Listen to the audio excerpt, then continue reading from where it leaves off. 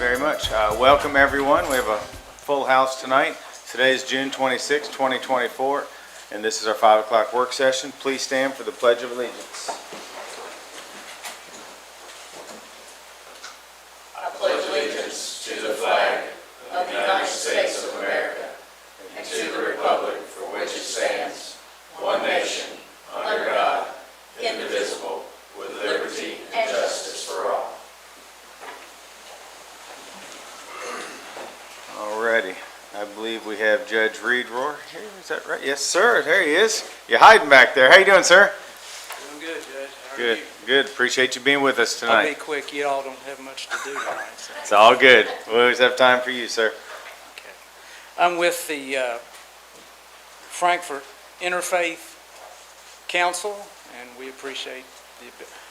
I noticed in your agenda it said I was a Christian Scientist. I am not. Okay.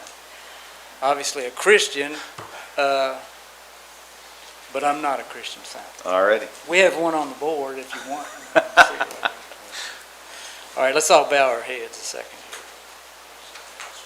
Lord of all people, we thank you for your presence and your guidance at the Fiscal Court meeting this evening. The county judge and the members here of the Fiscal Court are here today to discuss some very important matters, and we ask God's wisdom and his assistance. May the Fiscal Court do what is righteous in their sight and in God's sight,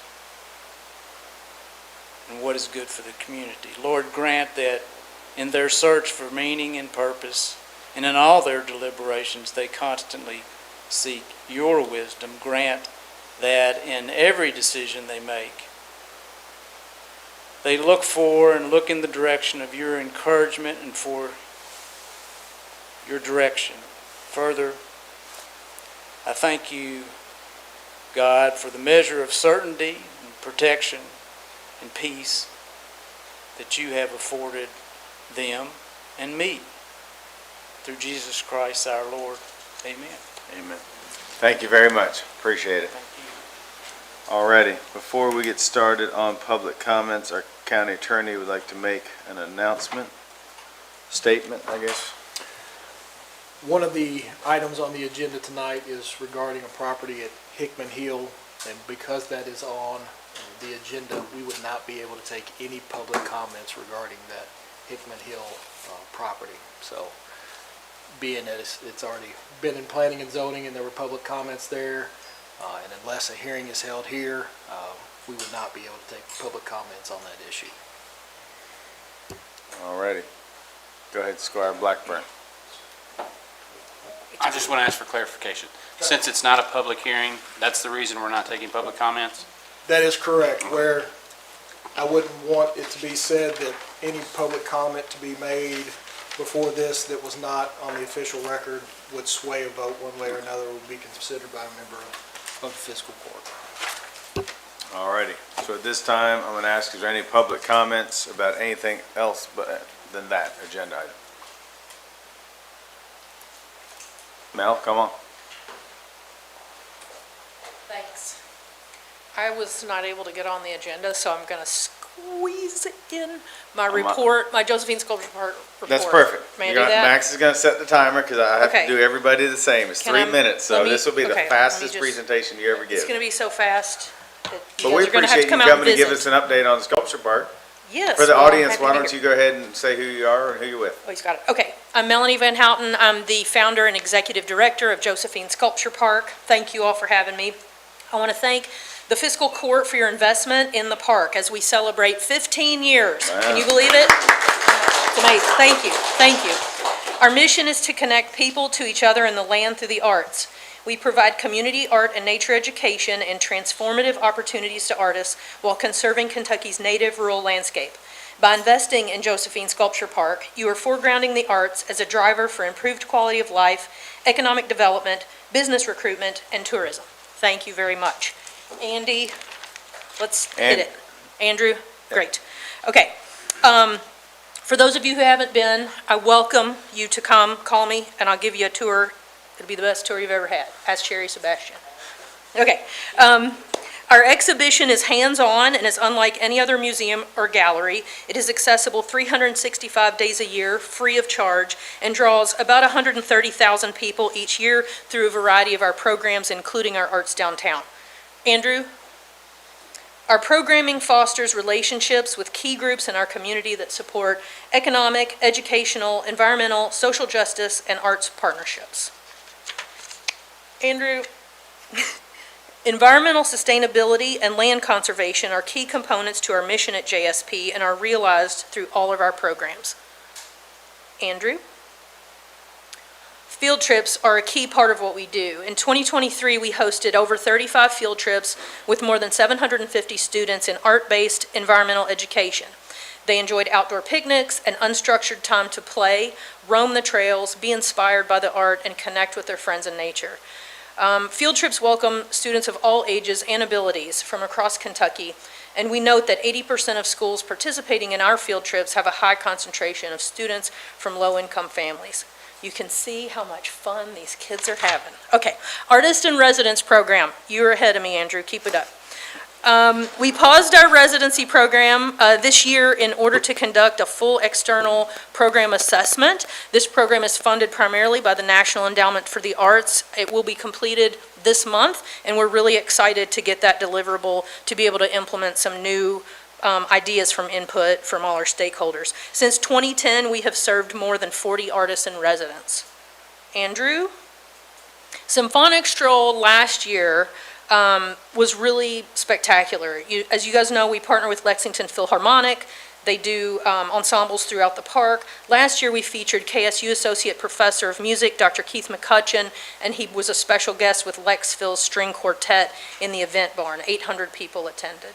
While we are a nonprofit organization, we're also a significant economic driver, bringing thousands of visitors to Franklin County each year.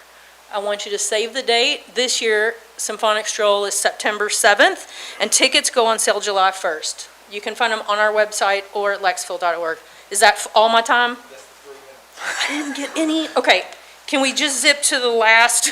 There's a lot of public art in public places. We installed about 18 sculptures last year. I can give you a tour of Arts Downtown also.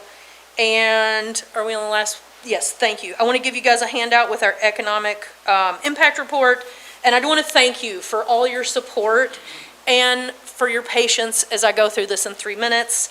You know, we appreciate the opportunity to continue to partner with the Fiscal Court to make Franklin County the best it can be, a place where people want to live and visit again and again and again. Okay, I have materials. Can I leave those with you? Yes. Okay. Thank you very much. And if you have any questions, I'm happy to. Perfect, yep. Mel, I just want to say If anybody remembers anything I said, I'm going to be. but thank you for coming back and kind of reporting to the court on what's going on there. So Absolutely. that's cool. You guys have been a tremendous support over the years, and Yep.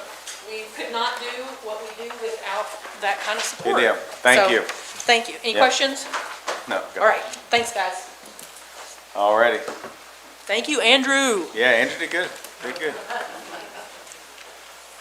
Please state your name and you'll have 3 minutes to speak. Rich? I'm Richard Rosen.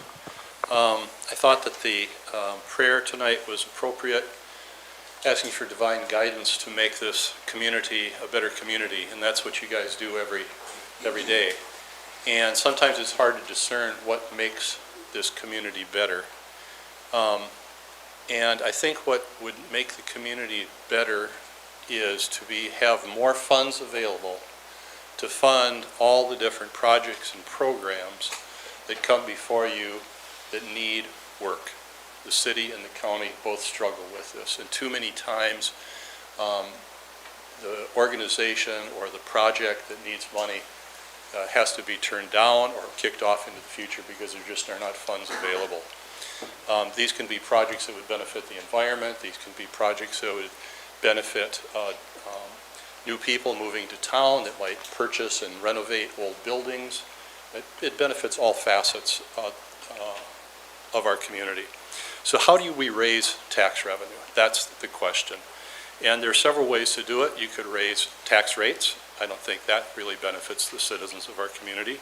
You can go out and look for grant money, which I assume you're already doing. Tourism is important, and we are trying to grow tourism. Unfortunately, that creates relatively low-paying jobs that really do not do much in the way of increasing occupational taxes or property taxes.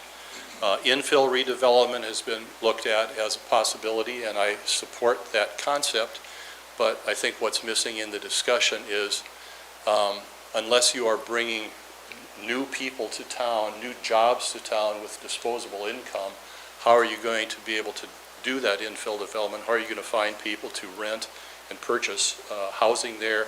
How are you going to find people to support the shops and businesses in the infill development if there's not an influx of new money? So that brings us to industrial development. Industrial jobs pay a high salary, averaging $62,000 per year. And for every 100 new industrial jobs that are created, an additional 55 more jobs are created elsewhere in the economy. That can be anywhere from wait staff at a restaurant to attorneys to financial advisors to doctors and dentists, etc. These industrial jobs with high disposable income are what will increase property and occupational taxes and thereby improve the quality of life for Frankfurt citizens. And what's oftentimes lost in the discussion, it will provide jobs that can be filled by our children and grandchildren so they will not be forced to move away from our community to find work. Franklin County's population has been growing at 0.4% per year over the past 20 years. That's only 1/5 of what Scott, Shelby, Anderson, and Woodford have been growing. So as far as our ability to encourage industrial development and raise the amount of taxes, is that 3 minutes? Yes. Okay.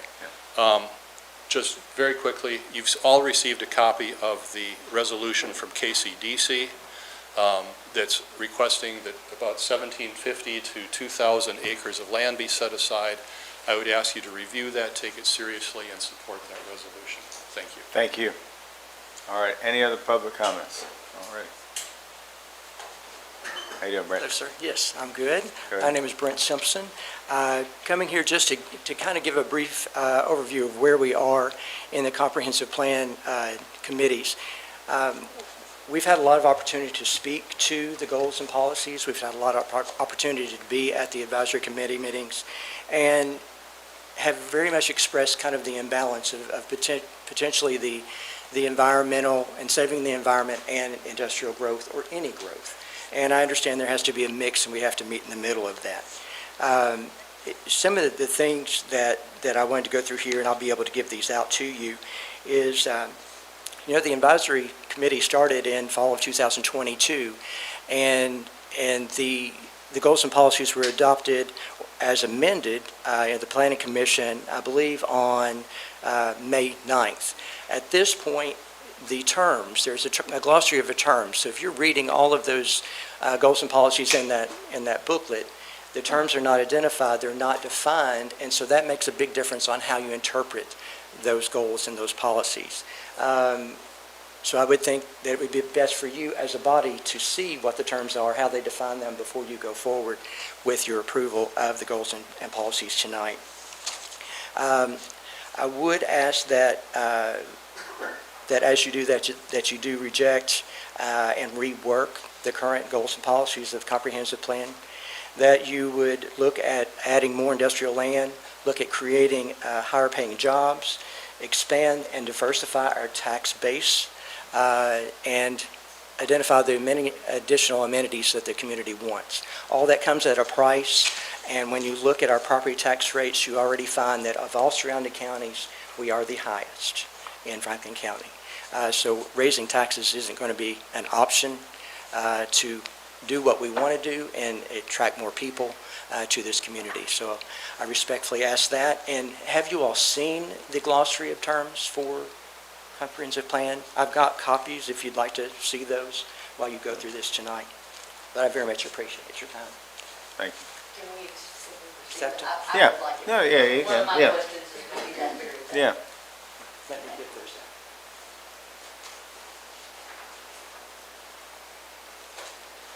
So many have been identified, others are blank. And I think there are more that you're going to see in terms of the plan that are not covered. That's fine, yeah, yeah.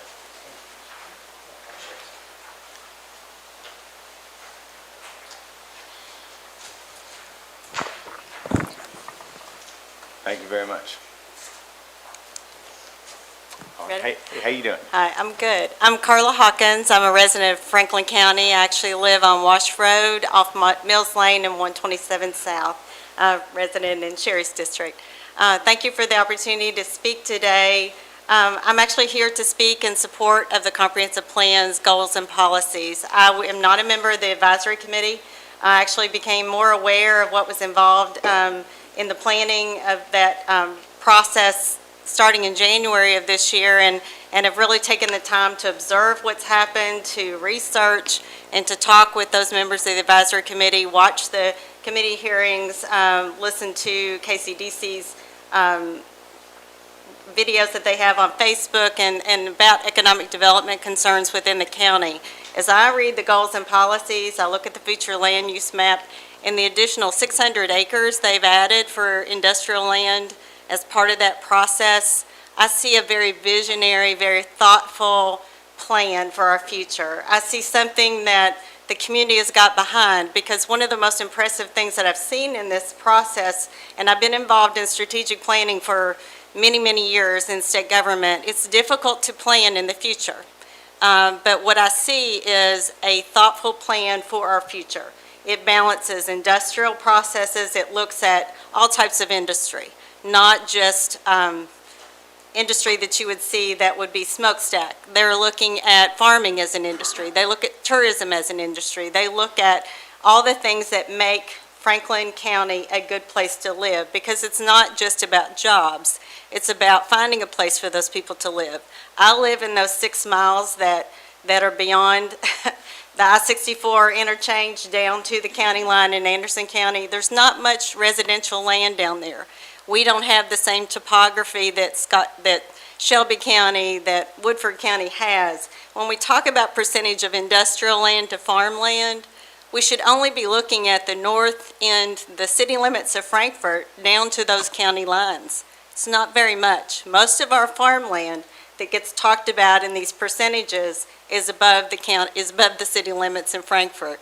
That's a large percentage of our county. So we only have a small area below I-64 that we're talking about, and we can't make that entrance to the capital, the entrance for the Bourbon Trail into Franklin County and these areas, to be something where residents leave the county because it's not a place they want to live, because there is a contiguous industrial, commercial area from Frankfort to Lawrenceburg. So I encourage you to look at the plan, to approve the goals and policies, because I do believe that committee has spent 2 years getting public input, and the public wants this. They've already voted on the survey. They don't want the industrial park. They want the goals and policies that have been put forth. Thank you. Thank you very much. All righty, come on up. Good evening. My name is John Carlton. I'm a member of the advisory committee, and I do want to say that over the past 2 years we have worked diligently. We have relied on data. We have consulted experts in various fields. Some of us are experts in various fields or have significant experience in various fields, and so we have provided our input, and you all have cover. There is a public process that's set out in statute that we have followed, and the public has had 2 years to participate, and we have come to, after 2 years of deliberation, we have come to an agreement on, a majority. Nothing's perfect, as we know. This is a collaborative process. Everything is a compromise. So not one person on the advisory committee is 100% happy with this goals and policies, but this is a community effort, and we have done the best that we can. There has been talk about different ways of assessing how many acres of industrial land we need. At one point, 10,000 acres was brought up. Now, 14 square miles, which is what Frankfort City proper is 8,900 acres. So you're talking about a separate city of just industrial land. That has been revised down to 1,700 acres or 1,000 acres. At one point, it was proposed that we should mention in the comp plan that we're going to have a 1% annual growth rate, compounding over 20 years. If we have 1,000 acres that a population of 50,000 people is depending on, compounding to 1% would equal around 260 occupied acres that you need occupied over 20 years. We gave you 600. So, you have acres to work with. Not all of them are going to be usable. Not all of them are going to be prepared. Some of them do require prep work, and that can take years. And then also we have things that can't be foreseen, such as the paddocks. So if the paddocks, the estimate is that it's going to bring 50,000 people within a radius of 7 square miles of the area. Well, that's going to be 3 to 4 years from now. And we will be right back where we are 5 years from now to either redo this, update it, or you all have the opportunity to go back to the Planning Commission to update it if that transpires as predicted. So right now, over the last 2 years, we worked on the information that we were given, and this is what we came up with. And so if these significant changes happen, you have the ability later to come back and update these accordingly. But right now, this is what we worked with, and I think we've done a really good job. So thank you very much. Thank you. Appreciate it.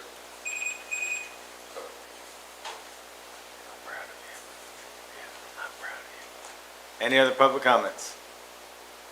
Alrighty, seeing none, I'm going to ask Mr. Duke to come up and give us a road department update. Good evening, Duke. Good evening. He gets 4 minutes, not 3. He would love that. He's Right. ready to go. I'll Yeah. take 2. So I just wanted to update you guys on what the county crews have been doing, road department crews. Of course, we've had a mowing crew out, and they've just about made their first round. They're finishing up in Ball Knob, I expect, maybe tomorrow, and then they'll be starting over at Industrial Park. We've had a crew out at Dove Creek last couple of weeks trying to get it in shape for the paving crews. Of course, we have a culvert crew, not out every day, but when we can, we do. And then we do our yard waste on Wednesdays up at the Lakeview Park. And I would like to update everybody on the paving projects. Mays did come through and get everything done by the time they Skin in the teeth. needed to get it done. Got Dove Creek completed, and Lebanon Ridge, and Clifty, and they all look amazing, so glad to see that done. As far as our road department project goes, I think, yeah, there we go. It's coming along. It's kind of slow right now. They're putting the metal up, and that seems to be a slow process. They don't have a very big crew down there working, so, but it is coming along. And they're doing a bunch of site work right now as well. It's working on that building, so hopefully everything will come together real soon. We're anxious to get in it. Yeah, I'd say so. That's about all I have as far as that goes. Alrighty, Duke, thank you. Squire Sebastian. Thank you, Judge. Mr. Road Superintendent, I just want to thank everybody on the crew for doing all that they did to get Dove Creek in a position to be paved and paved on time before the end of the fiscal year. It's been a long time advocating for that, and I'm so happy to see that done. The residents couldn't be more pleased than every 10 feet kind of doing that through the neighborhood. Yeah. I So it's hope pretty we exciting. resolved that issue. So do I. We So do I. we done what May suggested Yeah. us to do, so Yep. hopefully it'll work. Well, thanks to all the hands who worked in that extremely hot Yeah, weather it was to a get that hot done. week. It was a Yeah. tough Yeah. week, and everybody who put effort into it, I greatly appreciate. Thank you very much. Squire Judge, I'll Richard. just express the same, or echo those comments. I've heard nothing but just raving rapport from folks at the far edge of the county in Lebanon. So happy to have that road paved, which hasn't been touched since the mid-'80s, I believe it was. I was a pretty small kid at the time that it was last paved. So they're very complimentary, and it was not the best week of of any time to have been out working in that heat last week. So Right. pass along We- our thanks, please. I mean, we actually spent a couple of months out there Yeah. working just, almost every day, How many replacing culverts culverts. was it on 11 and 20? Probably more. 24, I thought, that I counted. Closer to 30. Is that right? culverts. Yeah. Wow. They were in really bad shape. Yeah, So, that's good. it's a whole lot of work. Any other questions for Duke? I just have one. Can you turn the mic on, please? I've been approached with some staffing, maybe some staffing issues going on with the road department. And one of the questions I was asked are, what are we doing to try to keep long-term, employees in place? And what can we do, what we can do better? I understand we have some openings, and I understand after the interview process today, it's went really well. And I hope that it keeps going that way. But the question was on, what are we doing? Or are we talking to the long-term employees that may be seeking something else to do? What would be our course to retain them or wish them fair riddance? Square hair, that, I'll answer that to the best of my ability. I think Fiscal Court as a whole has, since I've been on board, done what they could do to keep people. I know when I come on in September, we worked on raises. That was one of the first things we started doing, and in January everybody got a pretty good raise, I thought. And then you guys have opened up a couple stepping stones for the guys down there. I think before we just had light equipment operator, truck driver, and then you could move up to heavy equipment operator. Now there's another next step, heavy equipment operator 2. Little raise comes along with that. Also, they put some raises in there for the mechanics, and they can get additional raises with their certifications, to work on these fire trucks and stuff. So Gotcha. I think the county's done a pretty decent job trying to keep them. That being said,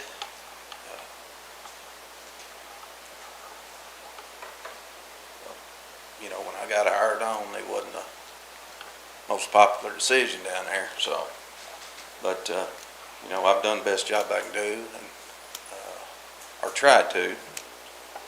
I've had to change a few things, make sure we're operating under the administrative code like we're supposed to be doing.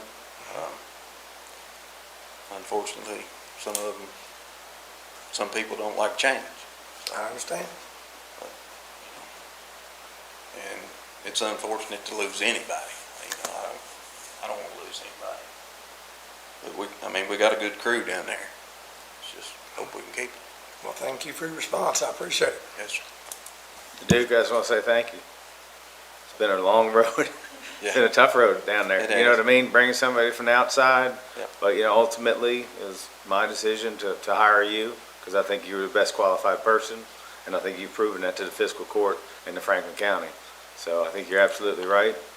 Some people just don't like change. Some people don't like following rules. But you have stepped in and said, this is what we need to do to run the way that the county needs to be run. And I just want to say thank you.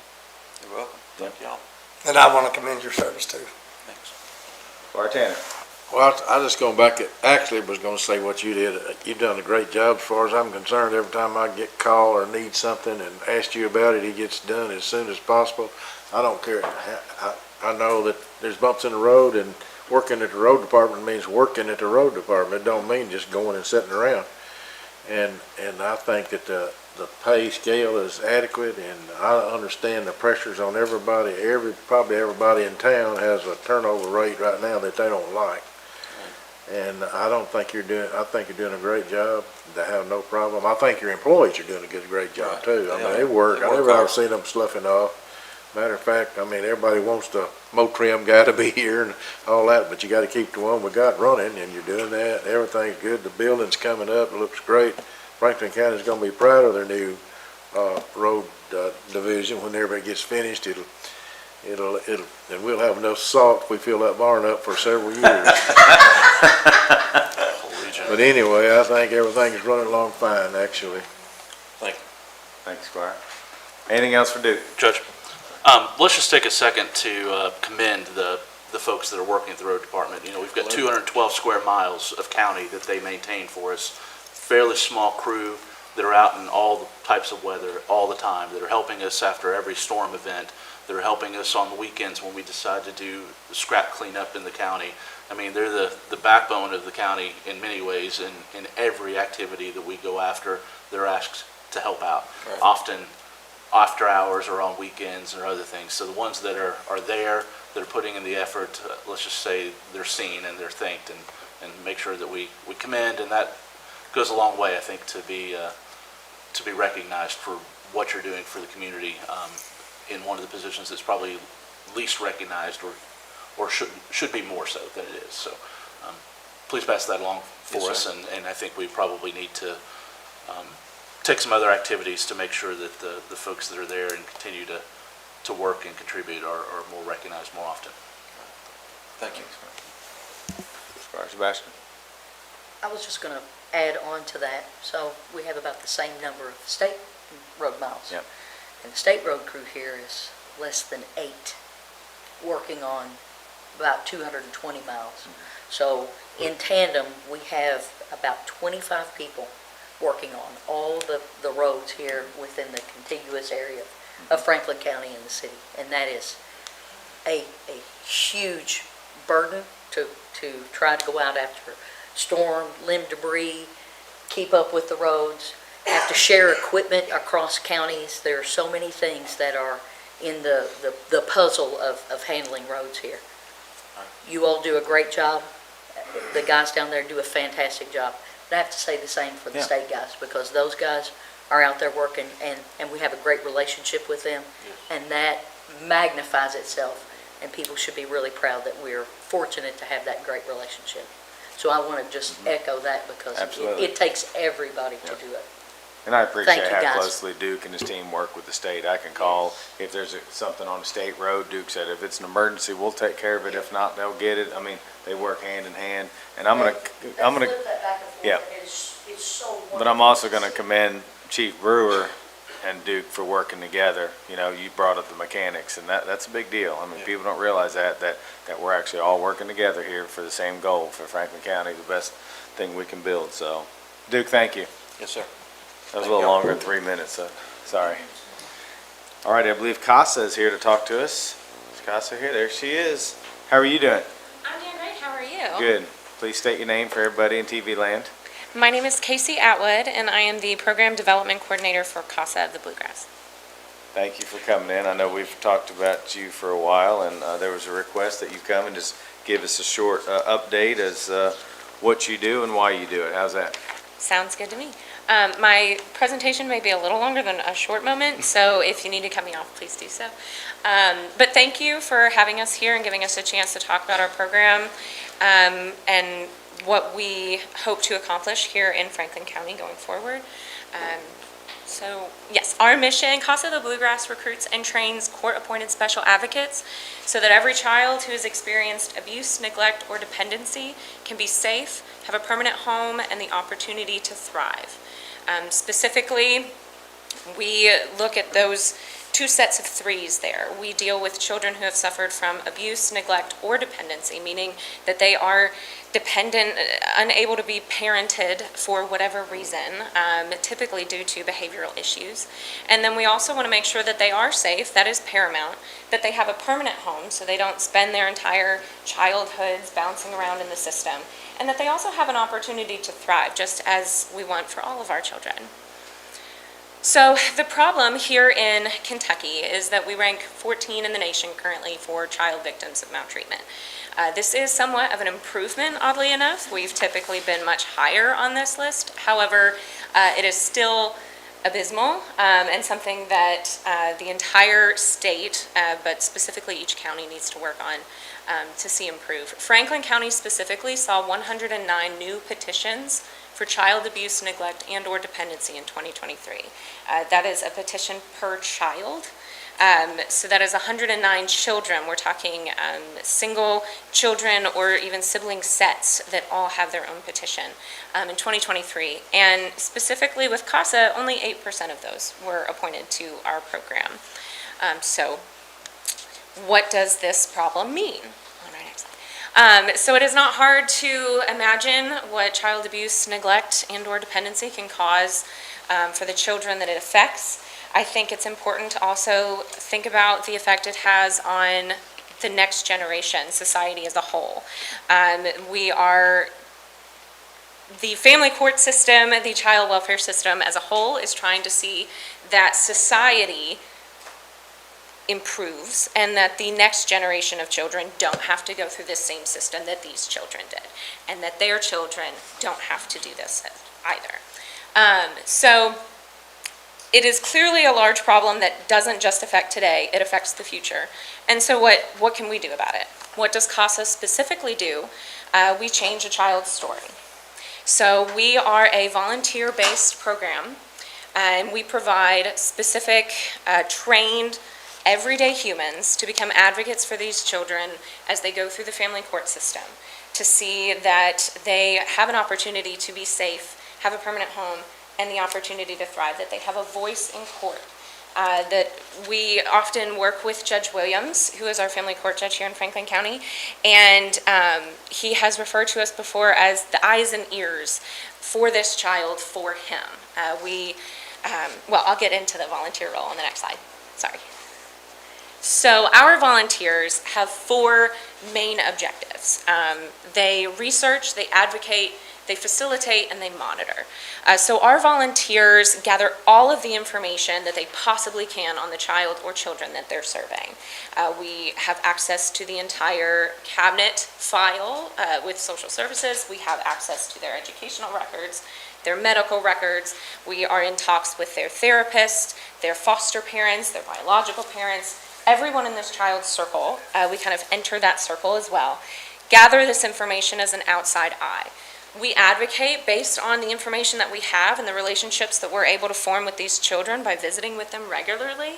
We advocate for what they need to see that their interests are being met throughout this process of trying to find a safe, permanent home. We want to make sure that their needs, no matter how small or how large, are being met.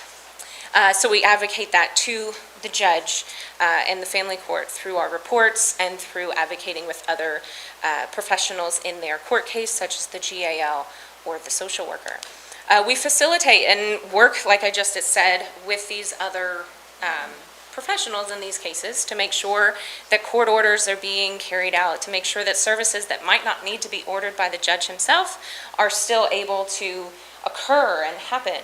And then a large part of our job is also monitoring, and that can seem a little less involved, but it is just as important in that if a child is in a safe foster home that wants to adopt them and they are thriving at this moment, that we still remain their consistent person, this person that visits them at least once a month, that knows what they enjoy, knows what their goals are, is helping them, maybe if they're not going to be adopted, maybe if they're going to age out of the system and become an adult, that they have the tools and the tricks and tips that they need in order to be a functioning human in society.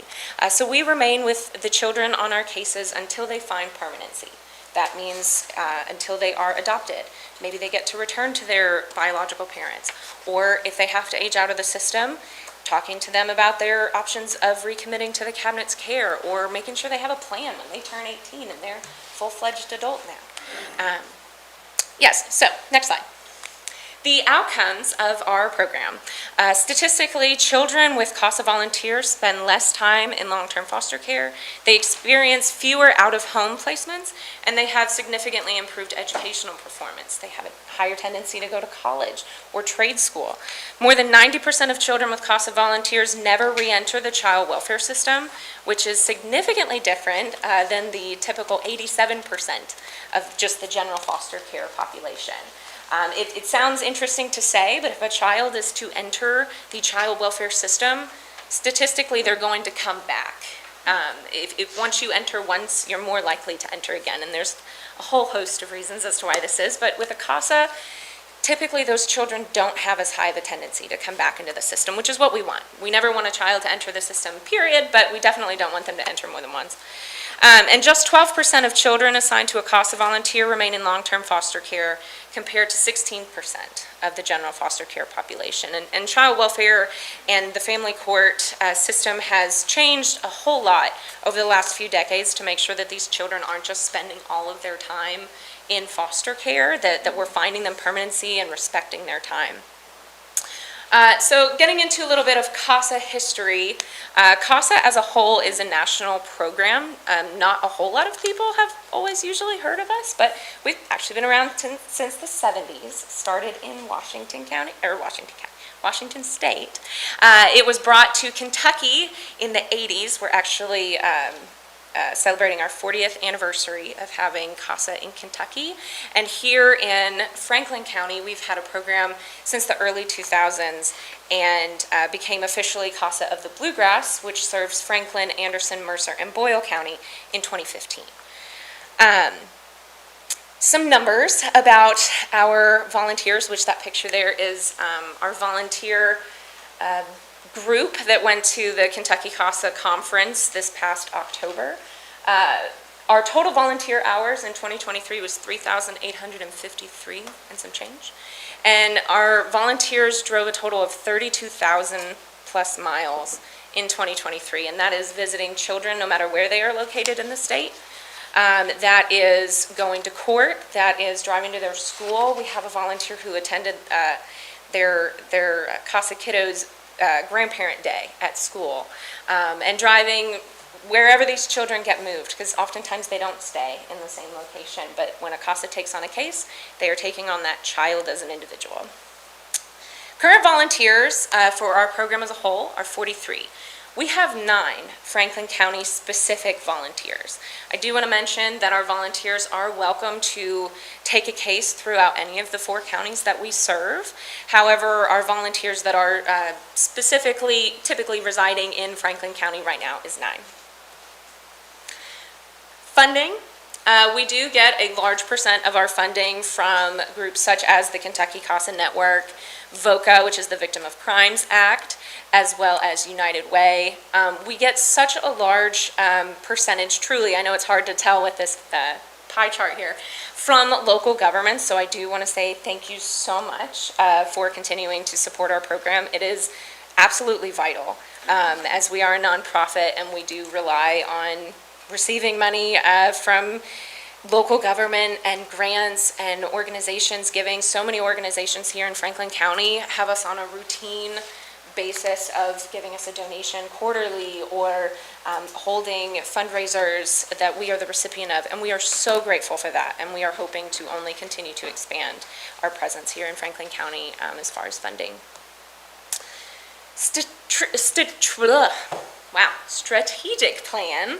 I'm not going to go through all of these specifically, but some that I did want to really push were our board, diversification and expansion of the board. We currently have a few board members from Franklin County here. We are always looking for more, in case anyone is interested. I'm sorry? Oh, yes, Reed Rohr. He was here earlier. Yeah. He was actually a CASA volunteer, having been the family court judge here in Franklin County when he left the bench. He then later became a CASA volunteer, and he has now entered our board. And Tamber Herod is also on our board, so if anyone is interested. We are also always wanting to increase our volunteers' understanding of our community partners, the court system, various stakeholders. What resources are there in Franklin County? And by the way, there are so many resources, especially compared to the other 3 counties that we serve. There are so many wonderful organizations here in Franklin County that can help the children that we serve, the families that we serve. So just trying to increase our presence, have them come and speak to our volunteers, have us come and speak to them, so that there's this constant collaboration, which is just better for everyone. And lastly, of course, the diversification of our advocates and getting more advocates. People are always asking me, do you need volunteers? Do you need volunteers? Well, that's a silly question. We always need volunteers. Our 9 are so strong and so fabulous, but we obviously need more. So we are also always having training, so if anyone would like to become a CASA volunteer. Lastly, these last couple of slides, CASA is a team effort. This is our staff. Our lovely Executive Director, Tammy Wilson, is over here in the crowd as well. This is the entire staff that kind of oversees the volunteers that we have. Statutorily, we have to have a staff person supervising every volunteer. So as we grow in volunteers, we must also grow in staff. That is by KRS statute as well as our national CASA standards.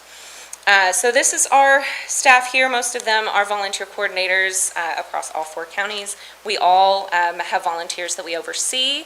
We assist them whenever they have questions. We may go on home visits with them if it's their first time. We train the volunteers. We provide continuing education throughout the year so that they are staying as informed as possible. Yeah. And then this next slide is our board of directors. As I said, it is so much a group effort. Where we are a volunteer-based program, we do need such a solid group of board to make sure that we have policies in place that protect our volunteers and also allow our program to succeed. And that's it. Wasn't 3 minutes, wasn't close, but it wasn't too long. Maybe 4. Yeah, I lost count. Thank you for the presentation. Thank you for what you and your team does for the kids here in Franklin County.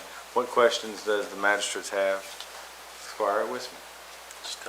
While you have a little bit of a platform, you know, in this community, I get a question fairly often every year when there's a CASA fundraiser that's happening and people are seeing and saying exactly what is that for?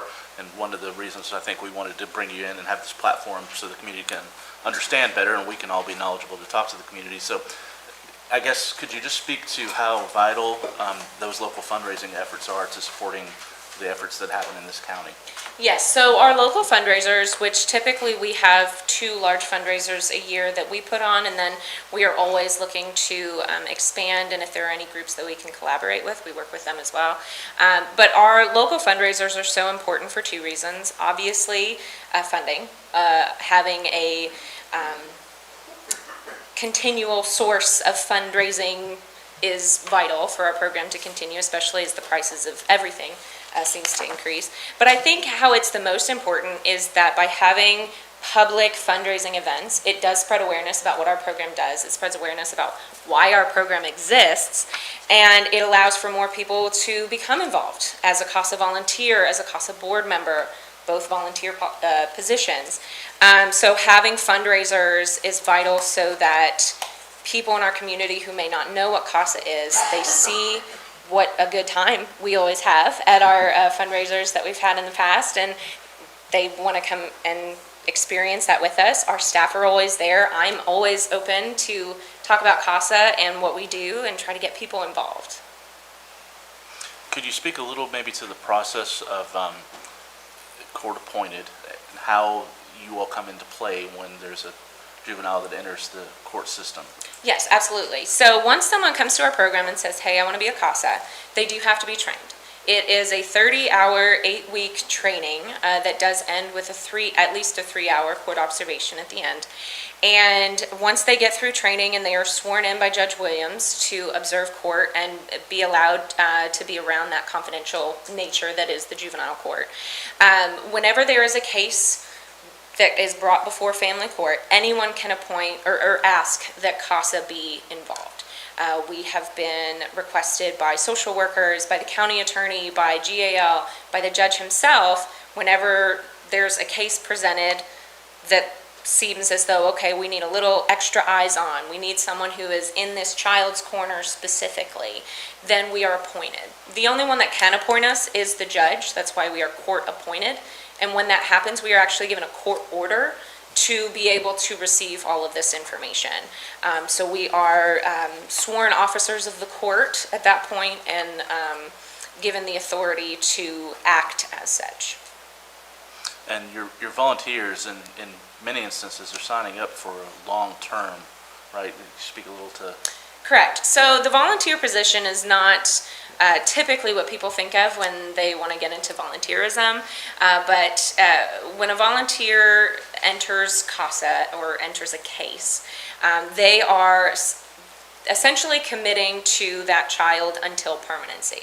We explain to our CASAs that that could mean a few months, That could mean a few years. We have one child right now that has been in the system for 7.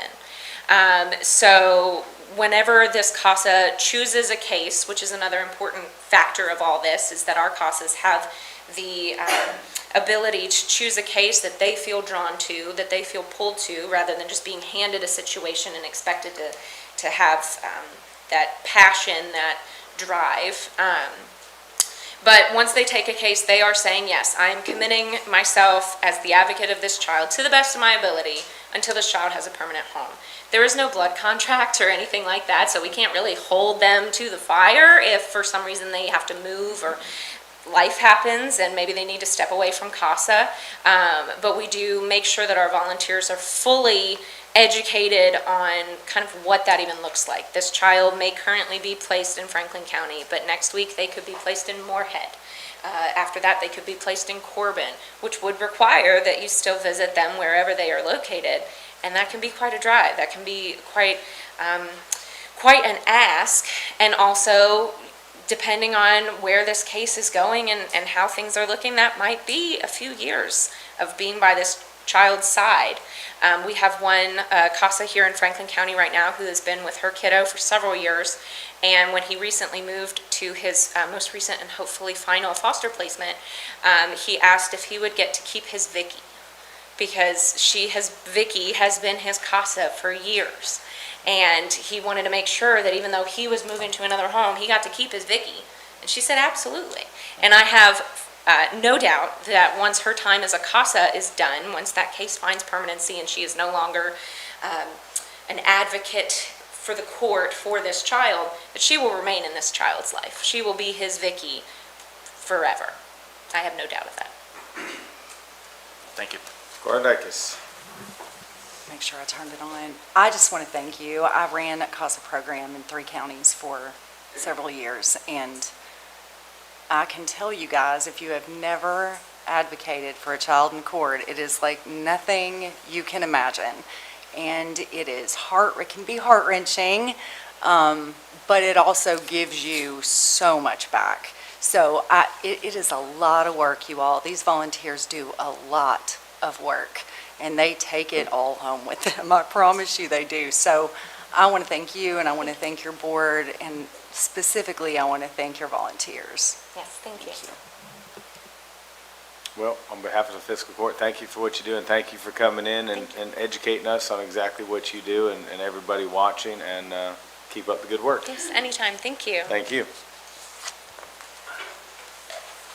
All righty, now I believe Mr. Gray is here. How you doing tonight, sir? Good, thanks. Thank you. Thank you. First off, I want to apologize because I don't have any video stuff. This is probably, I don't know, the 8th or 9th time I've addressed the Fiscal Court about the friend of the court, and I've always just kind of like talked off my cuff and been informal. So I guess what I should have done, now that I'm more familiar with high tech, is giving you all a copy of a statute. There's a statute that creates and authorizes the friend of the court. It's 403.090. And that law was passed back in the mid-40s, actually before I was born, believe it or not. But in any case, that's been on the books, and in the late 80s, and I don't know how old anybody is, or if you remember Judge Meggs, but when Judge Meggs was the judge back in the 70s and 80s, he instituted the Friend of the Court and adopted the Friend of the Court program for Franklin County.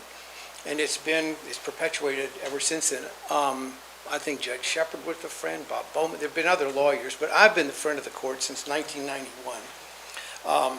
And I'm a lawyer, and you have to be a lawyer to be the Friend of the Court. And I've had a practice all this time, too.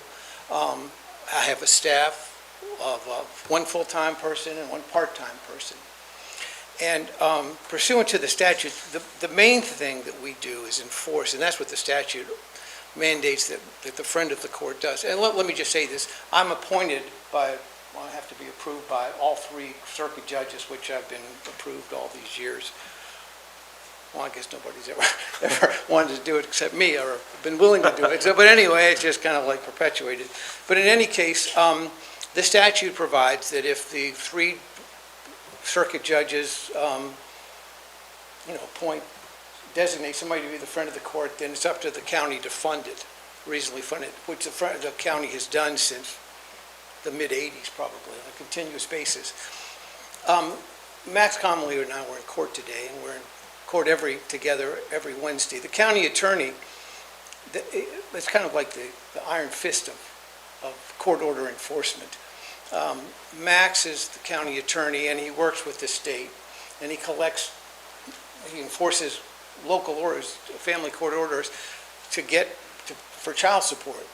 And then it's reported to the state, it's paid to the state, and then the state disperses the money by computer, right? It's all electronic to the recipients, to the payees. That is correct. Yeah. And, we both enforce orders. In our office, we collect money and we disperse money. We have a bank account, and the money, payees, and again, it's not moms or dads, it's moms and dads. Whoever the court orders to pay child support is required to bring in their ordered child support to us. We deposit it in our bank account, and then we write friend of the court checks out. We disperse the money. If people can bring the money in personally, they can come and pick up the checks personally. We don't do anything electronically. That's one of the main things we do. We've had, and again, I don't know if anybody here probably has ever been involved in a divorce with kids or had family members or friends with them. They've probably dealt with a friend of the court, but we've represented thousands of people over the years, one parent or the other. And so we enforce the orders. If somebody doesn't pay child support that they're ordered to pay, we use, like I said, we're kind of trained, my staff more than me, contact the payor and try to get them to pay. If they don't pay, then just like Max does in his cases, I file motions for contempt or to enforce orders or whatever. And on Wednesdays, we go into court in front of Judge Williams and either try to get an order. I'm not interested so much in putting people in jail as I am in getting the money paid to the moms or the dads who need it, who are supporting these, and the other parents aren't doing what they're supposed to do. But when push comes to shove, we'll ask the judge to put them in jail, and they do that. But we're also required to coordinate medical expense payments between parents, because court orders in divorce decrees typically, ideally, designate how the parents are supposed to share costs for medical expenses, for health insurance, for the kids, extracurricular activities and that sort of thing. And that's a nightmare, because the court has a 30-day rule that requires the person that incurs the expense to submit the receipts or the proof of the expense to us, and then we have to send it to the other person. They have 30 days to pay it. And by and large, it works, but when it doesn't work, it's a mess, and we have to take that to court, too. Also, I should have brought that statute, because it outlines all the things we do, but we do more than that, too. But the friend of the court represents the kids, the best interests of the kids. When I file a motion or a request in order, it's on behalf of typically the parent who's supposed to be paid. And they kind of become my client, but the kids, child support, as everybody knows, is it's supposed to be in the best interest of the kids to help the parents who have the kids or have the most responsibility to support them. So, we're flooded with medical bills and trying to coordinate all the time, too. We also mediate. The judge, I don't work for, but I answer to Judge Williams, and Judge Williams, he gets these knotty problems that people don't have enough money to pay lawyers, or they have disputes about visitation or about expenses, and they come to him, and he asks us to try to work this out informally with the kids, or with the parents, so they don't have to come to court. We can't do anything about custody. We don't have anything to do with custody. I can't represent anybody in divorce proceedings, and that's one of the things that's kind of appealing to me. But so I don't take sides necessarily, except against the parent who's not complying with the orders. We modify child support orders because people get divorced in day one, And by day 6, one of them's making 5 times more than they were when they were divorced. The other one's making all kinds of different circumstances. We have to bring those cases, just as Max does as well with his cases, where the circumstances or the incomes have changed, to get those modified. And we also, in Franklin County, or in Franklin Family Court, has what's known as a FIT program, the Families in Transition. So if parents file divorce petitions and want to get divorced and they have kids, both the parents and the children have to go to these Families in Transition programs. And we administer those. They're held on twice a month on Monday nights. And the kids have to go through a program by themselves, and the parents have to go through a program. And we have, it's a self-funded program. They have to pay a fee for it. And from those monies, we hire mental health and family relations specialists who basically teach those courses and tell the idea is to try to iron out things. And if people want to vent, they can vent, and they do vent about, you can't believe what she did, or you can't believe what he did, and he's doing this, that, and the other. But initially, and to try to tamp that down, and especially get the kids kind of acclimated to the idea that their folks aren't going to be living together. And that's what we do. That's what we do, and that's what we've done since the mid-'80s, and that's what I've done since 1991. Very good. Well, we appreciate your work in the community. If y'all have any helping. questions, I was I'm going glad to to ask answer them. anybody for, hey, Squire Tanner? I have one or two. Correct me anytime I'm wrong, because I hear things and I understand things that sometimes I really don't understand. Me too. I understand there's only 1 or 2 friends of the courts left in the state of Kentucky. Is that correct? That's about right, but there always have been very few friends of the courts. There's one in Lexington, there's one in Franklin County. That's right. So what do the counties do that don't have a friend of the court? What do they do? Yeah, well, they do. All these services you just went through that you provide, how do they get the same service? They don't. They don't get that service at all? No. So only the other two counties, I don't know who they are, one of them Franklin. Fayette County. Fayette, Franklin County. Unless it's changed. I've heard that there's some more, but I can't verify that. Does the state offer any of these programs that you just talked No. about? No, So Max is the state agent here, and it has to do with child support more than anything else. It doesn't offer any of these ancillary services, to try to facilitate and mediate and that sort of thing. But, in the throes of divorce.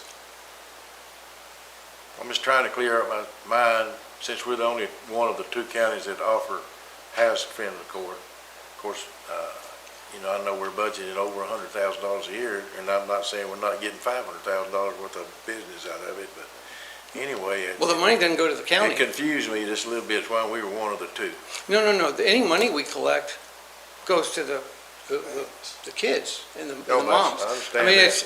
it's not a moneymaker for the county. No, at it's all. not. No, nothing's a moneymaker for the county. Well, no, but I'm just saying taxes are, but we're not. Thank you. I have no more. Oh, yeah, and like I said, the fiscal court has always done this. It's always been appreciated. It's up to you all. If you all want to continue this or cut it off or do whatever you want to do. But like I said, historically, Franklin County has always been kind of like in the forefront of. I've been around so long, I remember when some of the friends of the court collected all the money, or at least That's some. right. And That's they right. stopped doing it. So that's when it originally, and there was a lot of counties doing it then, several.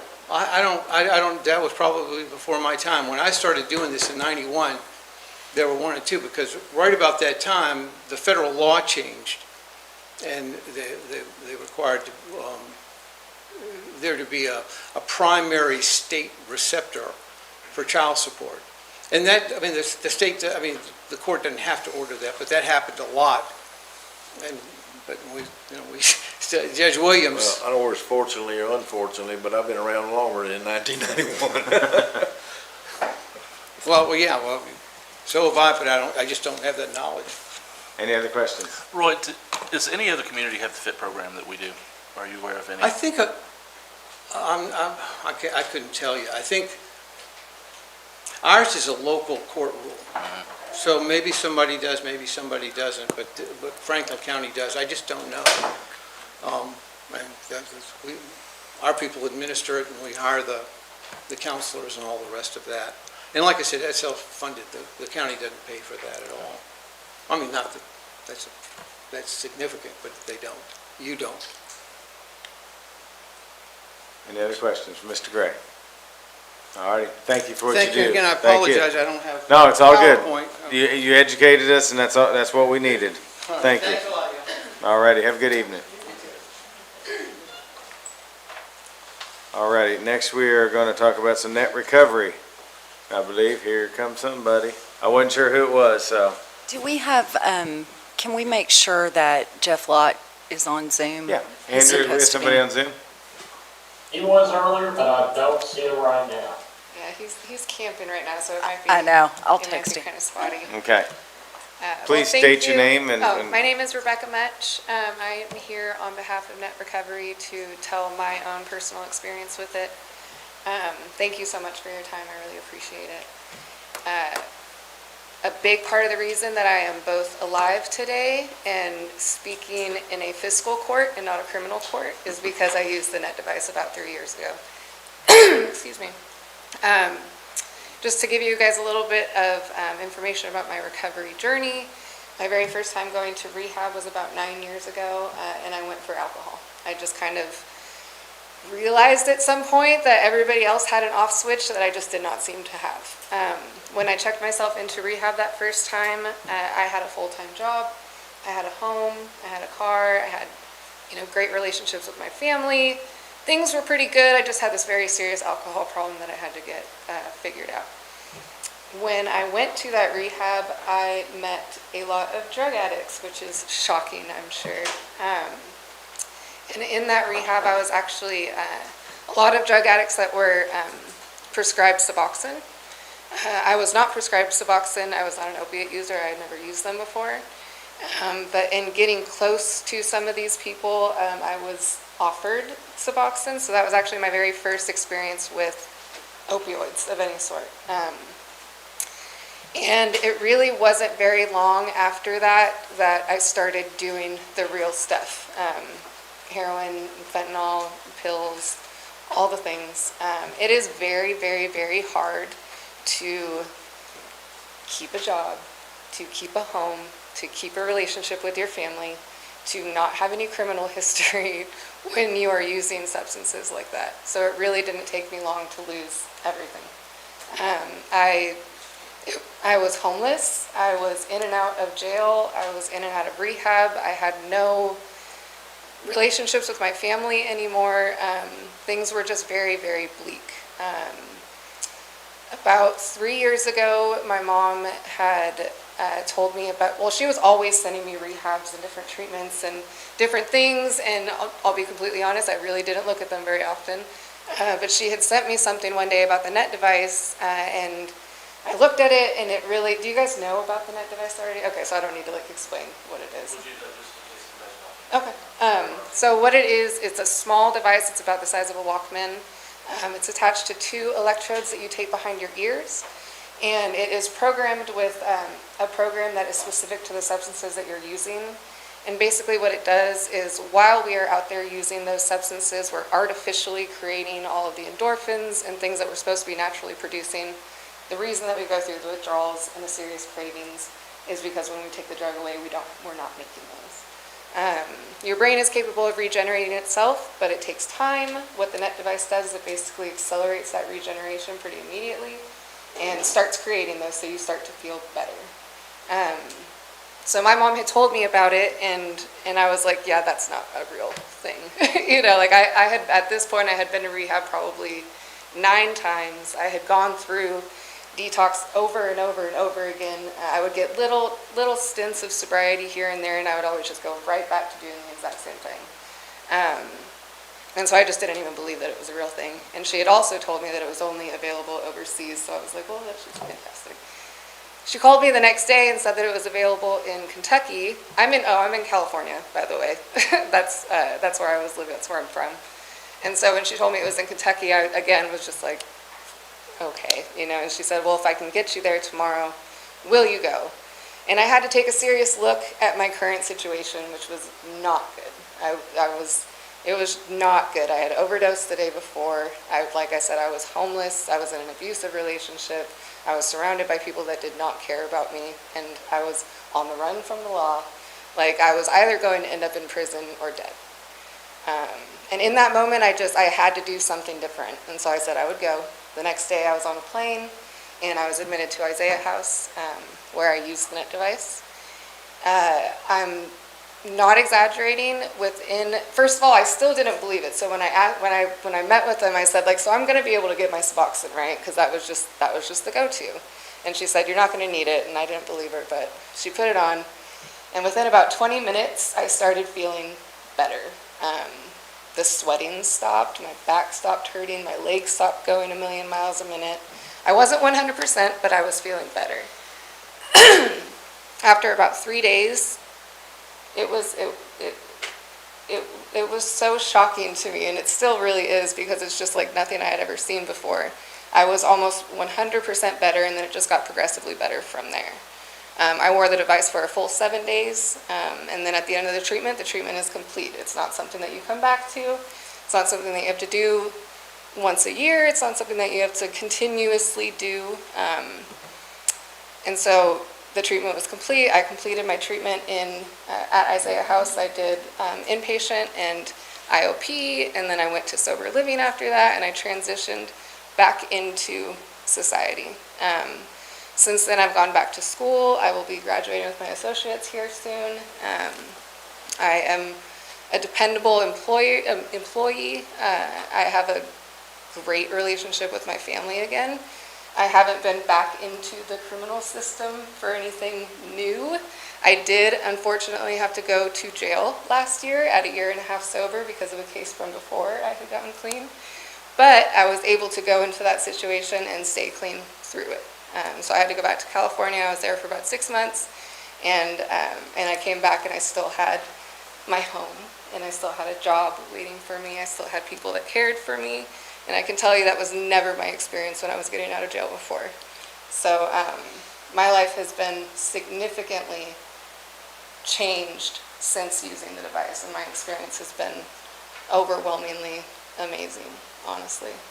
And I'm so excited that we finally have FDA approval, because I've been screaming this from the rooftops forever, and everybody asks me how they get it, and there's nothing that I could do for them. And so now being one of the 3 in the toolbox for opiate use disorder is just huge. And if you look at the numbers, what we have been doing is not working. The opiate-related deaths just continue to rise, and we need to try something different. So. Thank you guys so much for your time. I really, really appreciate it. Thank you very much, and congratulations on your sobriety.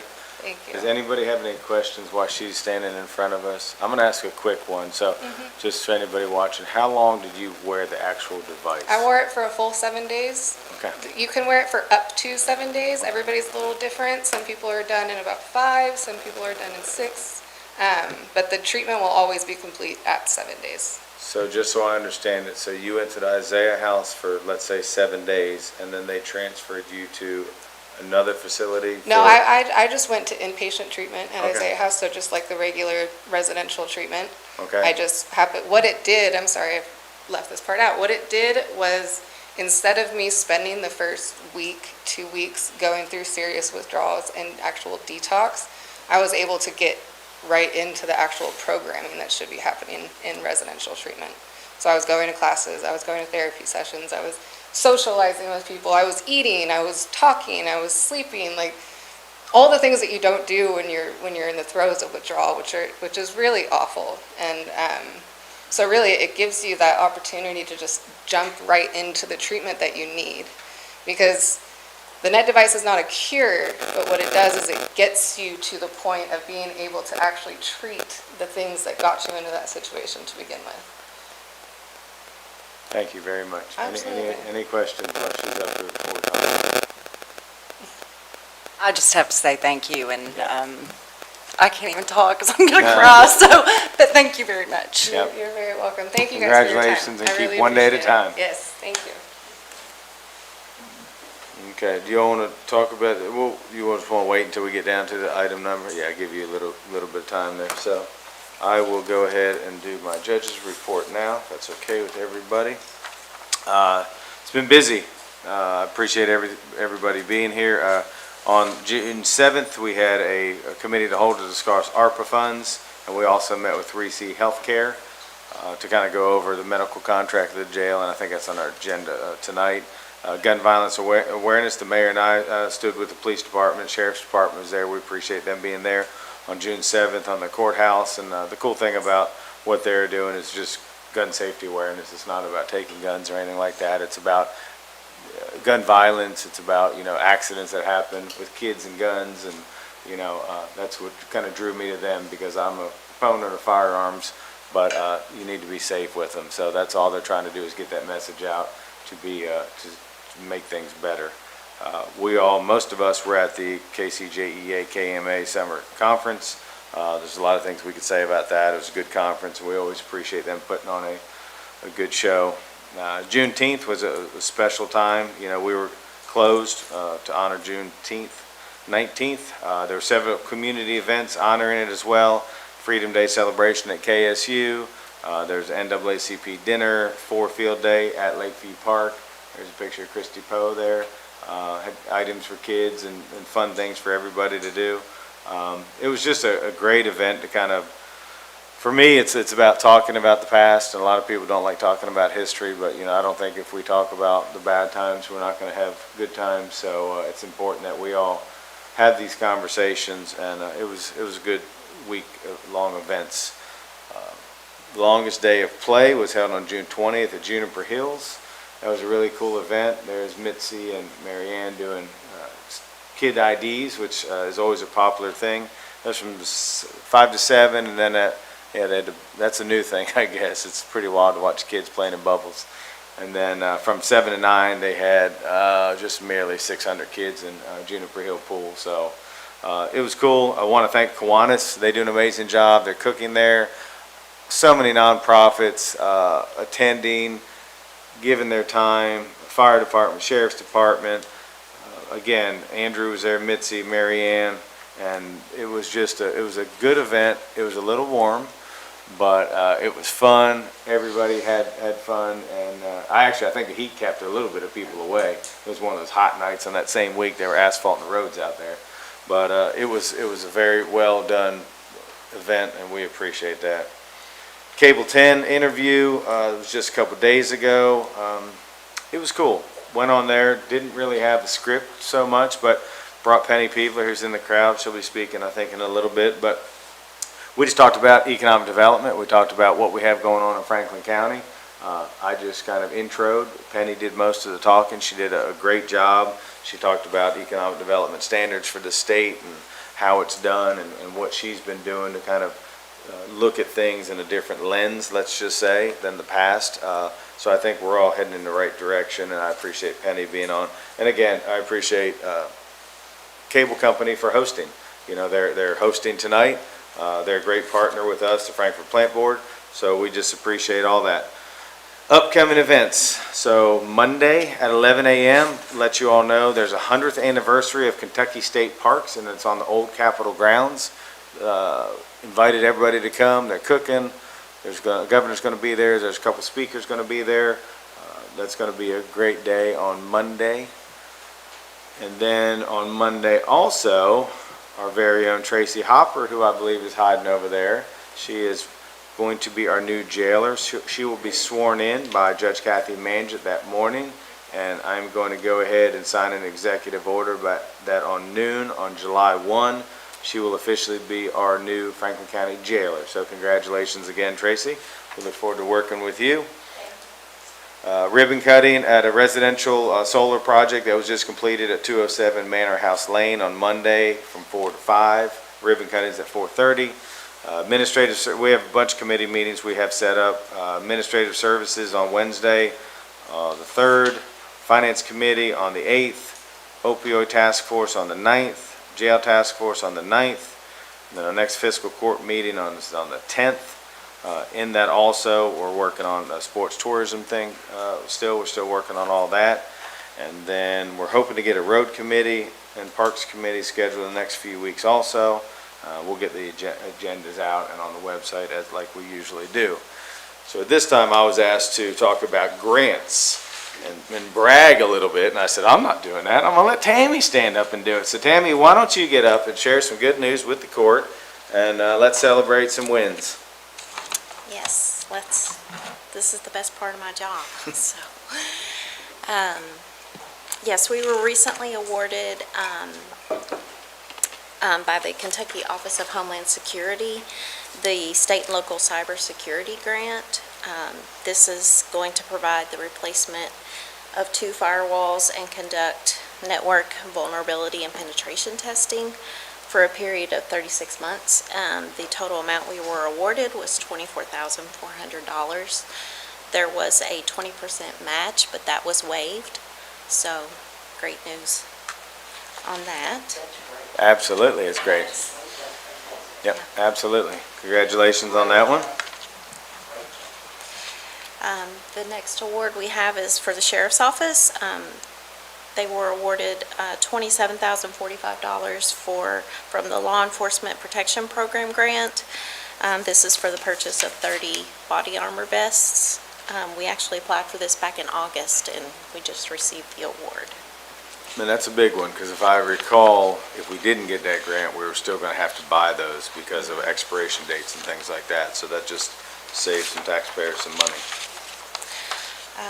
The last one is the Fort Spokehorn Sanitary Sewer Extension. We were awarded $2.8 million towards that project. That was awarded during this legislative session under House Bill 1. Well, again, thank you very much for everything you do. Congratulations. Keep up the good work. Does anybody have anything they want to say to Tammy before she sits down? Yay. Great It's a job, team Tammy. effort. Thank you. Thank you. All righty. It's the end of my judge's report. All righty, we're going to jump on down. Any questions, concerns, or comments from our minutes from June 5th, 2024? Too many papers up here. All righty. Next is going to be the reimbursement for the people serving on the Board of Appeals from the county clerk. I think it's pretty self-explanatory. We appreciate them serving. I know they had, I think 3 or 4 people come in for appeals, the typical commercial properties that tend to come in every year and just tell us how much they love us. Next one is going to be Ron. Hiding in the corner back there, buddy. Oh, is that what it is? You have that figured out. Good. That's why everybody flocks to that corner. Fire chief didn't We're going to have to change that. How you doing tonight? I'm doing well. How about y'all? We're doing well. Thank you for what you and your team do, and let's get going. All right, on the first agenda item we have is the Inmate Health Services Agreement, which I know there was a committee of the whole meeting that I was unable to attend. So if anybody has any questions about that are unanswered, I can address that. I just want to say we appreciate them coming up. They came up. We had a 9:30 or so meeting. They present well. They explain things. There's a lot of questions about overages. You know, the same thing we've talked about, I believe, before. I think everything was answered. I think we all understand it now, but does anybody have any questions? Okay, Squire Sebastian. Thank you, Judge. Yep. And this is just about some elements of the contract. It may be something that the county attorney has to address. Okay. Because they did a great job. I appreciate you as always being here. So on page 6, the cost pool amount, item number 1, the agreement stipulates that all monthly bank statements for the cost pool accounts are to be sent to the jail administrator. So can those be sent to the accounts payable office as well, just so we have some understanding of that? Is that a issue? I'm fine with that. I'm just asking if that's a... Is that something we can do on your end? Whoever. I don't think there's any reason why we couldn't forward that information. Yeah, or it might even be just easier to talk to them and they could just send it at the same time. They're There's pretty one less detailed step. with their Yeah. billing and everything, so Yeah, they- maybe they just add the email accounts, when they send it, it goes to accounts payable in addition to, I'm assuming Laura, if I had to guess, Yeah, that's where I'm it sure goes. I don't see any reason why we couldn't have done I that. just want to say, unless there's an actual overage for that month, we don't get a detailed anything of the cost for it. It's just strictly the invoice which accounts payable does receive.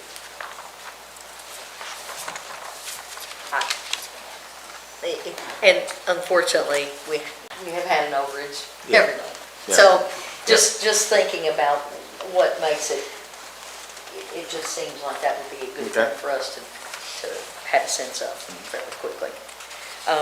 On page 7, item P, like Peter, I guess my question is how frequently does 3C, the RNs and the LPNs work in excess of the hourly limit per week? I think it calls it 186.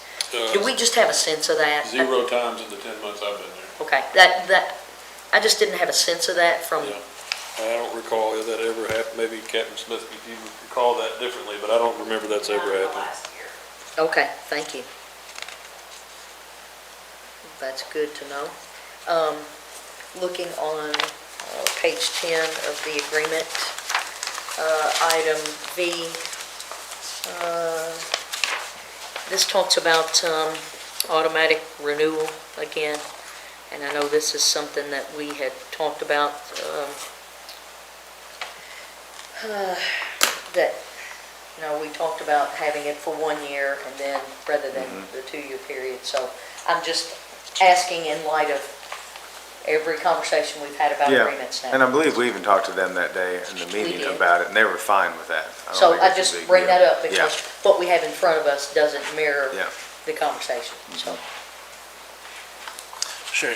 Could I speak to that? We did direct them, it was my understanding, and I was going to ask that, in that meeting, that the contract would state specifically it would not continue for more than a 4-year period. I thought that was going to be reflected in this contract, and I don't see it either. I just hadn't gotten to that, but that was another point also, because it doesn't reflect that as well as part of that entire conversation that day. And then I have one other item in here. If there are any issues in here in regard to litigation, can we request that be heard here in Franklin rather than, this is kind of a whole. And typically that's something that comes up Yeah. routinely in our conversation. So nothing, just questions in general about the agreement. So I'm going to ask for county, are you done, Squire? Okay. Yes, sir, that's what All I right, have. I just Thank want to you. make sure. Yep, no, that's what I have. Thank you. Mr. County Attorney, And question. I've got questions too. With those 2 changes, and I don't think they're going to have any problems with either of those, because really we discussed both of those in that meeting, being no more than 4-year contract, and if there were to be litigation, it'd be in Franklin County. Can we make those changes ourselves and still get this through tonight? I think we can move to adopt the contract or accept the contract with those 2 amendments of the contract. Okay. We can send that back to them and And then obviously, we will review it, and I will not sign it until you sign off on it stating that what they changed is what our wishes were. Is that okay with everybody? Okay. Any other question? Yeah, Judge? Oh, I'm sorry. Squire. Part of that conversation we had when we met with them, there was a request to have some additional information about costing sent back to us about what it would look like to have 3C provide a social worker effectively, as well as, if I remember correctly, it was a nurse med passing, either a nursing assistant or there was some other position, I can't remember exactly specifically, that they were going to work on. I don't know if we got that information to see There's brought to them. already, I think there's already a nurse practitioner that passes meds, correct? I believe it's an LPN. It's an LPN. That's fine too, because they have somebody on call all the time, right? But I don't think it's correct that we talked about a social worker. I'm calling it incorrect, but there was a request for 2 positions that they were specifically going to provide us some additional costing estimates for us to look at, and I can't remember what we called them, but. Laura, would you, Can I ask Laura a second? Laura, would you mind reaching out to them? Because I vaguely remember that they were gonna kind of kick some, I think we can still go on with this contract because anything else would be in addition to. Just kind of remind them that they were gonna get us some pricing on a couple different positions. They had a, Perfect, thank you. they had a recommendation of if we were to spend what they thought we needed, there was 2 additional positions, and we talked about having somewhat of a path already towards maybe filling one of those on our own, but we wanted to see what it would look That's like the in the social costing worker. of both of those. Yeah. So I'd like to see that, I'd like to have the whole court to see that before we get too far along, so, Okay. but we can still approve that tonight. Yeah. Any other questions for Ron on this agenda item? Squire Sebastian? This is not a question. Perfect. You're going to transition out of this. Yes, Yeah. ma'am. And Look at that smile. I wasn't gonna say, we still have I another can't agenda see. item. I didn't want him leaving. as short as I am, I can't see that. I So will miss the people very much, but it's a difficult job. I wanted to say a true heartfelt share appreciation for everything you've done, because wearing multiple hats is a very difficult thing for anyone, whether you're a seasoned employee or brand new at it. And you have done an absolute fantastic job. Thank you very much. And I I appreciate that. truly mean that from the bottom of my heart. Thank you. Thank you. And everybody that you've worked with, because everyone has come together as a team, and that's a fantastic thing to see. Yeah, all the credit goes to the team. They, especially the senior staff. They are excellent, hardworking, dedicated public servants, and it's been a joy to work with them. It's been a joy to work with the court, particularly, I mean, I think every magistrate here has been to the jail at least once, some multiple times, and there's been a lot of engagement. It's been good working with the court staff, and it's been a challenge, but I've enjoyed it, so thank you. I'm not letting you off yet. Let's go to the next agenda item, and then I'll praise you a little bit. I'm worried you're gonna take off on me. Well, you might be right, but. All righty, next agenda item, SAP program. The SAP program. So we did an RFP, which was a learning process for me, but we did it. We had one response. It was the Shepherd's House group that we had been talking with. We had an on-site visit this Monday. Jailer-elect Hopper was there, was able to be kind of looped into the program as part of our transition that we're working on. We have this contract that you have in front of you. To make a long story short, we're going to bill the state $45 and change per day per inmate or client, as we call them. And then in return, Shepherd's House is going to provide all of the programming for $10 a day. So it's very clean and simple. You know, they will help us fill the beds, and they will help us with our billing and things like that. But they're working currently in 3 other jails. All those jails are very pleased with their services. They have the experience that I think we need to get this off the ground. It's new to us, but it's not new to them. They've been doing it for years. So they're familiar with the county jail system, how jails work. And I think I would recommend that the county engage in this contract. So I'm gonna ask Max. Max, have you looked over this contract? Does everything look okay to you? It's good form and legality. Same There thing you I always go. say. Stay in language. Questions for Ron? Squire Sebastian? Thank you, Judge.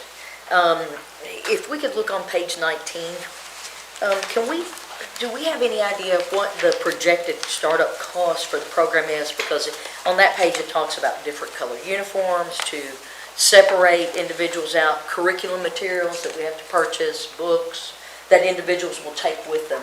So do we have just a sense of that because we cap out at 40 individuals in the program?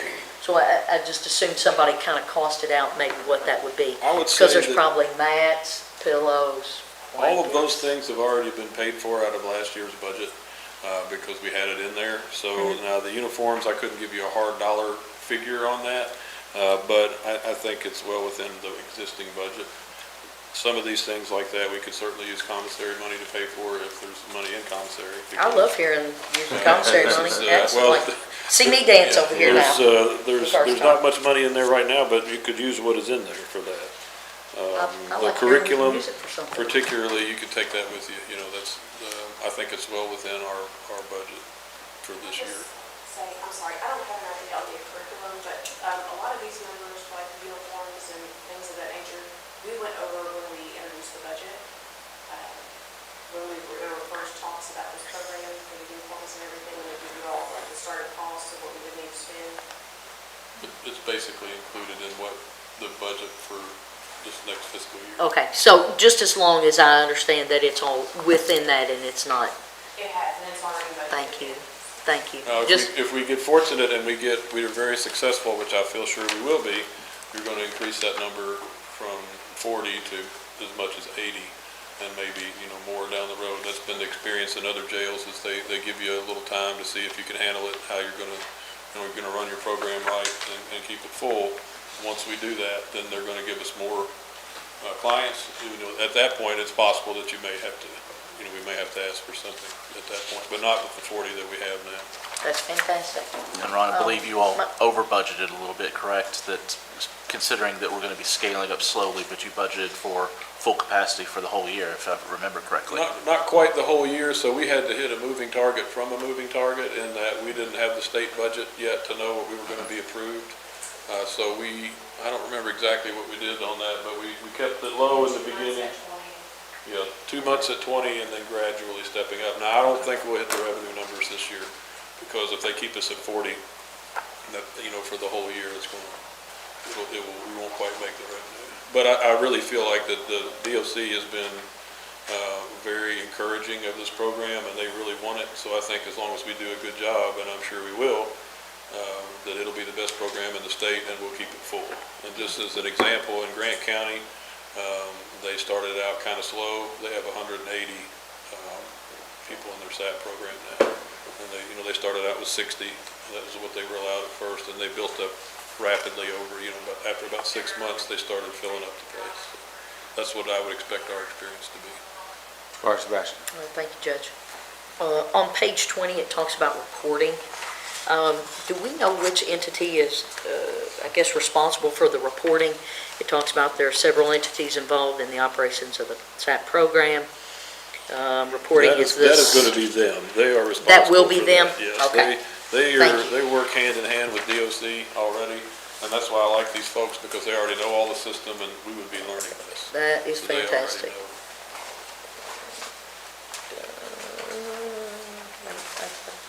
Yeah. Under the portion where it says really the contract, not the leading up to the contract, so that's page 1 of that.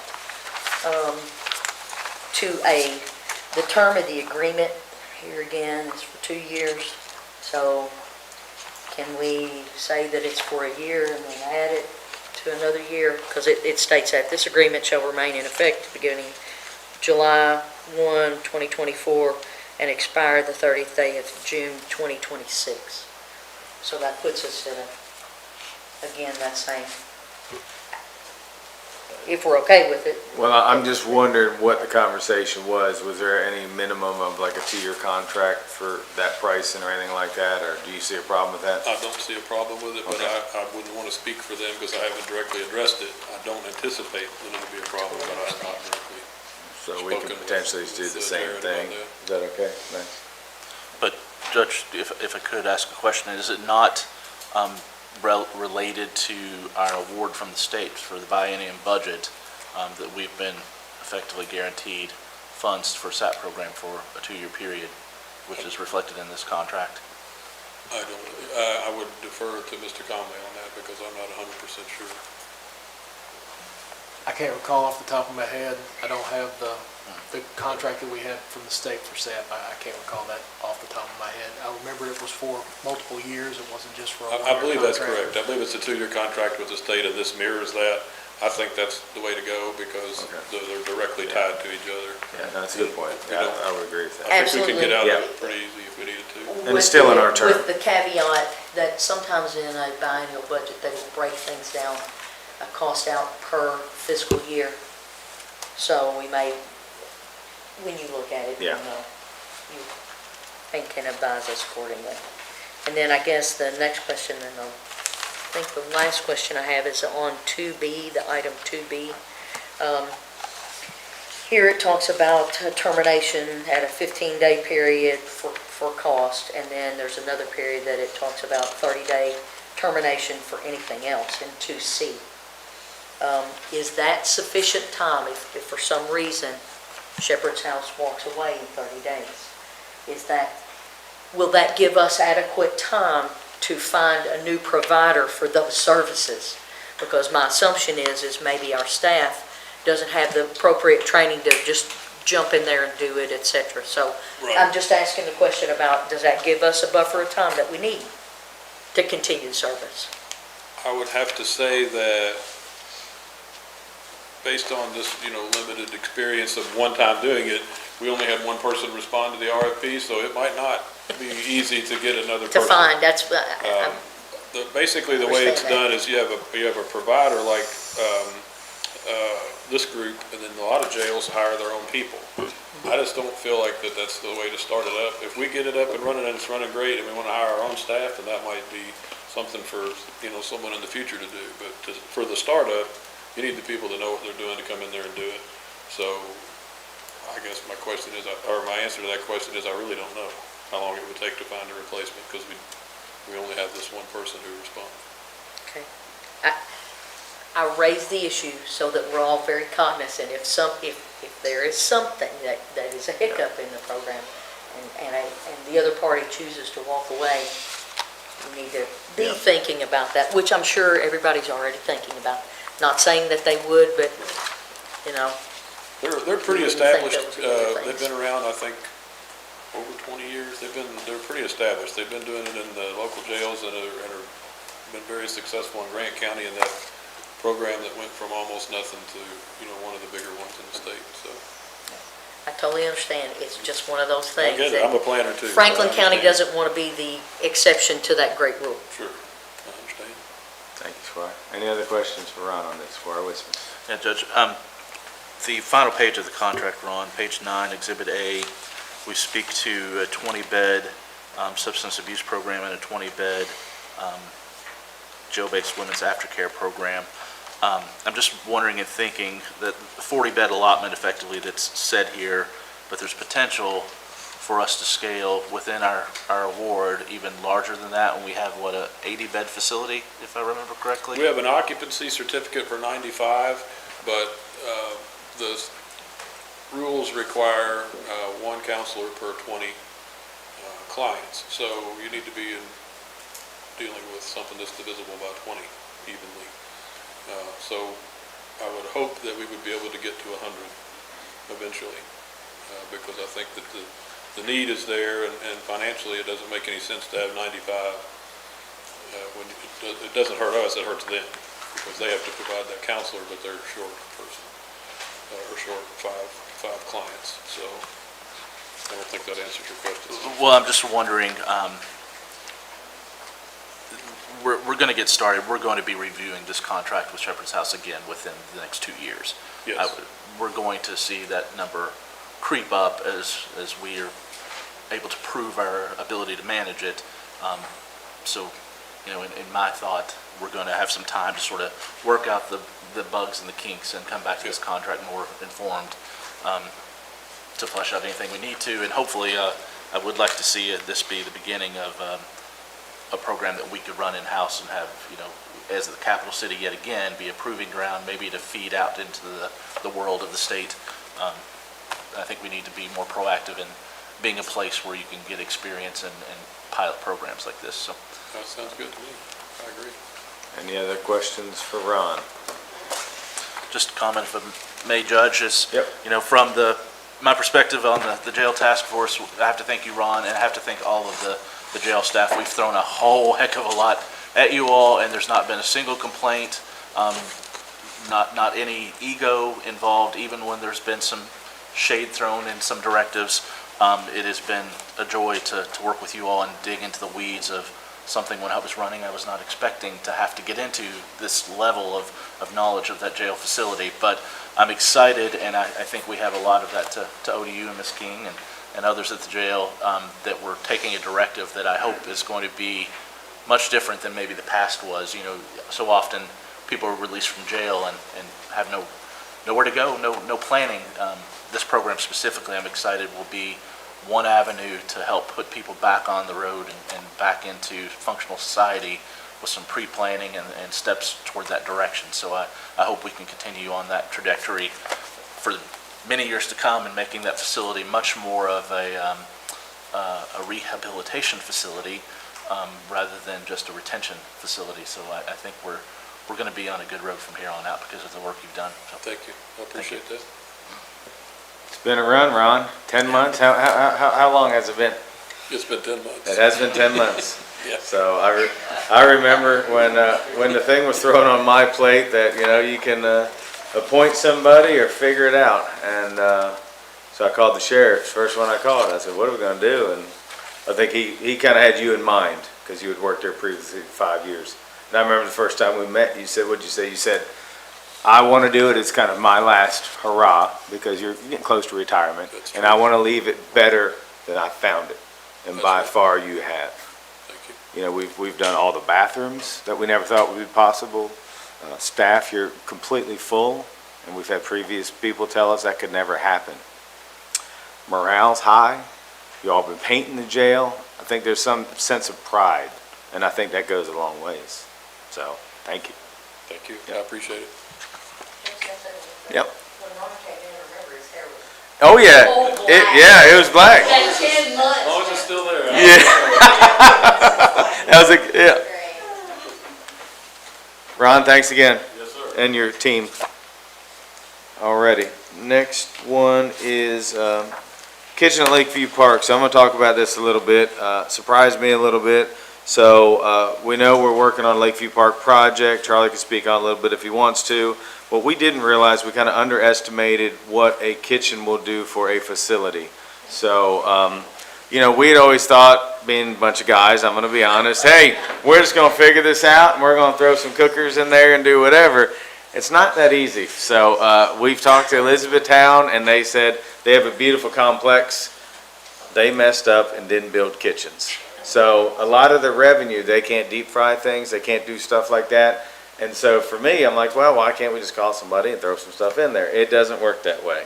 So had two bids. One of them was $29,000. The one in front of you is $8,000 and change. Randy and his Randy and his team brought it to us. I feel confident that this company will do a great job. It doesn't involve the kitchen aspects of it, so I didn't realize it's the whole mechanics. It's the grease traps that are located outside in the concrete where the truck comes and pumps it and things like that, okay? I'm not a kitchen person. Fire suppression, hoods, all those things, I've made a living learning so much about all that. Living planting trees and shrubs, not designing kitchens. So I tried to do it, guys, but they said I couldn't do it. So that's what's before you. I do think it's probably going to put us a little bit behind, but they're hoping to have everything ready latest August 1st to release for bid. So once they get those things closer, then we'll have another committee meeting to kind of go over the whole project and kind of where we are with it. But right now, we really need to kind of do this last phase to get it over the finish line for design, build things. Any questions for me?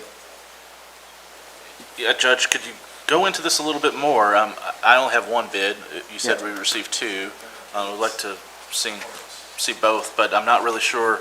We didn't get into the nuts and bolts in the presentation we had about the park plans, where this is going to be, how this is going to function, and I'm always cognizant with this park project that if I have questions or I'm unfamiliar with things, I know the public is. So I would really like us to consider having a work session that we invite the public in and have a full presentation of what has been ongoing, what's been changing, and what plans are developing, and where we are with this entire project that the community had a lot of input in. And generally, if you could explain what this is and where and how it's going to fit into the plan a little more. So basically, I think we kind of looked at the plans, and I'm happy to share anything we have, and I know most things are still online. Basically, what we're looking at is the fourplex and the threeplex on the softball complex, and there's two building structures that will house bathrooms, umpire changing rooms, score things. Charlie, if I missed something, let me know. And most importantly, the concessions. So we originally just went at it and said, we'll do a kitchen in one, we'll do warmers in the other because they're not that far apart. We talked to E-Town and they said that's a mistake. They said you need full kitchens in both for anybody running this facility to make money. That's where your money is in these concessions. So basically, in a nutshell, that's what this is for right there. So concession stands for the ball fields. Uh-huh. And I don't remember the full facility, but this was designing two separate facilities. Kitchens inside the buildings. Okay. Yeah. So like at the four-plex softball field right now, we have a structure.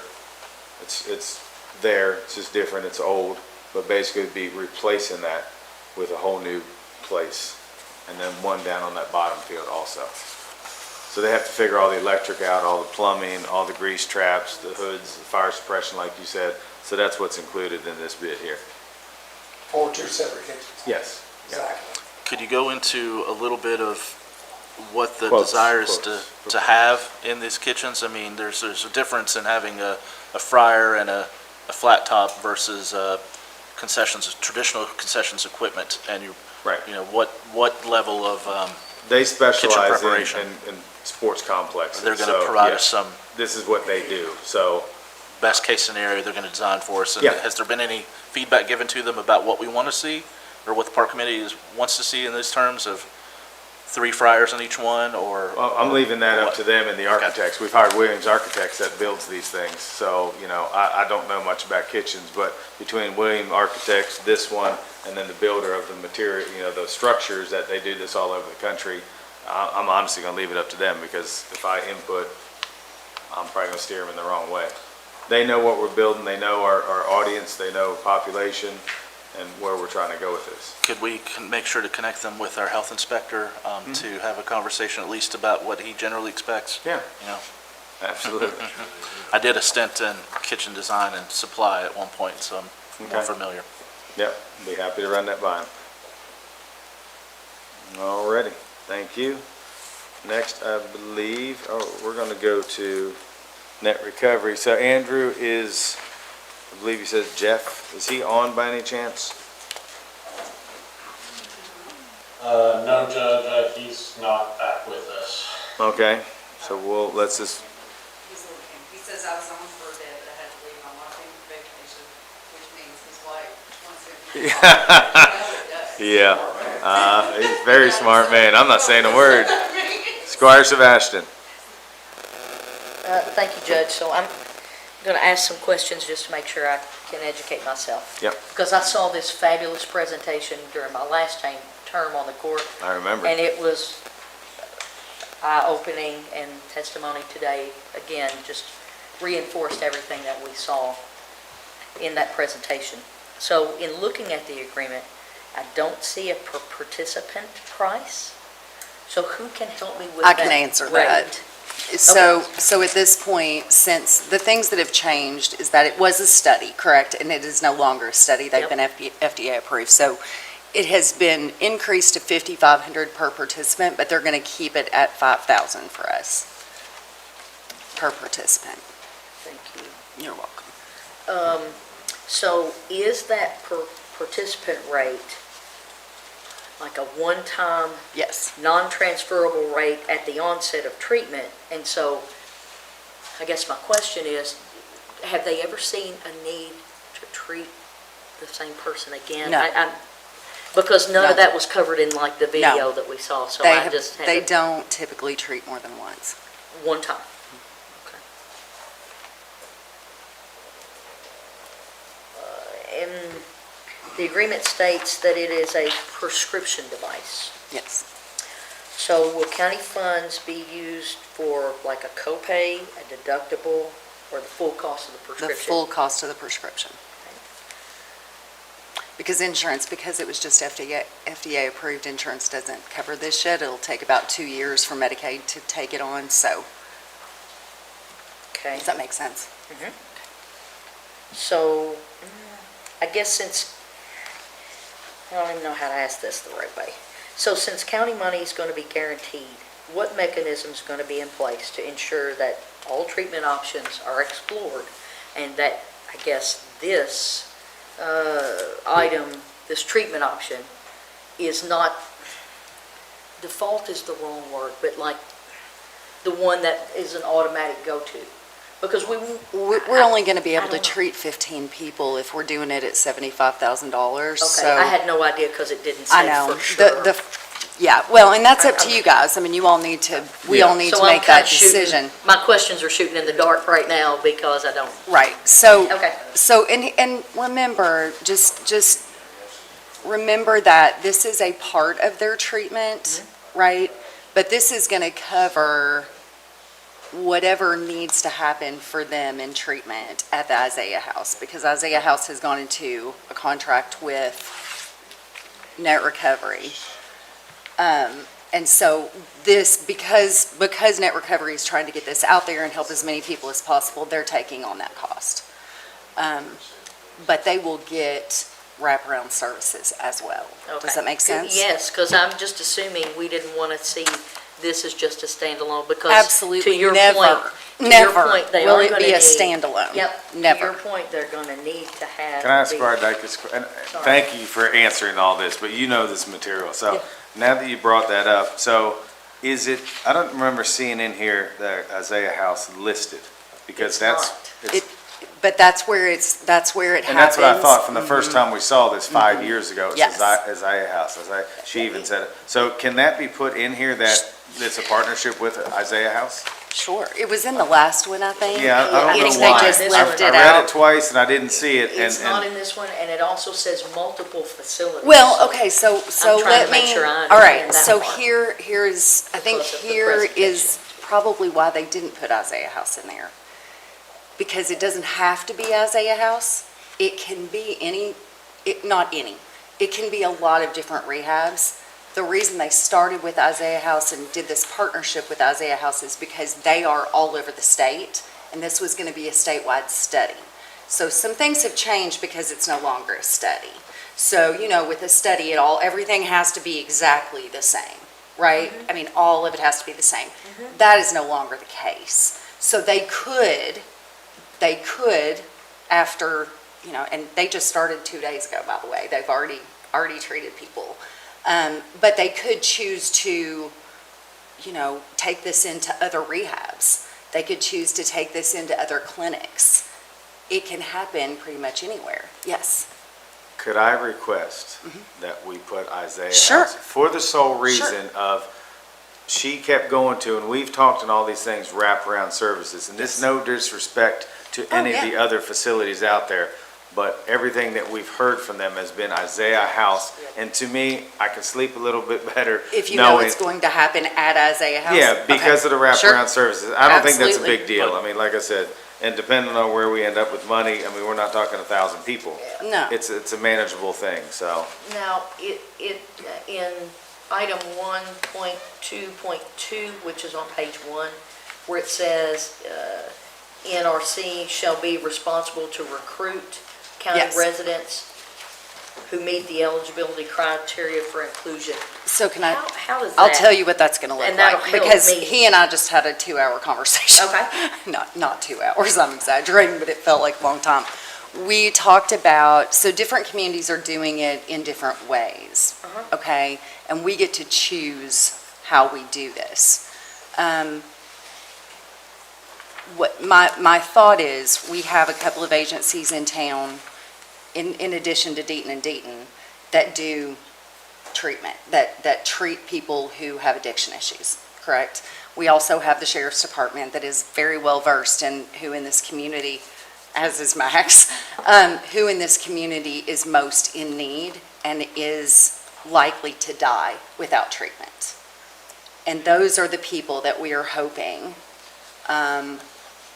will agree to treatment. The other thing that I'm thinking, and actually this is probably the best option because all of these people are involved in this, is the situation table. So this, do you remember the situation table? So the situation table takes, like we can each take a referral to the situation table. So I'm gonna make up a scenario. I have a 30-year-old who is living in a household, who is using drugs on the regular, has OD'd 6 times in the last month, right? This family doesn't know what to do with them. And so the situation table can go in, we can get a group of people together, and we can go to them and say, we understand this is what's happening, what can we do to help you? This is one of the things we could do to help them. So Kelly, I've got a question. Yes. It's a 7-day treatment. If it doesn't. Max. So this is going to be somebody who is willing and wanting to get off drugs to make it stick. Absolutely. If it doesn't Yes. stick, then they're not eligible again. Not with us Not paying with for it, us paying for it, certainly. right. But also, it is, you keep the electrodes on for up to 7 days. That doesn't mean treatment is 7 days, okay? So they're kind of separate things. So the electrodes are on, they've got to go to the Isaiah House To to get do hooked that. up to do the treatment. And then if they choose to go somewhere else for the remainder of their treatment, they can do that. Just We're as not long as- telling people how to, I'm not in the business of telling people what to do because No, I they got know, it. right? They know themselves best. Isaiah House is, I think they're a great rehab, but they're pretty religious, and some people are not going to want to stay there long-term. They'll want to go to a more secular kind of, hospitalization type program, possibly. I'm making that up. I don't know. People decide different things for themselves. So this treatment is required for up to 7 days. Consecutive, day after day after day. Consecutive, yes. And And then they get the wraparound services. They have the wraparound services provided. If they choose to go somewhere else, then their insurance picks that up, or they pay for that, or whatever. So the 5,000 is only guaranteed for us at, I'll tell you what, it's about as much of a guarantee as you're ever gonna get with addiction. I know that.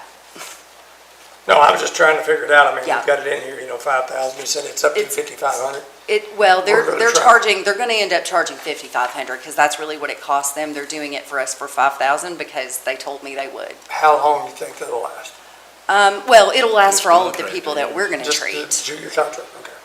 All the people, and then hopefully very soon, and I'm working on figuring out ways to move this along faster so we save more lives, but, I think insurance will end up picking this up pretty quickly, because it's a lot cheaper Yeah. than having somebody in rehab 6, 7 times, right? And that works for 10% of the population, maybe, For 2 years straight. exactly. Or And, longer. Right. yeah. Thank you. Yes. Sorry, Sebastian. Okay, thank you, Judge. My last question is about the forum and venue. Can we have that put in here as Franklin County?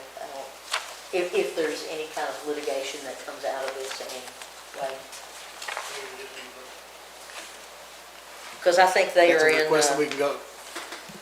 There was a provision added into the contract last minute Last minute, and I just, at my request. okay, So- I'm just asking because they're in Basically. Delaware.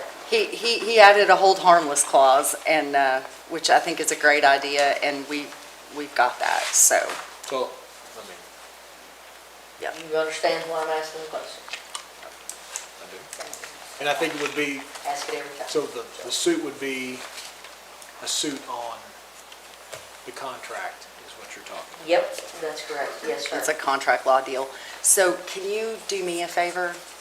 Could you add those things that Sherry has asked for, and I will get it to them and have them just add those? Well, we can vote on this tonight with the understanding we're going to make those additions, correct? And then Thanks, what we'll do, Max. Max, we'll Thanks, get Sherry. that. We'll make sure they all check the boxes Yes. before I sign anything. Yeah, absolutely. Yep. If I could, Yeah, go ahead, Squire. when we first had this presented to us as the study, I was hoping we would go ahead and support, and I think Kelly for fielding so much of this information. You're so versed and have probably saved time and energy for many people just by being our intermediary. Do you know other communities that have already signed on? I understand other Kentucky counties have signed on or already in Scott process. County, there's several. Hardin County, I believe, Scott County, I mean, there's been several, and there's going to be more now that it's FDA approved, because I think that was kind of the blocking point for a lot of communities, was it was a little scary for them because it hadn't been FDA approved yet. Scott County's putting a lot of money into it. Yeah. A lot, yeah. I understand why Isaiah House and some of the stipulations that they were presenting to us before were there, but I think it's important to allow them the flexibility, so I'm going to push back against specifying Isaiah House. I think it's important for addicts to be able to go where they have the most support. And we know that Franklin County, because we are one of the last, I understand, 3 homeless shelters in Kentucky, in the central Kentucky, we have an influx of people, we all know we do right now, that may have support elsewhere in the state, that if we can get them to a treatment facility, it may be best for them to go somewhere to have that level of support back wherever it may be. And I don't want to hamstring anything in the project now that they're FDA approved and the entire, result and focus of this project has changed. It opens doors that were not open before, and I want to make sure we have all of those wide open to everybody as much as we possibly can and put as many people into the program that are willing to. We have a drastic need in the community. Just the other day, I was out with Penny and we walked into a facility. It was very obvious into a structure that people were squatting and using. And she asked me, what do we do about these people? What can we provide? And I don't know sometimes, but we're working on something. So I totally get, I totally get your point. I think that we will have people so quickly that I agree with you. I don't want to hamstring anybody. I want them to be able to do what they need to do for themselves. I would want that. I would want that for myself. I don't want somebody telling me where to go or how to do that for treatment. But I do think that because they have started with Isaiah House and will probably continue with Isaiah House because it's what they have set up for their study, I think we will have treated 15 people before they ever kind of spread out anywhere else. Does that make sense? So it doesn't matter to me. I totally appreciate that perspective. I'm a therapist. I want people to get the treatment they need in the way they need it. However, either way, I think will work.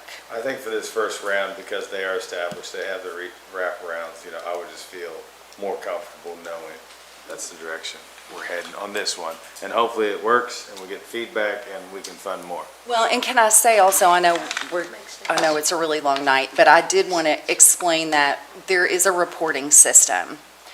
And they have set that up. It is beautiful. I'm real jealous of it.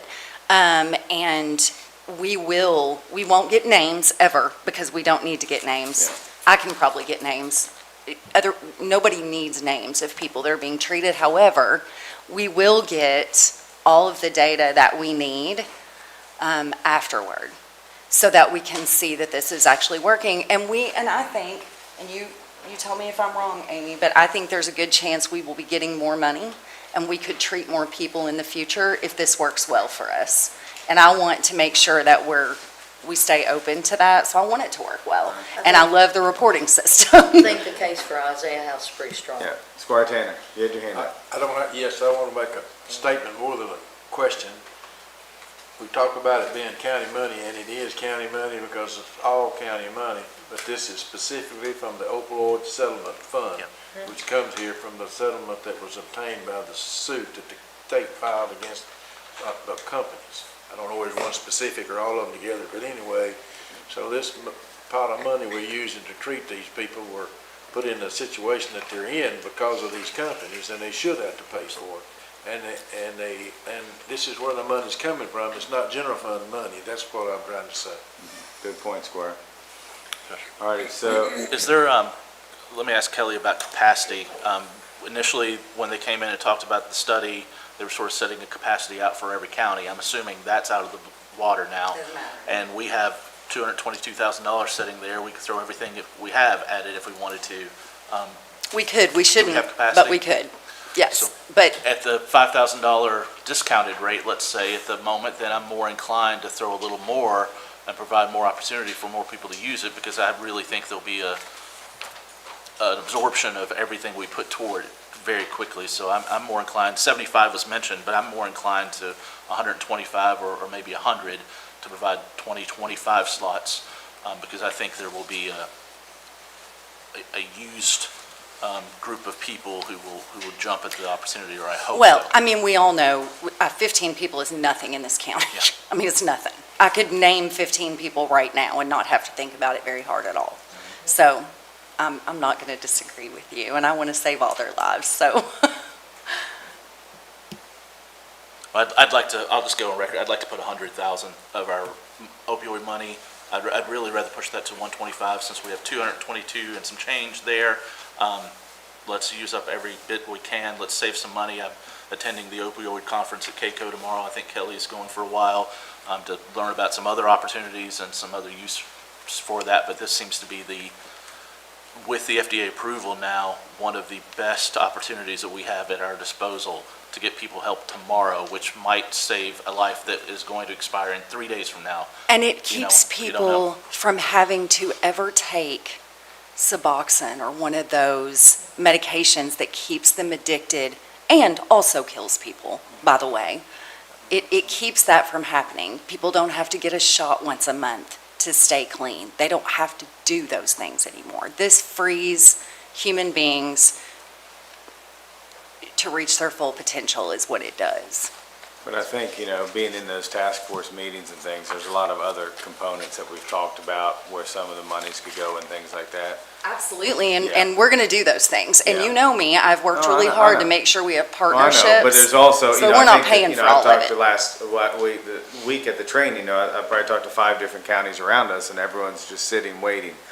Do we do a big detox center together? Like everyone's trying to figure out what the best scenario is. So I'm comfortable. The best scenario is to save lives now. I know that, but you know what I'm That's saying. the best scenario, But yes. it's a process, and we're working through it, and this is kind of a first phase, things like that. So, And this is an experimental, well, it was an experimental, it's now proven and now has FDA approval that I truly hope will be an answer for a significant amount of population, that things like brick and mortar detox facilities are not going to be as necessary in the future. And hopefully with insurance payments being able to, Medicare changed around a couple of years ago that they're paying in for treatment facilities for almost everyone now.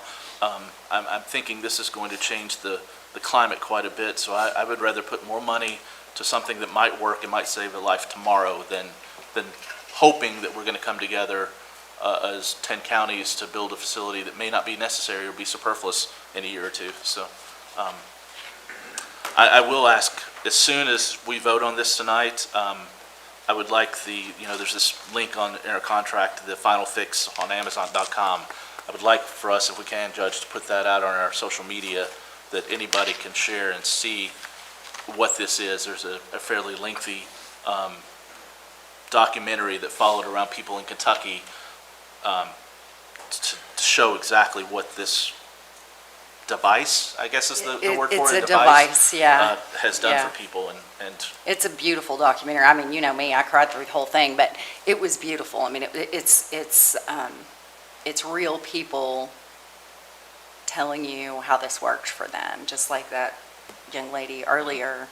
And it shows you people who didn't make it there to get it done and what happened to them. So it's pretty powerful. all right, so let's, I think everybody's in agreement here. Now it comes down to money, so let's talk about it. So Kelly's, I think, proposed 75. I was honestly at 50 in my head just first round, just trying to figure it out. I could probably, stay at 75 depending on where everybody's at. So Eric, Squire Wisman has said 100, so let's I'm just. actually at 100. I'm going to go with Eric on Okay. this. I think we give it a try for the 75, see where that, get some feedback on it. I'm not saying it doesn't work, but I'm new to it, I have no idea. But I would like to see, if it comes, we get good reports back, and in the next month, I mean, if we're doing a 7-day treatment, we should know pretty quick, what direction we're going in. Well, you'll know that they're detoxed. You won't know how well they're going to do in the future, and that's something that we can track. That's my Absolutely. point with staying where we're at, because if we, We're not at anywhere right now. That was part of that 75 was part of a formula that was set aside for us when this was still a study. There's nothing defined at the moment. I'll just say that, just for your information, I that agree was with you, that but was I previous. would like to see some feedback. All right. I would agree, Squire Harrod. I think for us to get some feedback, I think Squire Dyke has said that that's going to be a critical point for us moving forward. And I think we can get that feedback, and I would be in also. I'll be in at 75, I'll say that. I'm gonna look at either Squire Blackburn, Squire Tanner to kind of input. Yeah, I'll agree with you, Judge, and then the original 75. it's promising. You know, everybody in this room's been affected and lost people. I lost a nephew. I lost another nephew for 2 years and got him back, and he did it a really hard way. This way looks way faster. It's much faster. And it's much less dangerous. right, and they can do it here. And I think feedback will be quick. So I'm hoping that we do this, get it done, signed, and we do it again real soon. Real soon. Go ahead, Tanner. Well, I have the same thought as Squire Blackburn has, and Harry, everybody else really. Let's do, and including everybody, but anyway, the 100,000 is not out of reach, but it's also a doable number once we get some kind of feedback from what we tried with the 75. So I'm actually for the 100, but I'm gonna stick with the 75. That doesn't sound very logical, but that's the way I Listen, feel. it's 15 people Yep. that are gonna get a treatment that most people have never been able to get. So I'm thrilled. I'll take as much as you guys will give me, but I'm thrilled. And I just want to say thank you to the court. This is a big step. This is something we've talked about for a long time. I should have done it much earlier, but could I ask, there's not been any reports from the opioid committee to the body. I haven't seen any minutes from those meetings. Kelly, I know we've talked, but could we have a little update of what the heck we're going to spend the rest of this money on? We've been sitting on for 2 years. So I can tell you, one of the things that we really should have had in here tonight, but it went into spam or junk or something, and who knows why, probably because I sent it from my personal email address that I shouldn't have. But the contract for, and it's a very small amount of money, but it's a really important piece of this, is getting transportation to get people into treatment. So I think we're definitely going to do that. It's $5,000. It's to, to have transportation for kids to get to counseling, for people to go to detox, to people, for people to get into treatment and get home from treatment, all those things. Medicaid pays for a lot of that, but some people aren't on Medicaid. And so we have to make sure that we can get people to group, people to AA meetings, whatever it is they need for their treatment plan, that's what we have to be able to get transportation for them to participate. Team, on that task force, there's a lot of school counselors, and I'm going to tell you as a parent, it's really disheartening to hear about kids that are in 6th grade, 7th grade that are hooked on opioids.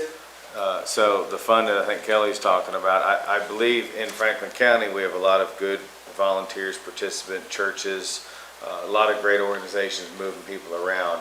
We do. It's my understanding there is a lack of when, believe it or not, a 7th grader has to be detoxed.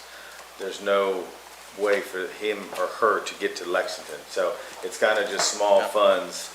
So really, they were kind of guessing at what it would take to, it's basically putting it in a piggy bank, and when they need it, they'll use it, but they don't think they would use that much of it. Right. But not having, some in there, it has crippled them from being able to get kids help. To send them, because we don't have the places here in Franklin County to do a lot of the Right. things. Did I explain But the that Ridge correct? does. So the money we can get them have now to is the our Ridge. money?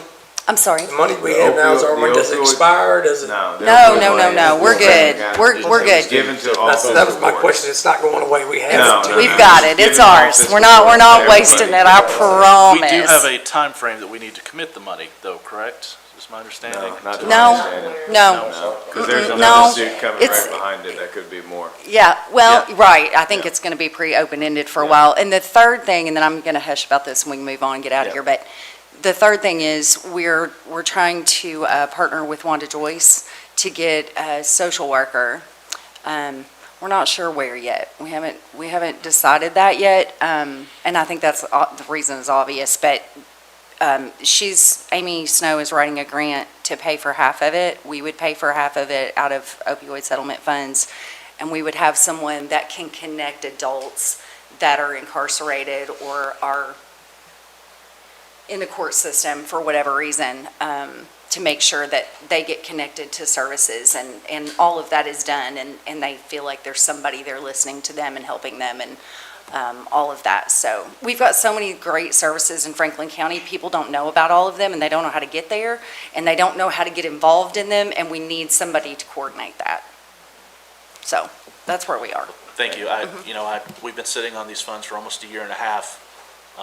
I don't want to wait for a hope and a prayer that we may build out a facility or or come up with some other grand solution. I want to put them to work now. We have obvious more funds that are going to be coming to us in the future. We have dedicated funds every year from now on. Let's put this money to work and help anybody we possibly can now. All right. Kelly, thank you again. And, Thank you all so I would much. say You have no idea how congratulations, 'cause you've important worked this is hard to on me. this. I know, it's not really congratulations, but it is, because you've worked hard, you've been a great proponent. All righty, Tammy, still with us? Where is she? There. Welcome back up.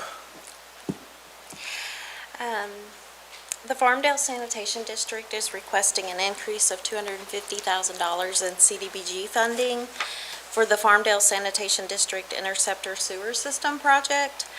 The Franklin County Fiscal Court, as a government entity, is the recipient of this grant, and these funds have been subawarded to the Farmdale Sanitation District through an agreement. We attended, Judge Mueller, Squire Sebastian was in attendance at a meeting that, and as well as Farmdale Sanitation District on June the 10th. The Department for Local Government was there, along with Kentucky Infrastructure Authority, the Division of Water, and the Department of Local Government made us aware that we could apply for this increase in funding through our CDBG grant. So far we've secured several different funding sources for this project, and so this additional funding will get us one step closer to getting to construction. And I just want to say, Tammy, thank you. It's been a journey. Squire Sebastian knows.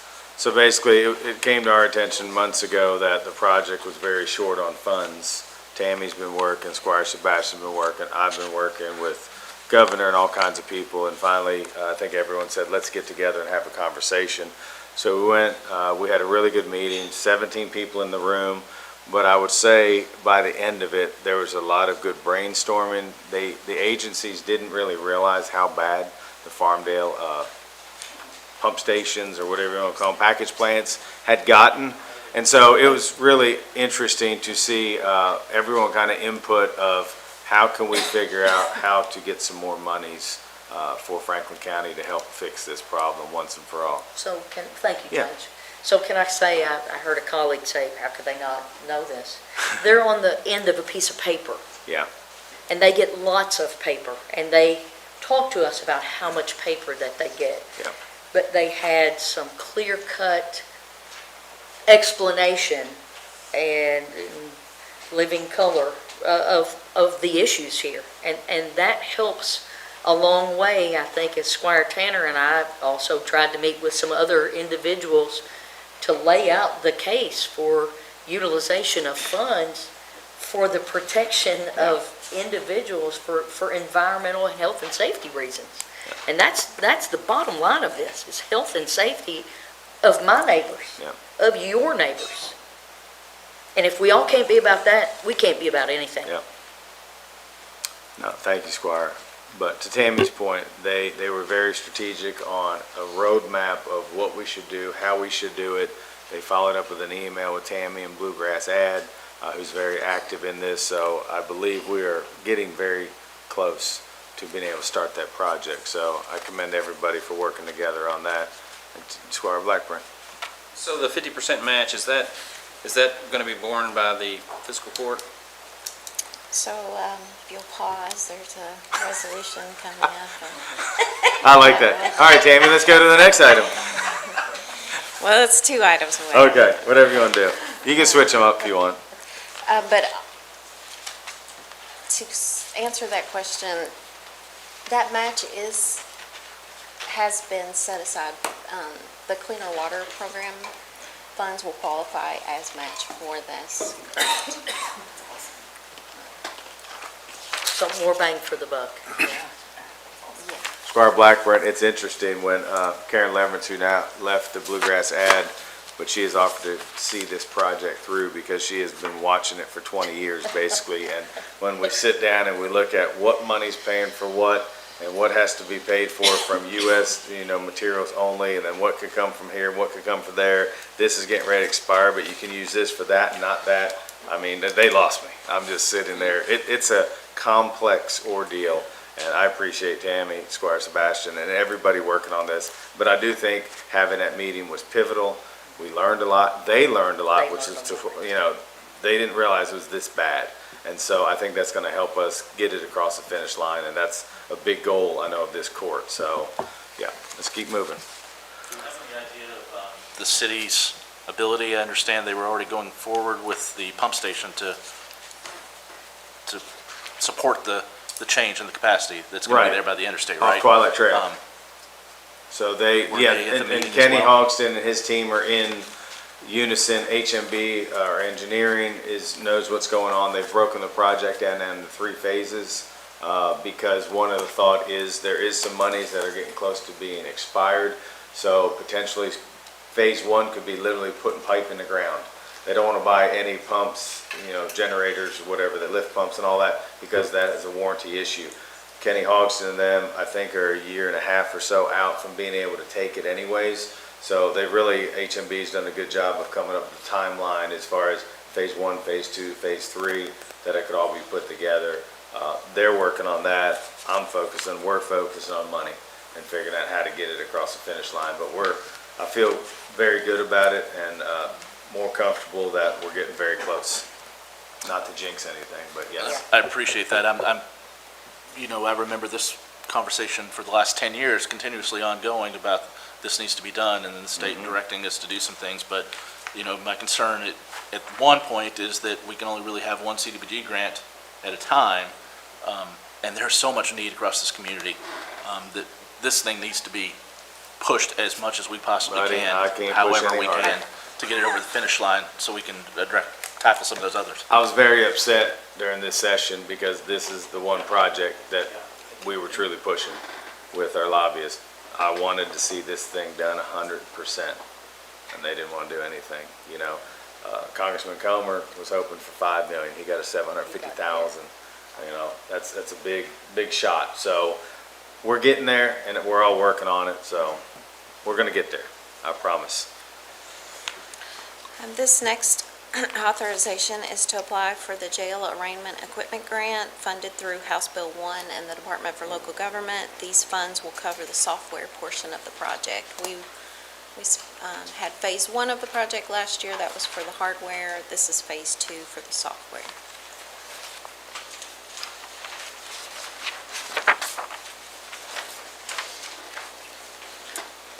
The next one is the authorization to apply for the Cabinet for Economic Development's grant program to fund the match portion of the CDBG for the Farmdale Sanitation District sewer project.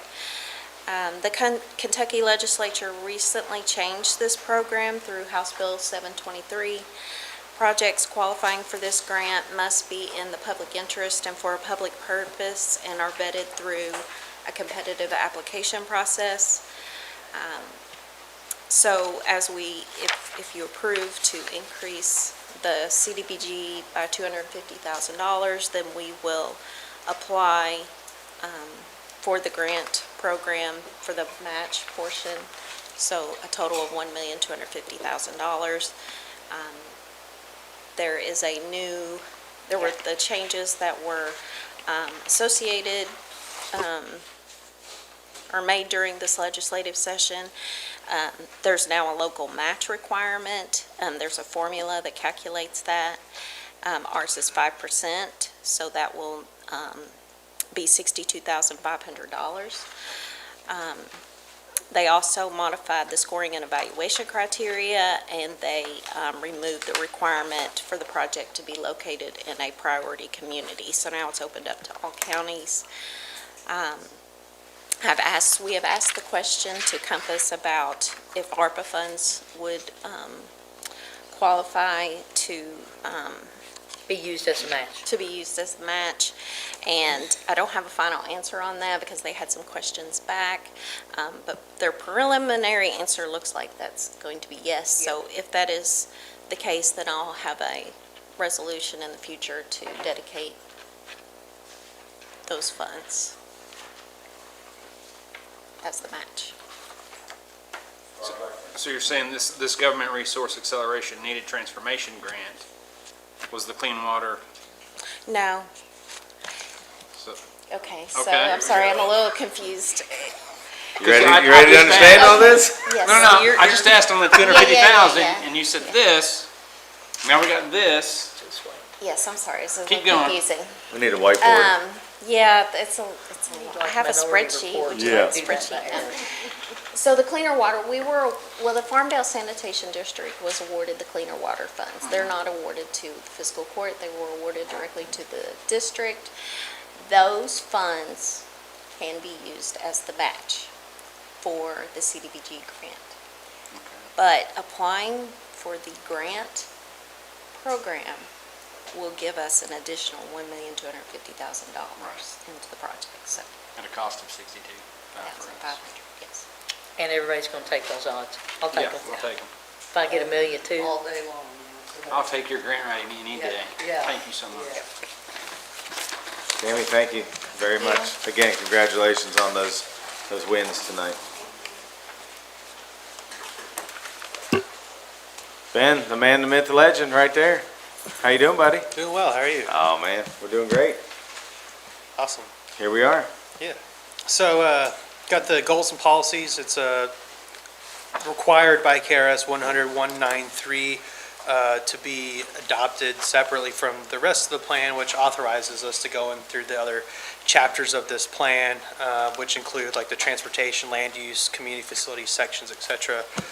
This goals and policies section informs the rest of those sections.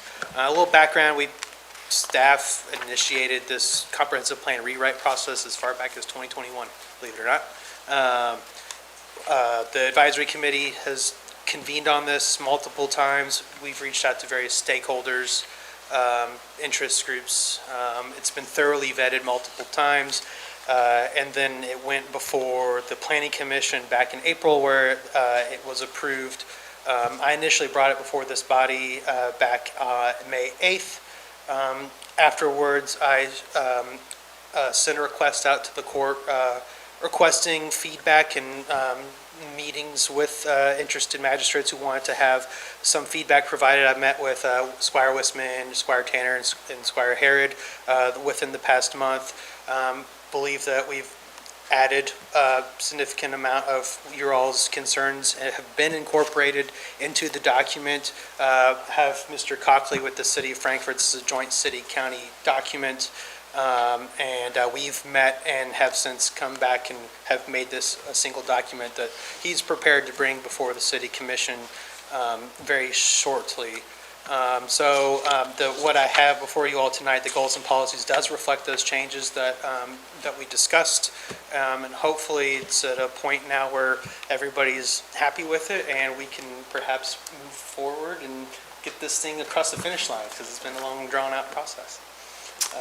So that's where Thank we you are. very much. Yeah. I'm going to ask, since Mr. Cockley is here, Eric, is there anything, I know everyone's been working on this hard together, is there anything you would like to add before we open this up for questions or anything?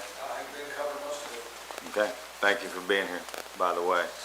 Alrighty, what questions do we have for Ben on this? Squire Sebastian. Thank you, Judge. And I had reached out, I was out of state last week and had reached out to Mr. Judah and said that, I was not able to comply with, I think, the deadline that went out last week. So, questions I'm going to ask, I'm going to hopefully educate myself about some of the items here, and that may spur other discussion, but this offers us a forum, this offers us an additional forum to ask questions. So I'm going to take the liberty of that. Under Goal 1, there's some phrasing in there that mentions government services. And with the other terminology that's in there, it just seems somewhat inconsistent with the other attributes that are listed, like an active and historic downtown, flourishing local businesses, beautiful waterways, scenic rural vistas, robust natural and ag resources. So could you just advise maybe regarding the inclusion of that and the bearing that that is going to have on what this is talked about to be a vibrant and unique destination? So just government services, does it have that bearing on vibrant, unique destination like the other things do? And I didn't have the benefit of every meeting over the last 2 years to make that connection, so I just need somebody to help me make sure I Eric, you understand can come up too. where it all Y'all fits stand there together. together. Yep, I just want to make sure I It's understand how it all fits together. Team effort, let's go. It's educating I me. think the inclusion of government services is a recognition that when we're talking about trying to build that vibrant community, a lot of our role and the fiscal court's role and the city commission is to create an enabling environment. And we do that one way by providing efficient government services, whether it's trash pickup, planning and zoning, other administration, code enforcement, all of those things that help set the stage for then the private sector to do what they do best and invest in the community. Okay, that just helps me on, it just seems sort of like the odd man out, you know, like the sixth finger on my hand over here. It just, Gotcha. based on the other Sure. attributes that were listed. Can we have a little So under- dialogue? Would you mind, Squire?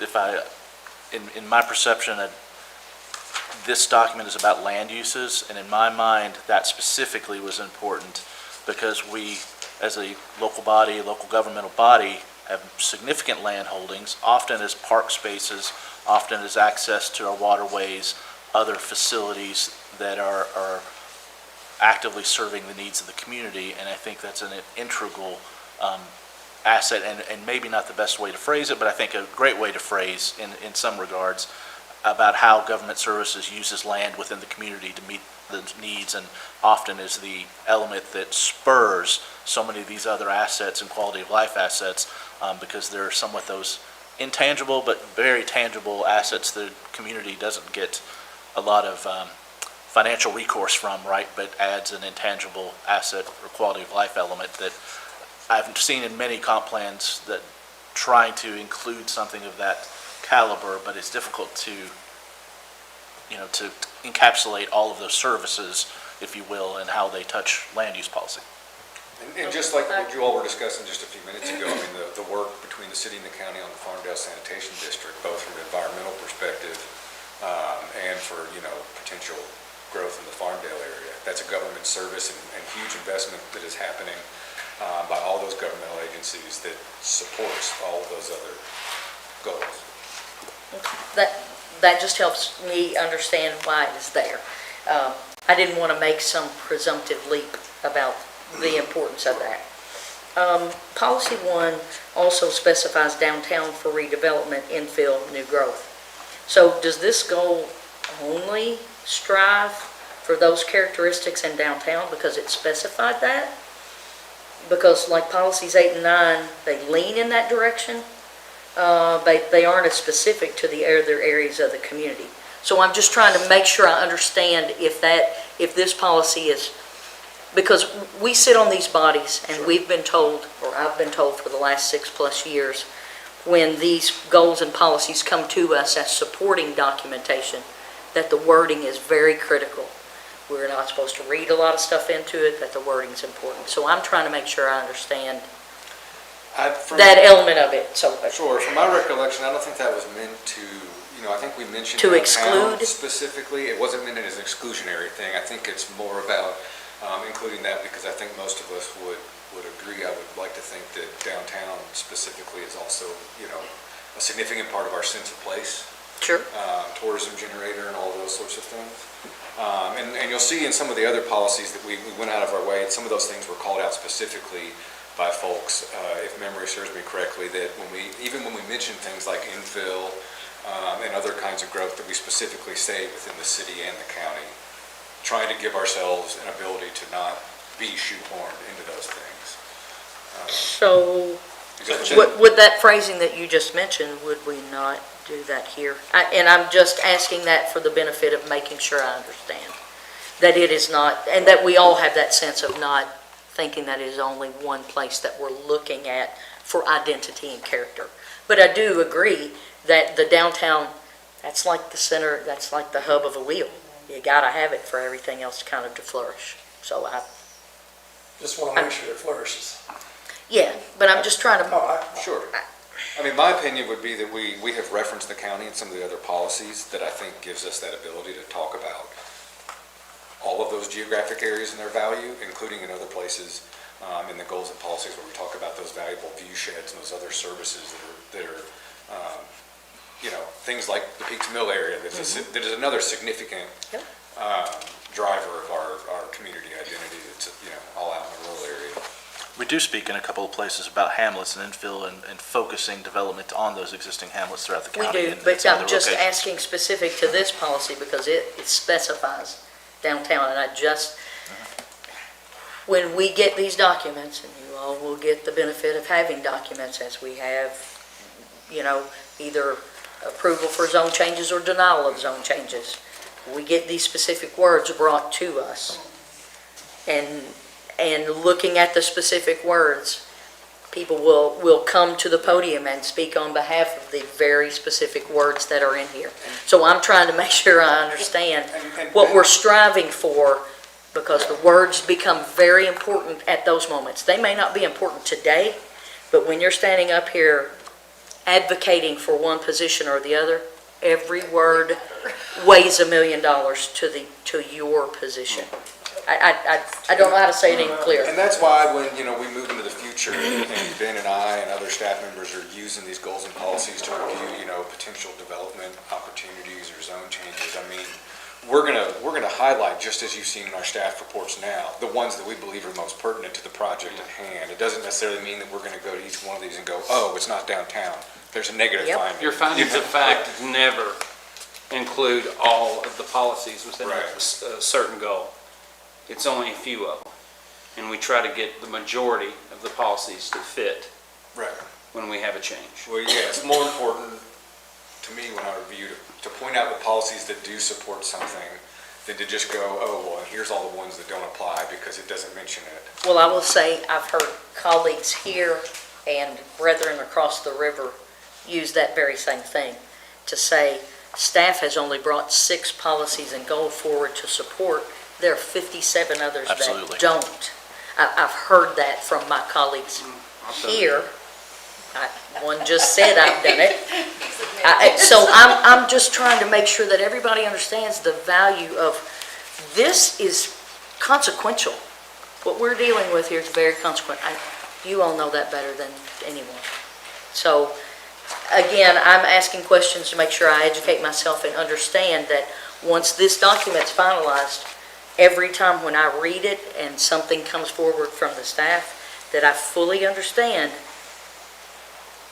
what those words mean and how I need to interpret that in the very minor window that KRS 100 gives us, because it is extremely narrow. 3 conditions and that's it. So,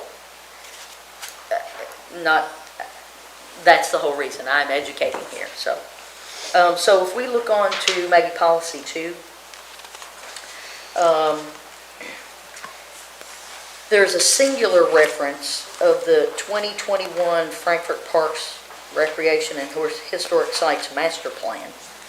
So maybe who can speak to the exclusion of the county's parks plan inclusion? Are we only supposed to focus on the city park plan? Because it only specifies the city plan in number 2. And there was a park plan created for the county. And I'm assuming we're all going to want all of our parks to be part of this, not exclude, right? Or wrong? Absolutely.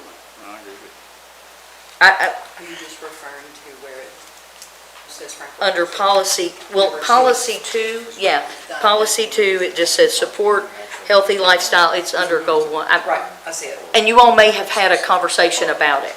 There may have been a conversation at many meetings. Exclusionary, I think that language started there and wasn't amended likely because we had a system-wide master plan done recently. A lot of county system is Lakeview Park. The much more specific planning activity you all went through and are now acting upon wasn't a system-wide master plan, so I think they probably included that as a reference because there's so much in that. But I don't think it was meant to exclude, and certainly if that's something that we want to reference specifically, I don't think that was an intentional, omission.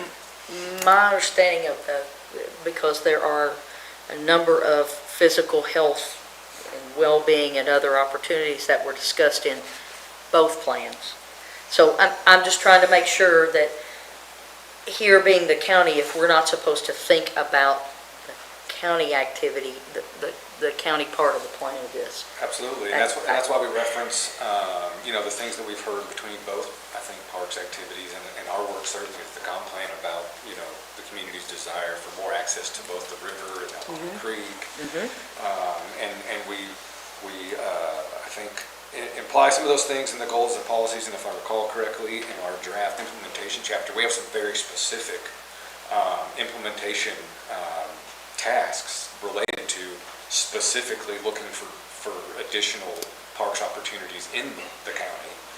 Yeah, I think that is a goal of this body. Yeah, and we had a lot of discussion with the advisory committee about that, and so we put a very direct implementation task in there specifically to encourage the fiscal court to look for opportunities to expand the park system into the county. Okay, so what you're saying, what I'm hearing you say is it's not exclusionary of what the vision will ultimately be for the Correct, county. but that is we can certainly add a mention of both. I think since this is I shouldn't have said I think. Take those words away. Because this is a document that should reflect all 53,000 wherever they reside, that it may be important because, to your point, as things grow here and the city, here and across the river, we want all of those things consumed as part of our thought process when we look at these things.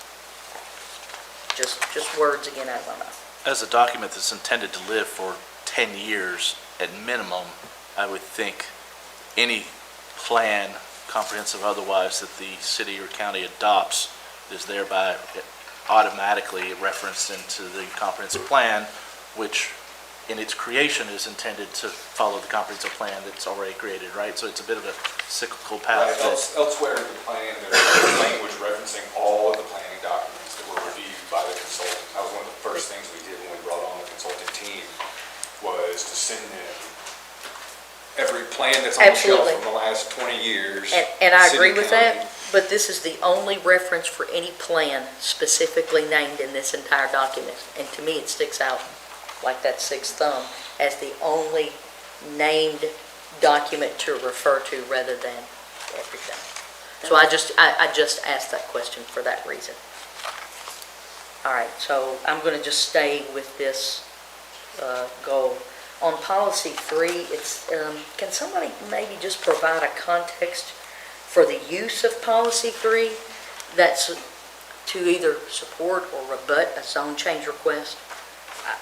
I just want to make sure I understand. Support and promote the continued identification of resources with cultural significance in the community through ongoing survey. And here's the question, the survey and historic context studies. So do we take those in as part of the consideration? And so will those be like affixed to the documents that we get? This sounds strange, but I'm trying to make sure because it talks about studies. So we had a lot of talk about identifying those cultural resources. We already have a historic preservation officer in the city, and we have historic districts, and we've recognized those resources. The city has funded over the years different historic, literally surveys to go identify the value of all these, both neighborhoods and individual structures. There are recognized historical valued assets out in the county. And so I think that has less to do about using that as a cudgel in a future zone change as much as continuing to invest in those surveys. And in those context studies, as we did the African American historic context recently, we have applied for a grant which we received to begin considering a survey, for example, of the Montrose Park neighborhood, which is likely eligible. And to do those things, and sometimes it's to do those independently that might be outside of a zone change, like in the Montrose Park example, for example, if we find out that it's a good candidate for listing, then we can do more public outreach, see if the neighborhood's interesting, and if it gets listed, the benefit is people then qualify for tax credits and things, Yep. potentially. Okay, so what we're trying to get at there is to look to additional studies and surveys that could inform our processes here, right? Sure, and you Okay, might use got it to it. support a zone change if part of the Or rebut zone it or change whatever. project was actually going to preserve one of those assets. You Yep. would say, hey, that. Yeah. Okay, all right. And beyond that, That helps. if I could, because this is my area of expertise, the city has a certified local government program that is a federal through the state program that mandates to participate in that they have to do an ongoing survey of cultural resources regularly, because again, that ever-changing target, that 50-year mark that's usually used as what is historic, changes from when this document's created to when it ends in 10 years. So there's a bit of a context that is federally obligated, even for the county in some degree, to identify and use these resources and define how we're going to use these resources in the future. So that has to be there effectively. So on policy 4 and that, and I'm not going to go through every one, it's just ones I have questions to make sure I'm educated on what the body was driving at. On 4, maybe could you all provide a context for like where it says cultivate, the distinction that's really alluded to in that policy? Because it's cultivate the distinction between the rural landscape and the urban and suburban environments. That's going to be very critical. We've already talked about that tonight, so I want to make sure I understand. I think that's part of, go ahead if you want. I think that's part of us teeing ourselves up for the next task, which is the development code. And thinking about that code as one code for the entire community, but that's going to look at things very different from the urban environment, downtown or on Home Street, versus some of the suburban areas of both the city and the county and the rural areas. So I think that's teeing us up to keep that in mind as we think through our future development regs. I'm trying to come up with a context to do that because we all have that distinction. So in my district, I have South Frankfort, and I have the outer reaches of Franklin County that touch Anderson and touch some of Shelby. It is vital, at least for me, to understand how this kind of, how I work through that thought process on this. Because I think part of it could, I got it in my lap right now. so there are different contexts, right? So right now we're in downtown, it's a very urban context, and the further out you go, you generally would expect to have a decrease in density. So that's kind of touching on like some more like form-based codes, which we might end up getting out of our code update. Might be less applicable out in some of the rural areas because you don't have as much form like you would here in downtown. But I do think that, this is kind of getting at, how do we want to manage sprawl? When you don't, you Exactly. do lose that distinction between urban and rural. And so I think that is one of the keys that we're going to look for in our code rewrite is how do we manage that? And to the degree that you might allow some type of development in the suburban or rural areas, how do you want your regs to help you make it fit appropriately and not rob you? Oh, the transition. Yeah. Yeah, Because you have an urban service boundary in Fayette County. Right. And they're looking at it right now, of changing it. So, And it's often defined by that where utility services, particularly sewers, go, right? And where you're going to extend them and not extend them to, defining the urban and rural divide of those. And adequate water resources, adequate sewer resources, a number of things that impact all of us, and Squire Tanner and myself pretty heavily. Policy 9, under that establish funding to stabilize, how is that going to be accomplished? Are you going, will someone come to these bodies and say, all right, we need $500,000 because we're going to revitalize XYZ neighborhood, you need to set it aside in your budget? I'm trying to understand about funding to stabilize, improve, infill, and revitalize. What was the thought process Could be in any that? number of things, and I think we speak to that more specifically in the implementation table, you'll see.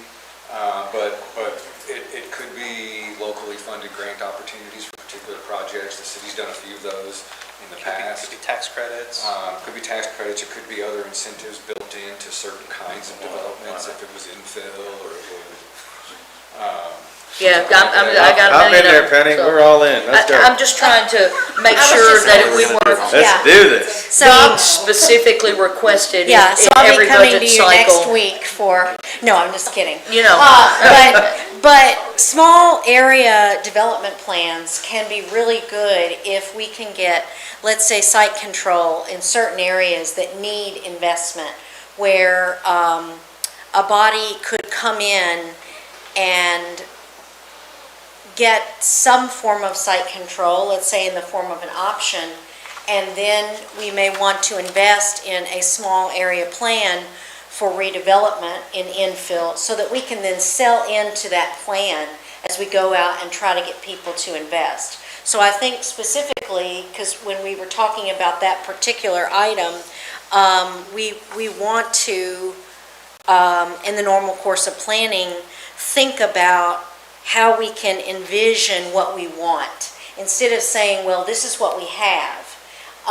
And so, for instance, the Kentucky Department of Transportation has a grant program right now, and we talk about grants, where they were offering the opportunity for 6 municipalities to compete to receive a grant for a small area development plan for a certain area. So if we could get, let's say, site control of one of those areas that needs infill development, either a letter of intent with the owner, an option on the property, possibly purchasing the property, you know, whatever the case may be, then not only would we apply for grants like that, but we could also, it might be a case where we might want to spend $75,000 to make a small area development plan, so we have a document to go out and sell into. Guess what? This is what we want. We've put a plan together. It's thoughtful. It's engineered. And this is how 3 office buildings that were former office buildings that were owned by the state, which are now, you know, need to be something else because that's consolidated. This is what it could look like from the standpoint of the long-range and comprehensive plan for Frankfurt and Franklin County.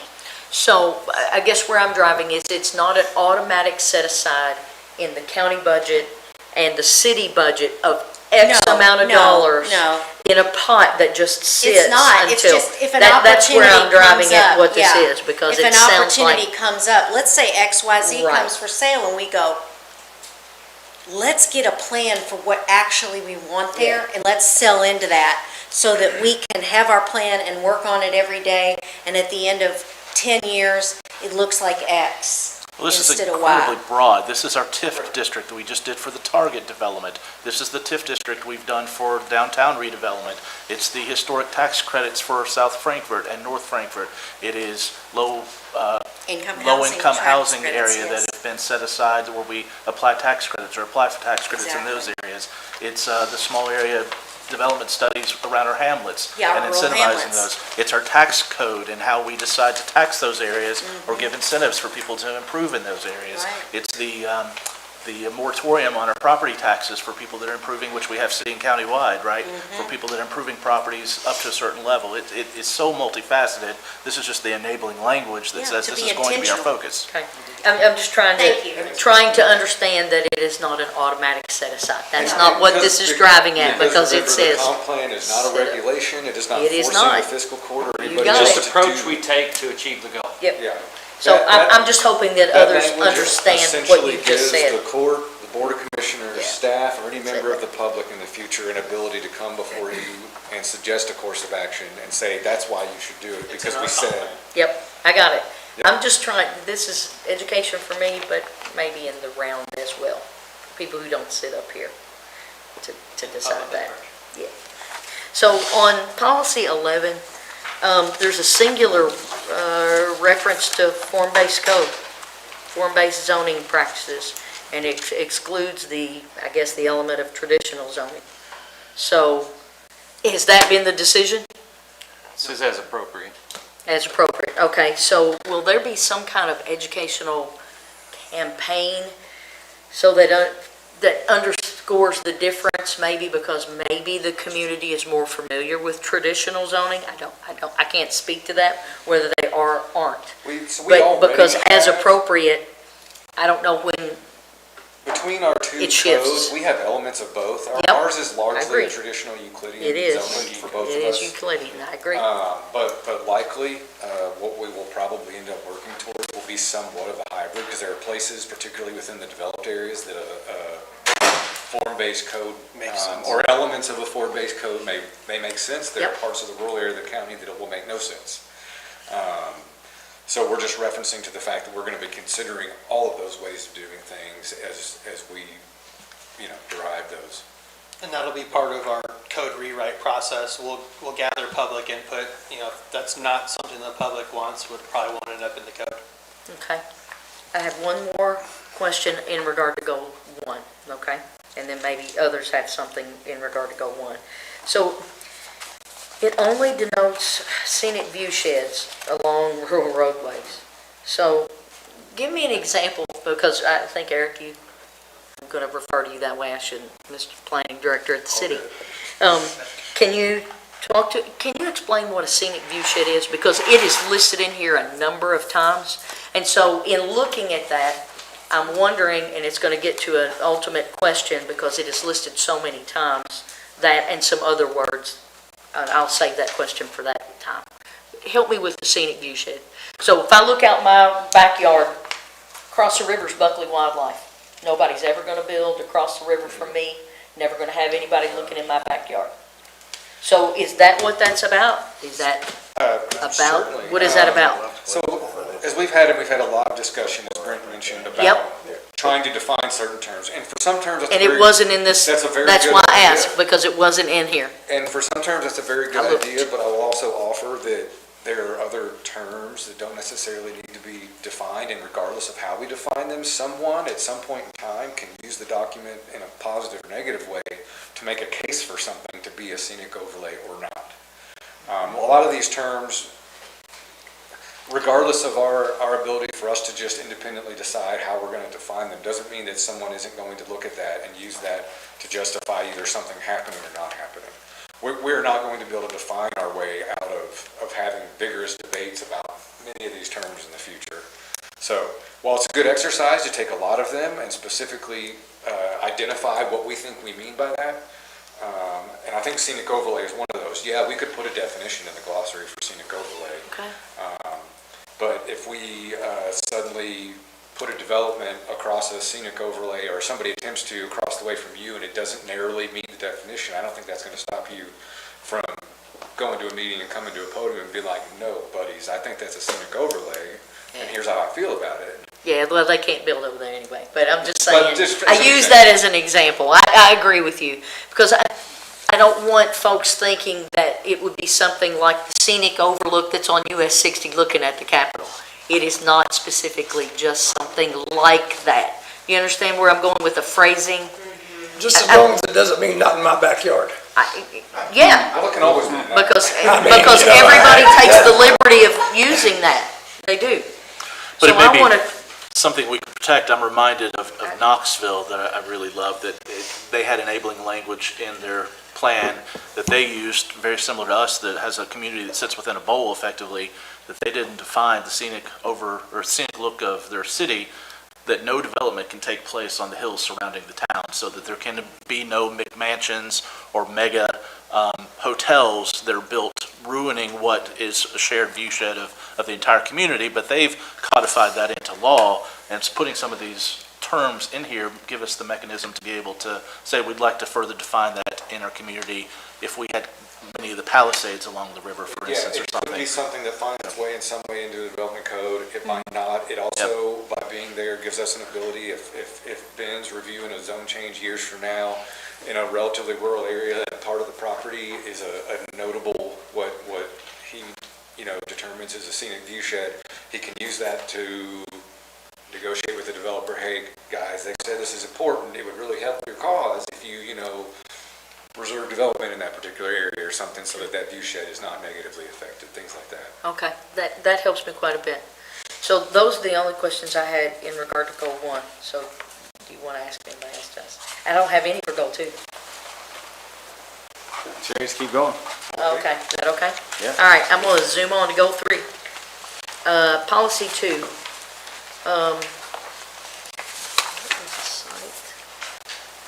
Let's see, policy 2. Employment centers, historic and cultural resources during the development, protect them.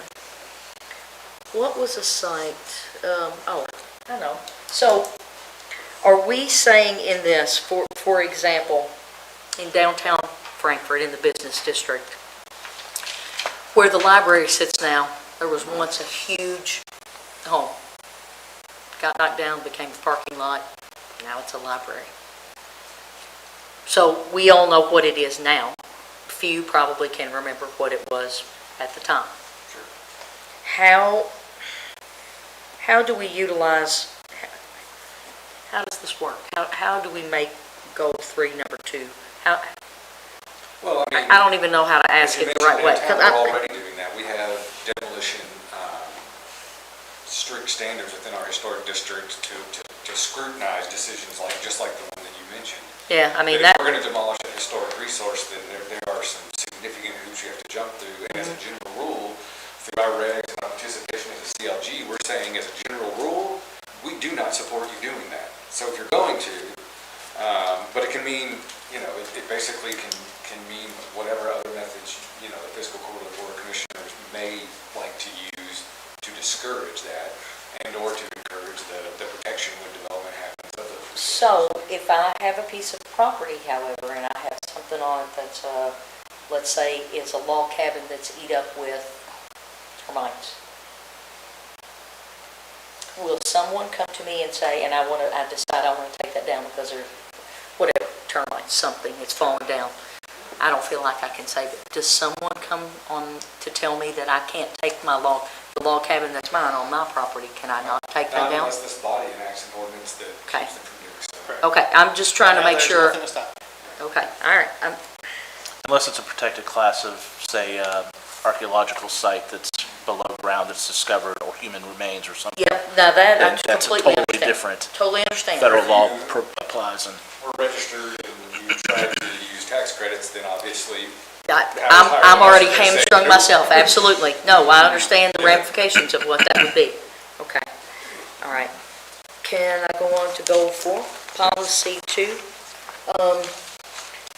I guess who can speak to the inclusion of civic organizations in this policy? And I guess, are you meaning civic organizations or advocacy groups? Because civic organizations to me means a group that works for the public good through community, things like volunteering, advocacy work, like Kiwanis, Rotary, Optimist, Red Cross. And an advocacy group to me is one that more uses advocacy for lobbying to influence public. So this says civic organization. So help me understand what that means. Woods and Waters Land Trust, for example, would be an You see that as a organization. civic organization, not an advocacy group? I mean, I can consider both things, I think we tried to use that. I think They're pretty distinct. yeah, I mean, I think that term was to mention all those other sort of NGO, either they can be advocacy groups, they could just be another civic organization that might have some involvement in education and advocacy for, I think the intent was for it to be more broad. The intent is to be broad, okay? If anyone has a comment, we're not going to go back. No, Yeah, that's not, no. that's why I asked. I said, do you Open wanna conversation, go? so I'm yeah, just if moving you on. wanna I jump can in. stop. I'll stop right here. I'll stop. Well, I Because I got, got questions, more questions. a lot of but I'll mine are stop. pretty minor, especially on preserve and protect. Well, it's under policy 1 on the goal 4. It seems to me like, I don't know that does anything. I'm not sure I'm against it, but I don't see what it does. When you encourage a farmer to farm, it's pretty much not needed, I don't think. Or I think farmers are gonna do that anyway. what goal policy are you referencing? Policy, goal 4, policy 1. Support existing farmers' policies to encourage farming and agriculture. Are you gonna encourage farming On in farm. places designated agricultural?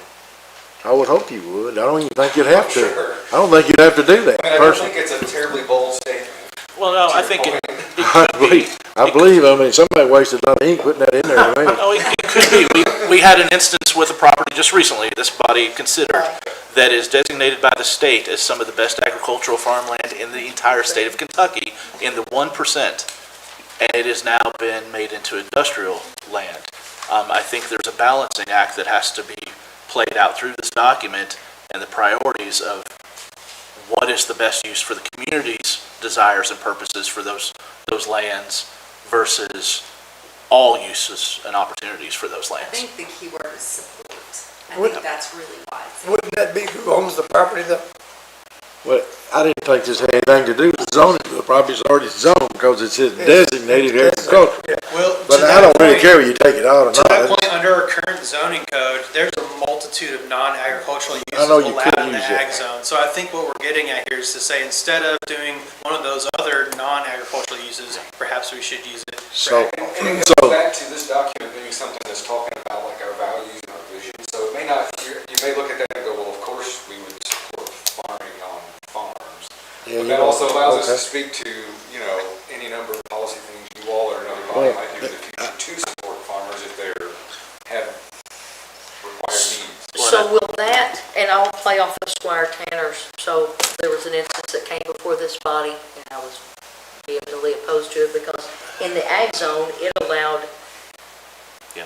campers to come onto an ag zoned property and set up these mobile campers there and be itinerant, move in and out, but there was no adequate water, there was not adequate sewer for them to do what they need to do after they've been there for 2 weeks.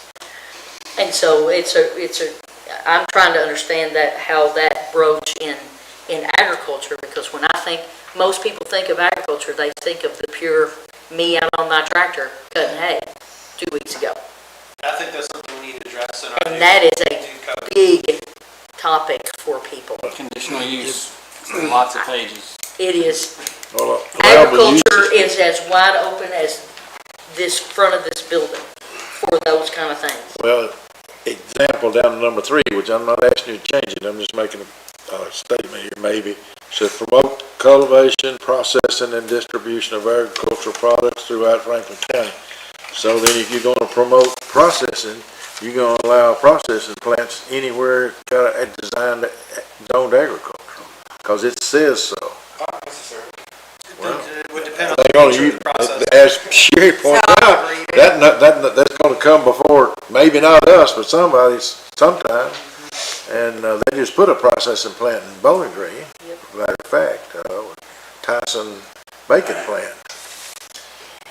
Maybe that's fine, maybe wish we had one, we had to have the water and the sewer probably, but we don't, we might have that someday. But that's a processing plant. Meat processing plant, I would probably classify as an industrial use, and our land use table would Well, probably. can you put up a feedlot? What would you classify that? Yeah, that is one of those gray areas where it's an industrial. Ain't gray to me. I mean, if you wanna feed cattle, you can feed them.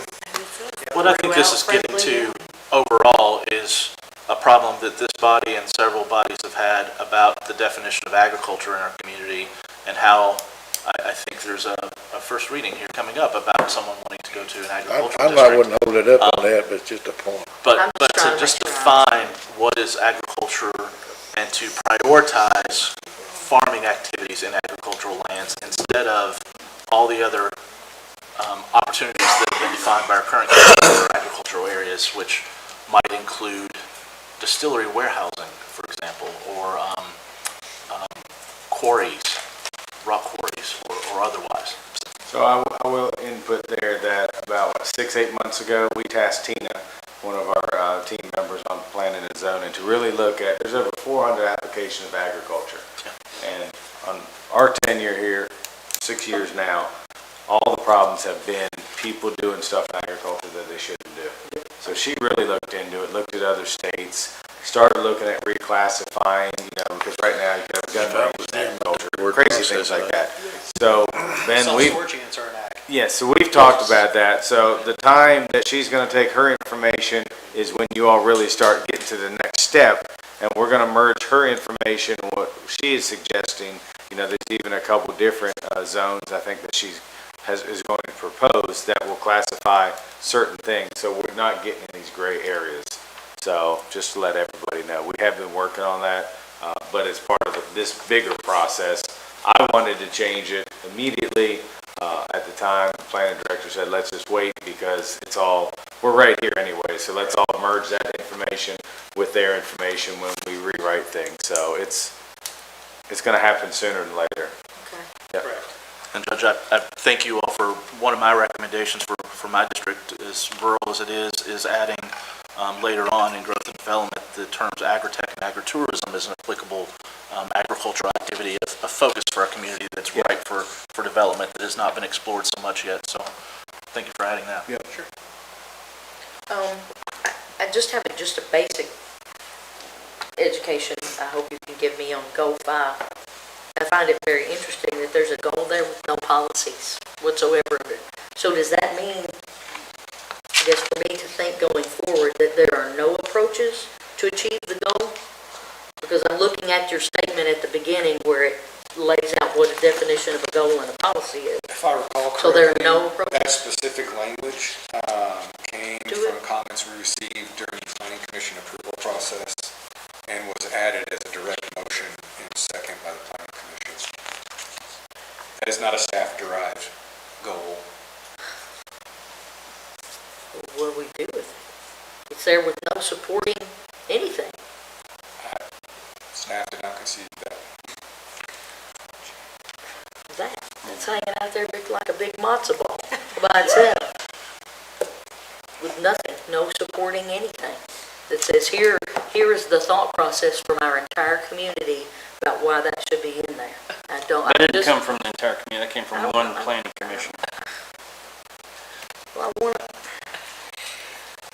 so what was the comment? I mean, if that's going to be used, I need to understand that.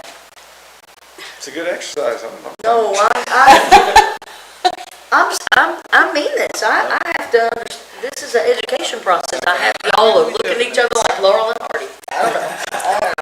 I think again, that's really a necessary activity for our bodies to take an activity to define, or the planning commission to define what are our historic industries. I think we know what the focus of that one was probably, but without a definition, it is more of an item for future definition.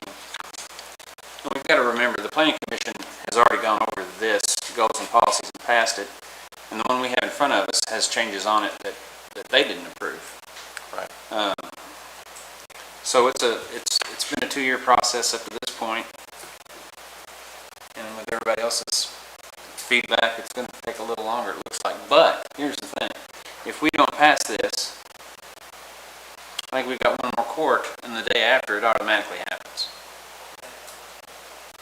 Right? So. What? I didn't think that was the way it happened with commons planning. I didn't think it automatically. The day of our court that comes up following this one, it happens.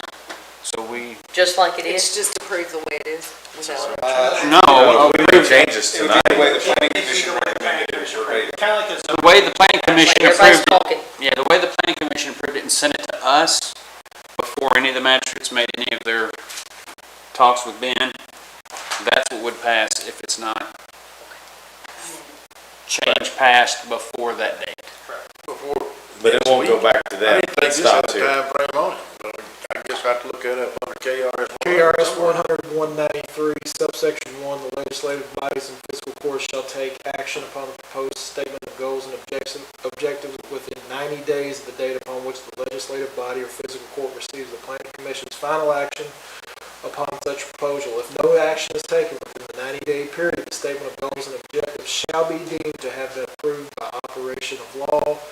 It was first discussed here May 8th, 2024, as Mr. Judah stated earlier, and the Planning Commission adopted a summary on April 11th, 2024. By my calculation, that would be Wednesday, July 10th, 2024, would be 90 days from that April 11th date. 10th is our next court meeting, correct? The KRS also gives us the ability to edit and send back for adoption at any point in time, right? At any time we want to amend or adjust. But would that have to be approved by other bodies? And why would we go through that exercise when we're doing it right now?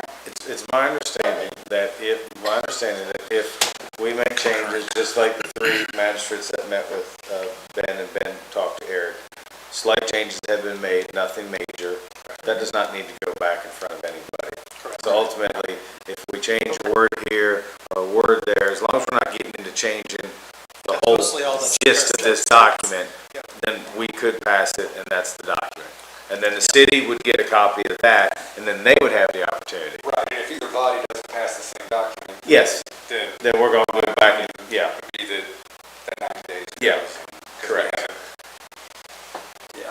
So, and I've let the Board of Commissioners know that we've had some minor suggested changes that we've incorporated. So they have seen this version, and I expect that we'll hopefully be hearing that with whatever minor changes we take tonight. So no, I'm not gonna say what's on my mind. You're gonna have to tell me again, maybe I certainly have misunderstood what was going on here, I guarantee you that. So if this passes in any form here tonight, with any amendment in it, well, it doesn't make any difference. If the city doesn't take action on it, it doesn't matter. So they've got to stick, not us. Well, no, that's just because of the timing.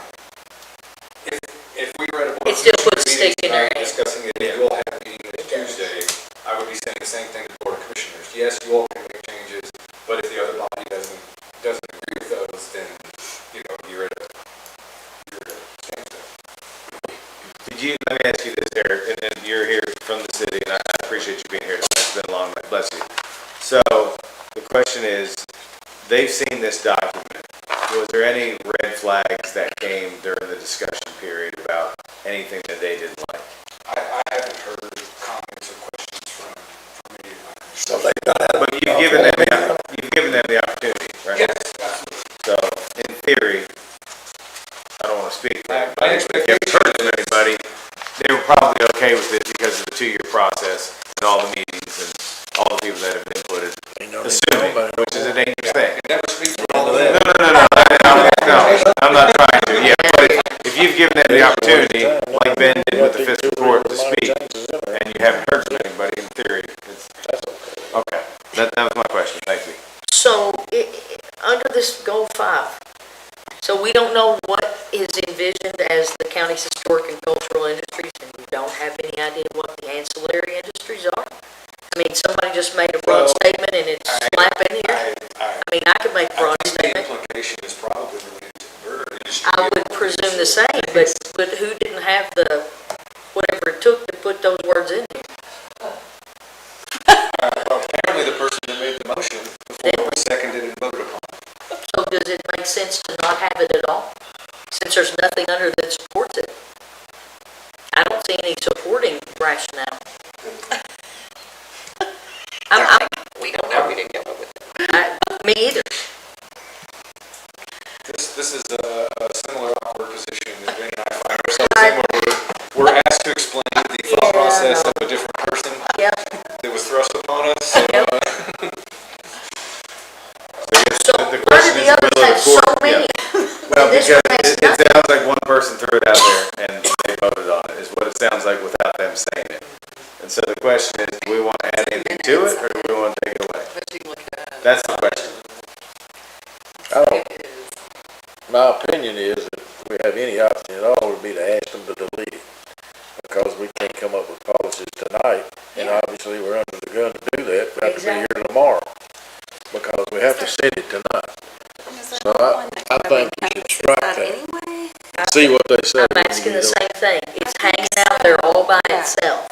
Is this not anywhere else in the document somewhere?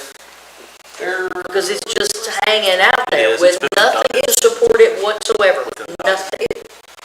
I don't think it damages cross purposes. But I think it's sort of mentioned in other places. I think it is too, that's what I'm looking at. But, I mean, I think it could be generally referenced. I mean, ecological's all over this thing. I mean, it could be argued Resources that all over this bourbon, thing. aquaculture type products, gravel and other sedimentary items in this community, farming. It could go into a broad spectrum. I know who made it, and I have some qualms with the intent, but I think it serves a function that we could have a better conversation as a goal to define exactly what we want to protect and how we want to protect and promote those industries that are signature to our community in the future.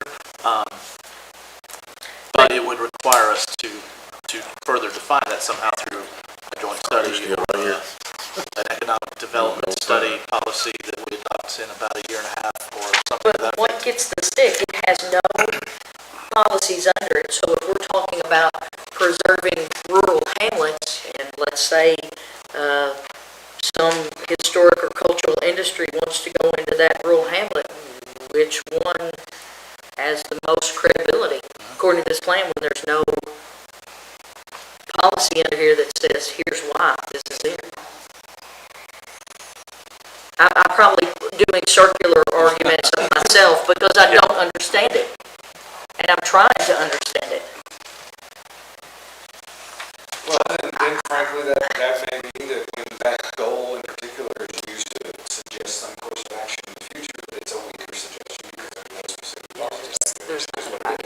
It's weak, and that one would come back to fiscal court because it is a county issue, and I totally agree with you, Sherry.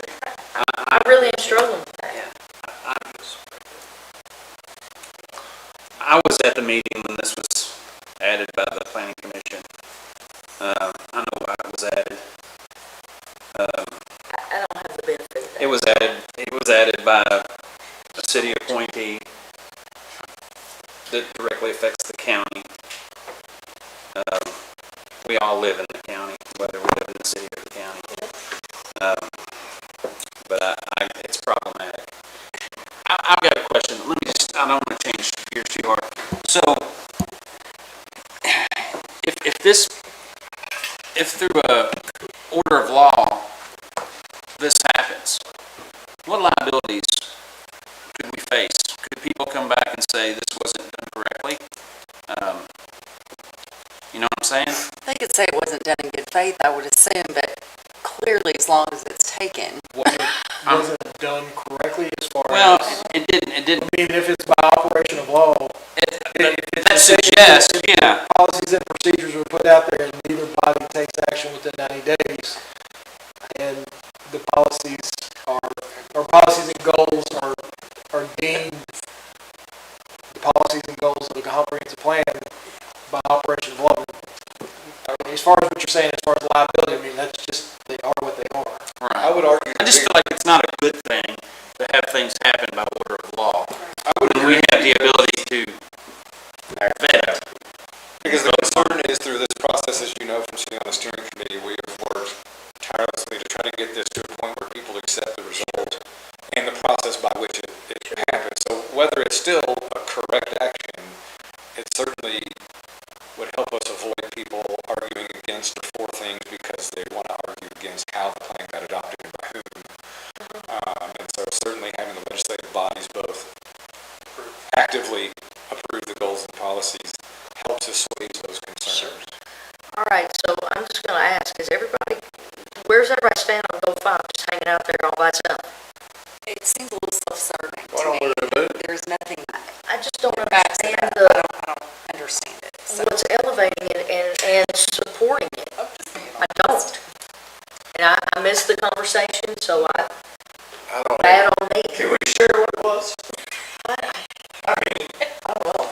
we're this far into this. If it helps at all, let me also offer and remind the court that in goal 2 of the growth and development, policy number 5 also says target diverse opportunities to increase investment in urban, IT, government, finance, healthcare sectors, and industrial.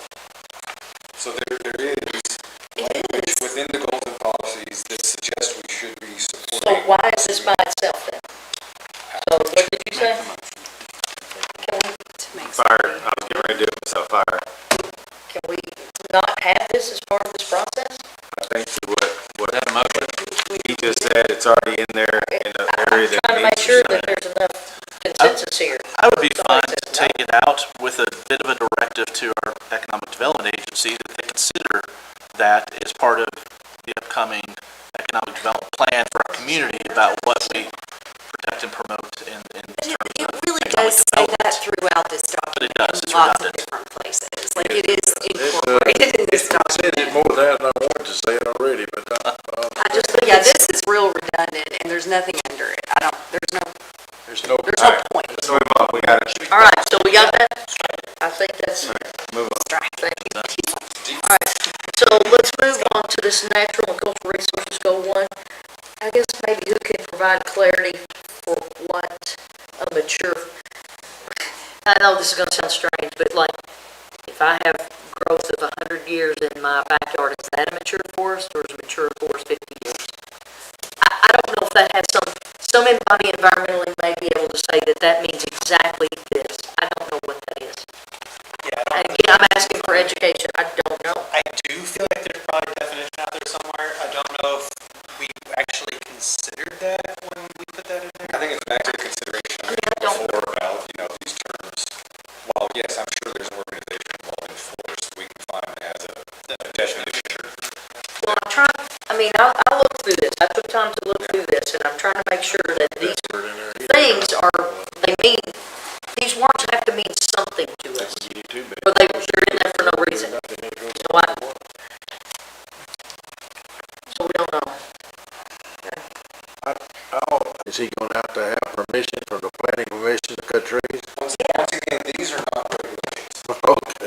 These don't make anybody do anything. They inform our regulations. Now, if somebody comes in here and says, Fiscal Court, I'd like you to approve this ordinance that doesn't let people in these circumstances cut the trees down at their farms. But that's on you. I ain't voting on it. The Bureau of Land Management defines mature forest as defined ecologically as a stage of forest development immediately before old growth. So there is, Bureau of Land Management has something old growth is. And there's more to it, but I won't read the 17 paragraphs here that the federal government defines. It's not that big a deal because I don't see that happening in my lifetime, but it could happen. So I had mentioned earlier that I was going to get back to the point. Here's the point I'm going to get back to. So goal 3, policy 1, under identity and character, and goal 1, policy 6, to me, are analogous. So if the argument comes forth to us, okay? If the argument comes forth to us, and that's in there, as far as it's listed, those goals, I have goal 3, policy 1, under identity and character. And then I have goal 1, policy 6. And maybe I've written strange words down because I read this again. And I think it talks about infill, that one, but there are others that talk about view sheds multiple places. Here's what I'm getting at, not specifically, we just throw all that out. So infill's talked about multiple times, view sheds are talked about multiple times. Can those goals and policies be used multiple times throughout this to give more weight to that than other aspects of what would be before us? Everything, as I understand, is supposed to have equal weight in here. But if you use the same terminology, because view shed may be in here 7 times, so you may use that goal 1, 2, 3, 4, 5, where view shed is used each time multiple goals and it's brought to us. Does that give that more weight, or does everything have the same balance? I'm probably not asking it really. No, I don't know how to. When things get reviewed and folks bring things to support while doing or not doing something, certainly the more times a particular related theme is mentioned. That's what I'm saying. The more you're going to get back to that. The more you have to back it up. I'll also say there are a lot of things in here that are mentioned, similar things that are mentioned many different times in slightly different ways. Yeah, but it seems like several things are mentioned the same way throughout multiple goals. So I'm trying to figure out if that is a way to give more credibility to that position than other positions. Reference that for communities like ours, goals and policies to include language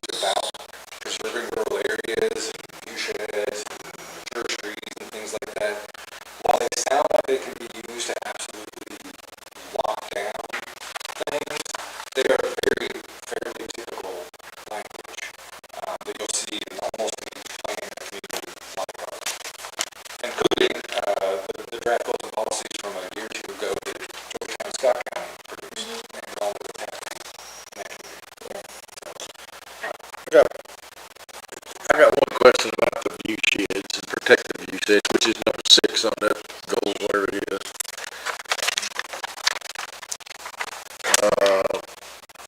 One under natural and cultural resources, well, in there more than one time. Would that have to be designated as a view shed, or would it be as somebody decided that's what it was? Well, that goes back to, in order to coerce somebody to protect a view shed, we would have to have some sort of regulation or incentive or. Well, I mean, you couldn't just go up there and say, that's a view shed, so we want to protect it. You gotta have, somebody gotta define what it is or mark it on a map or something.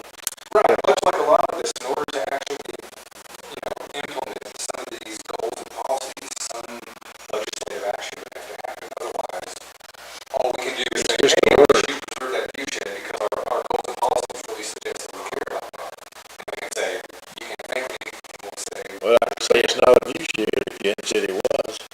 In most cases, we already have some of these elements, like Old Frankfurt Pike is a protected scenic byway. That view shed effectively is protected by the comprehensive plan, although we have a small portion of that road within our county.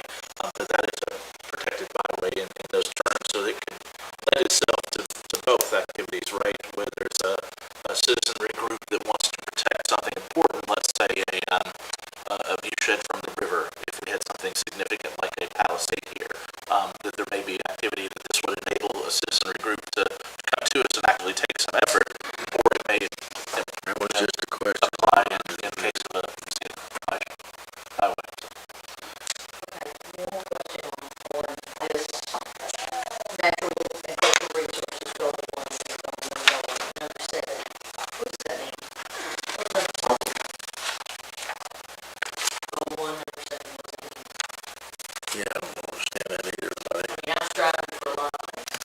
I think that's to talk about motivating ourselves to look at things we may be able to do as governmental bodies, whether that be through design choices, what we do in infrastructure that we build, to be a resilient community dealing with the future changes of climate change. Could be any number of things. All right, so which one has to be nimble in the way we approach? I think it's one is to be mindful of the fact that, things are changing because of climate change. We may have stronger storm, bigger flooding events. And so as we build infrastructure, and any number of other things, we want to be mindful of that, hey, we're putting in a storm basin here, but we're aware that the amount of water we're getting into the storm basin is larger than it was 30 years ago. It may continue to get larger, so let's think about that. So things that we talk about, when we talk about Slipway Branch, that's to me is a prime example of this. And our planning office can already, and we've already done it, have raised,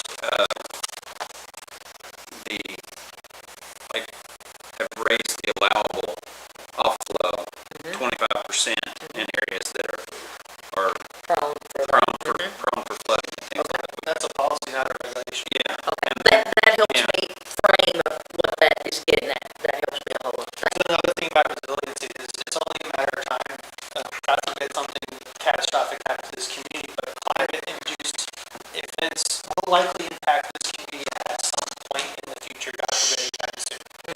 So this actually is an aim for us to be able to bounce back from that in a more effective manner.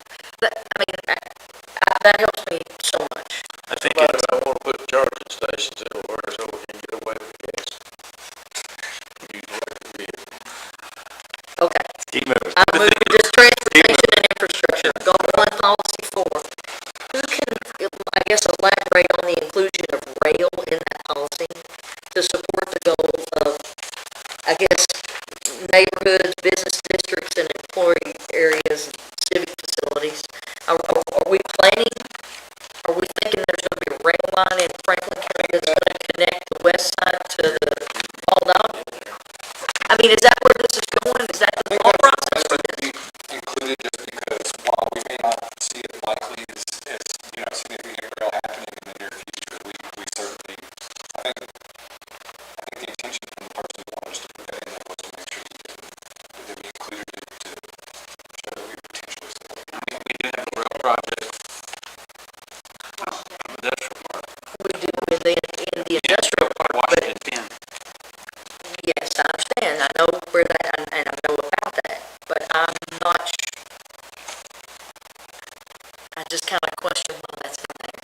I asked for that addition specifically because there's been constant conversation, and in fact, one of our economic development agencies, plans from about 20 years ago included an active effort to get light rail to our community to connect us to the Golden Triangle and at minimum to the airports, and I wanted to make sure that we bring that back to focus because it seems to be more of a realistic possibility than ever before. And Cincinnati just put in an entire rail system in their downtown community that people are realizing this is the way forward. So I hope that we specifically take up that consideration in the future. We were the second railroad in the nation. We were on the forefront for so much of our history. I hope that we're going to swing back that directive. So. Goal 2, number 5. Somebody talk to me about that, the inclusion of that.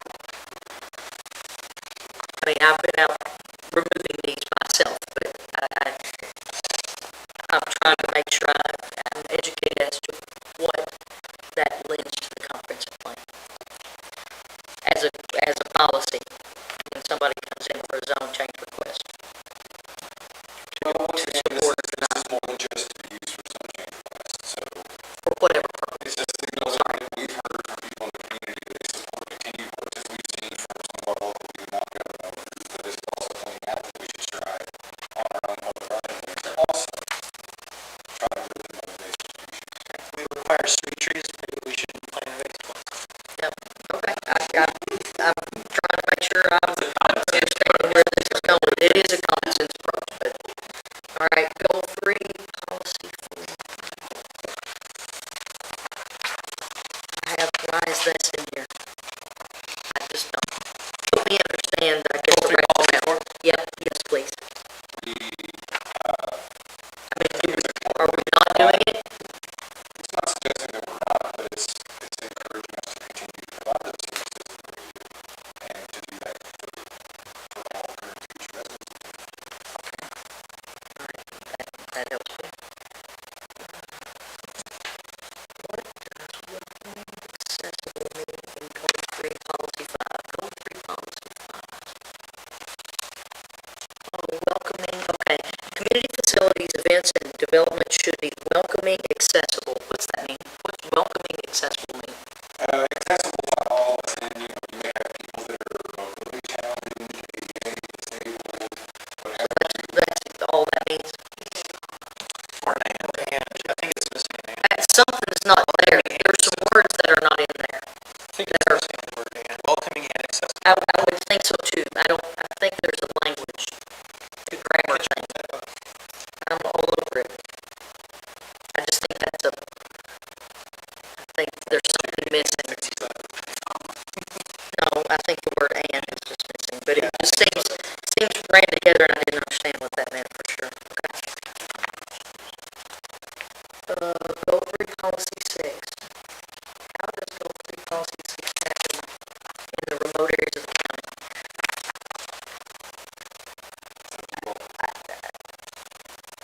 What was the frame around it to help me understand why it's supported why it is a policy? I guess is what I'm asking. I think it's just pointing out the value in not just investing in new facilities, but also improving the ones that exist in places. It could be out in the county, it could be underserved, lower income areas that were maybe historically underinvested in. We're recognizing that we should also be focused on, investing in those areas. I'll say the way I read that specifically is for my district is that we need to focus on recreational spaces in the far reaches of the rural part of the county. That we do not have anything, and I have people that have to drive an hour to use Lakeview Park from the far reaches. That I was very intent to see and excited to see that policy, that we have that in the back of our minds to make places usable, whether that's our waterways, our natural landscape, or the built environment, like accessibility to our firehouses, or use of talking about community facilities built onto those public spaces like firehouses. Okay,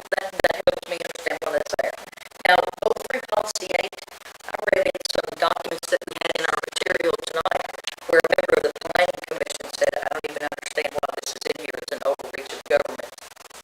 So I'm asking, because I think it's an overextension of this, I said overextension of government, it's an overextension, an overreach, I think their words for overreach of this planning process. I'm going to agree with that.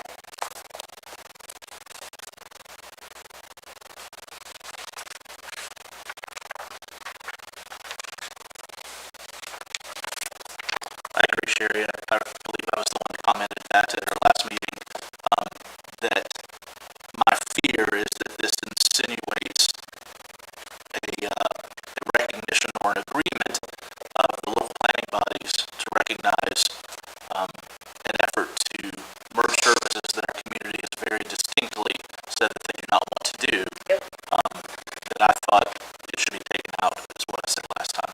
Just that. I didn't want to remove really anything else, but that one I was in favor of taking out. Thoughts from everybody else on that? I don't know how the city would think about that.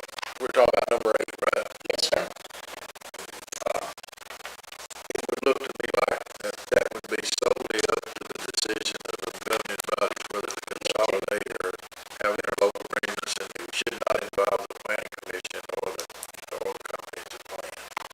That's my point. It doesn't fit. It doesn't seem germane to the. Like I'm saying, it won't happen, and I'm saying I'm not for it, I am for it, I don't think it'll be this plan. We could potentially edit it, though. I will be, since I did say I'd like to move it out, but the idea of eliminating redundant services and making services more efficient might be applicable, but to encourage the merging of those services was what I really had an interlocal agreement. Right. I see that works out, but I still think the potential for someone to take that as an intent. And so I'm going to agree with my colleagues that Squire Blackburn, you get your hand up.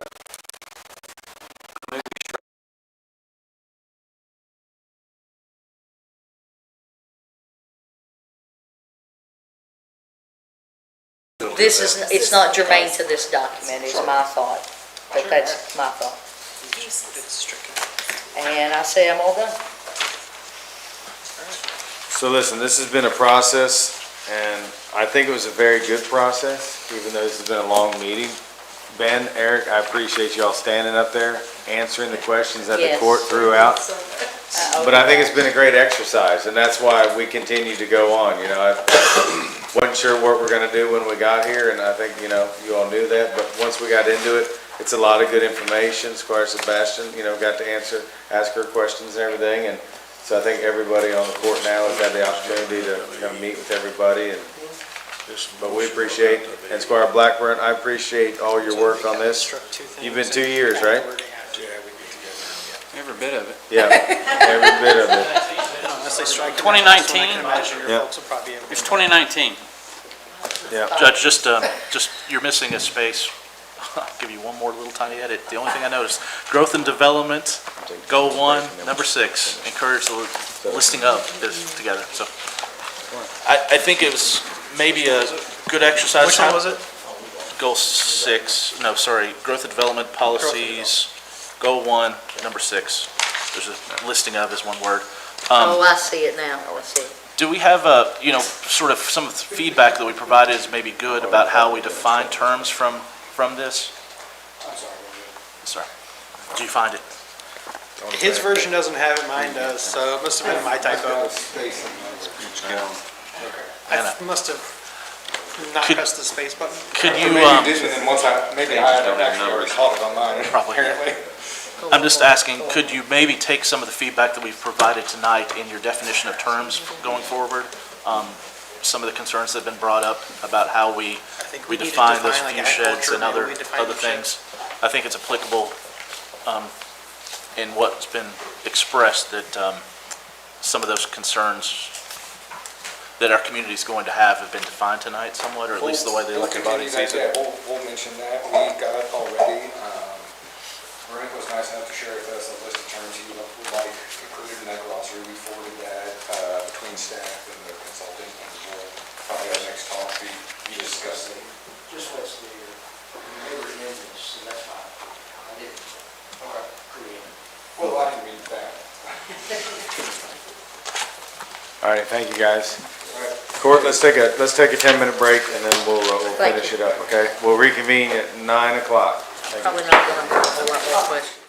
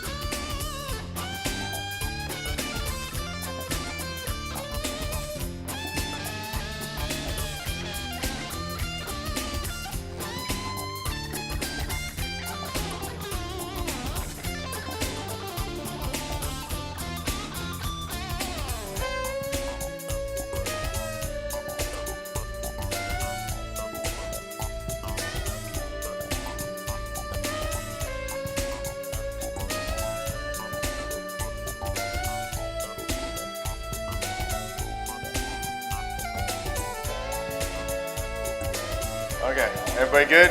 We're all back? Alrighty. So, alright, this next one, I'm gonna go ahead and read because it is an ordinance. First reading of ordinance amending the table of special ordinances, section 1, zoning map changes of the Franklin County Code of Ordinances for a 50.597 acre tract lot located at 850 Hickman Hill Road from rural residential ARA to agricultural district AG. This property is identified as a portion of PVA map number 104-00-00-005.00. So, Ben, do you want to speak on this at all? I can. Let it fly. So this request initially, I can't really, oh, yeah, no, I can't. Oh, he can't, No new okay, testimony. okay. So this will be the first reading of this, and I was trying to help him. He was chewing. I was trying to help him, that's all. Judge? Yep. I'd like to make a motion that we vote for the record on this. I mean, we've been dealing with it. yeah, it's first reading, yeah, okay. So, And I'll say this was what we Go ahead. discussed with prior zoning amendments. The court has a couple of choices on how to proceed. One is with an evidentiary hearing here before this body, or to base the decision of this body from the record as provided by the Planning and Zoning Commission. And if I understand your motion, it is to base it off the record as far as the Planning and Zoning Commission that they provided to us, which is in your packet. and that also has staff findings, all that in there, It's all in there. without saying anything or doing anything. Okay. Mike, please. Thank you. Yep. At the top of agenda item 12, it says, for a 50.597 acre tract located at 850 Hickman Hill. Down in the body, I think says it's a Shedrick typo. Ferry. I think that's a typo, and it should reflect, It does. I think that 850, instead of change 850, Shedrick Ferry. Shedrick Ferry, it should be 850 Hickman Hickman Hill. Hill.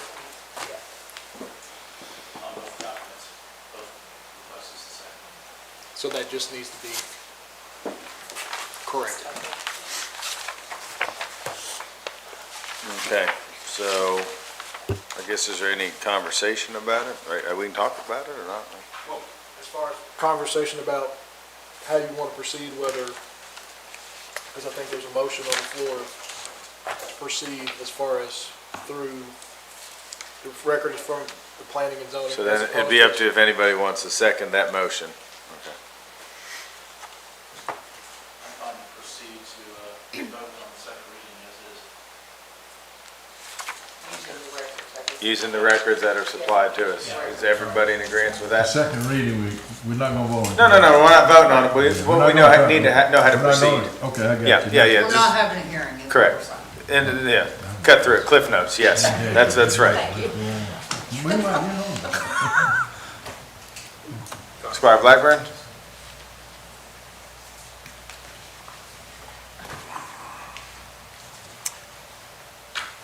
I don't want to say anything that's testimony, right?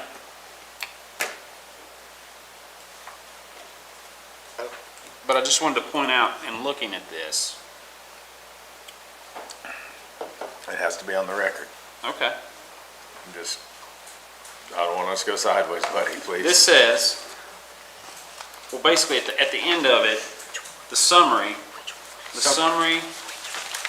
of 12, the back of the first page, says this ordinance is a first reading to approve or deny a zone map amendment from rural residential to agricultural district, showing where it's located and all that. The finding of facts came from the Planning Commission. Is that correct?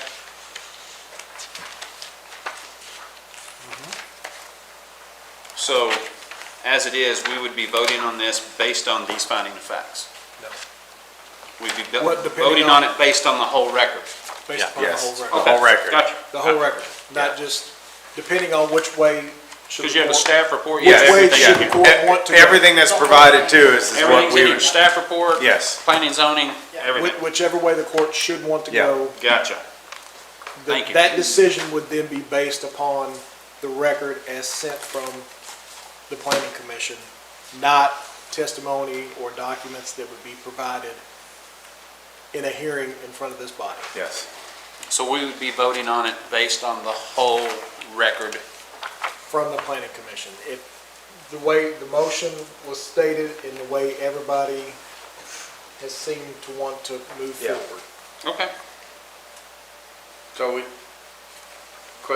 we can't take this document, and we're not gonna take any testimony or no hearing, understand all that, but from reading this, can we make finding of facts from this? Yes. Okay, I Yep. thought so. Yep. Okay. I guess there's no reason for me to read this next one, is there?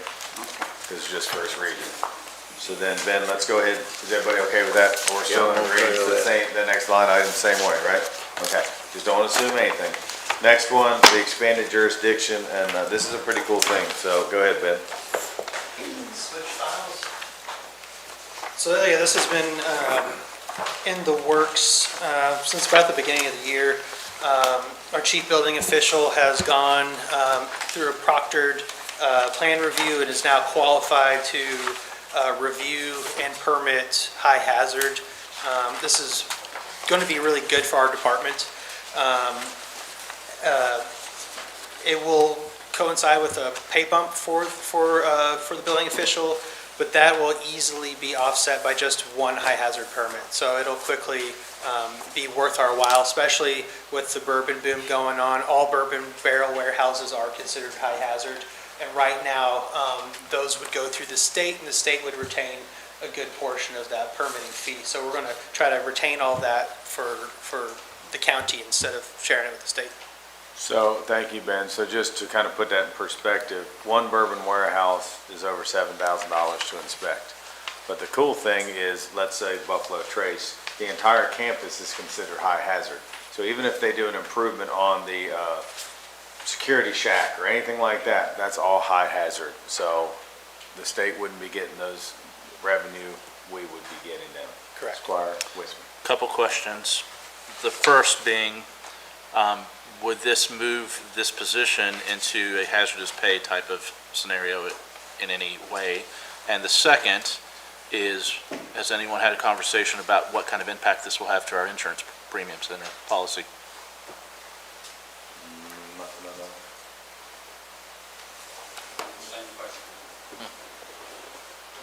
I generally like the idea. I am a little concerned about potential blowback of any project that may come back on us, and if there's a certification the state has deemed appropriate, but those are more of my concerns about how there could be recourse against this court in the future for those inspections. Of course, there's with anything we do already is that way, but the level of detail with these, if it is going to subject us maybe to needing additional staffing, and then the insurance and the position, I would imagine that there may be an argument that this becomes a hazardous position. I would not know the answer to that, honestly. He has not said anything like that to us. Would HR know that? So we're talking about the, us doing the expanded jurisdiction over like bourbon warehouses and things like that for our building inspector. So Squire Wisman asked, do you think there's an added cost for insurance for us? And would he be considered high hazardous pay at that point because he's doing bourbon warehouses? Or other hazardous sites. I don't know offhand, but I can see. Call in, you can call Keiko to find out if it's gonna be an additional premium pretty easily. Squire, I think they're closed right now. Yeah. Just throwing it out there. I'm just gonna say this, if we keep on hanging around, it'll be open back up. Just wait 12 hours. I'm just gonna say on site, bourbon warehouses, I mean, they're not required to wear hard hats, they're not required to wear safety vests, they're not required, so I don't understand why it would be a. I don't think it would be, and he's never said anything about it. I don't think it would be. Nothing in there, there's no liquor. Yeah, nothing it's in empty there. at that point. But this is expanding into hazardous. There could be situations that they could step into those, and if we're opening that to that type of position. But currently, our electrical inspector's inspecting. right? And they're not high hazard. Aren't they doing the warehouses? Yeah, what is? So they're doing, and they're not high hazard. Just Yeah, questions no, I'd no, like to it's a great, find. it's a great question, Yeah. but I'm sitting there walking through it in my head, I'm and, not trying to discredit your no, question. no, no, I just- no. But our electrical inspectors are inspecting them now. It's good to check it So out. I think that would fall under the same thing. So I'm confident in saying no. But hazardous could be potentially a gas works facility at the dump, or some other type of thing that we could inspect Potentially. that could come about in this community Yeah. that would impact that position. Yeah. So I just don't want to be caught with our Yeah, pants down no, right on anything. understandable. But I think actually talking through that, I think we're okay. Squire Blackburn? So the state already does those Yeah. inspections. Yeah. So that's one avenue, and then DLG would be another one. Oh, that's right, you're the OSHA guy here. But wouldn't you agree, Squire Blackburn, if our electrical inspectors are already inspecting the same buildings, it wouldn't be any different than that, in theory? I agree with Yeah, that okay. 100%. Just to- But how they look at it, Yeah, your yeah. insurance premium, your rating modification could be adjusted and affect your premium. It could be, but I'm speculating, the only way to find out would be to ask them. Yeah, no, Yeah. yeah. I agree. But It's that, under the umbrella of what they're already covering in those duties. Yeah. You know, what they're already licensed to do, then I wouldn't. how many of you know, how many is he gonna inspect all that? I doubt what I doubt don't make any difference, that's the ask. It's a good bit of revenue, what we have going My, on. my bigger concern is that there just may be a more significant financial impact than what we realize. And I'd like to conditionally say I'm supportive, but if it shows up that it's something drastic, Yeah. you know, I We want to be we can able to come always back. revisit it. Yeah, okay. Everybody good? Mic on. All right, thank you.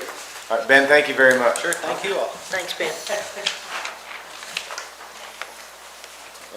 Duke. Hey, buddy, how you doing? Good evening. You should have brought us dinner back, I mean.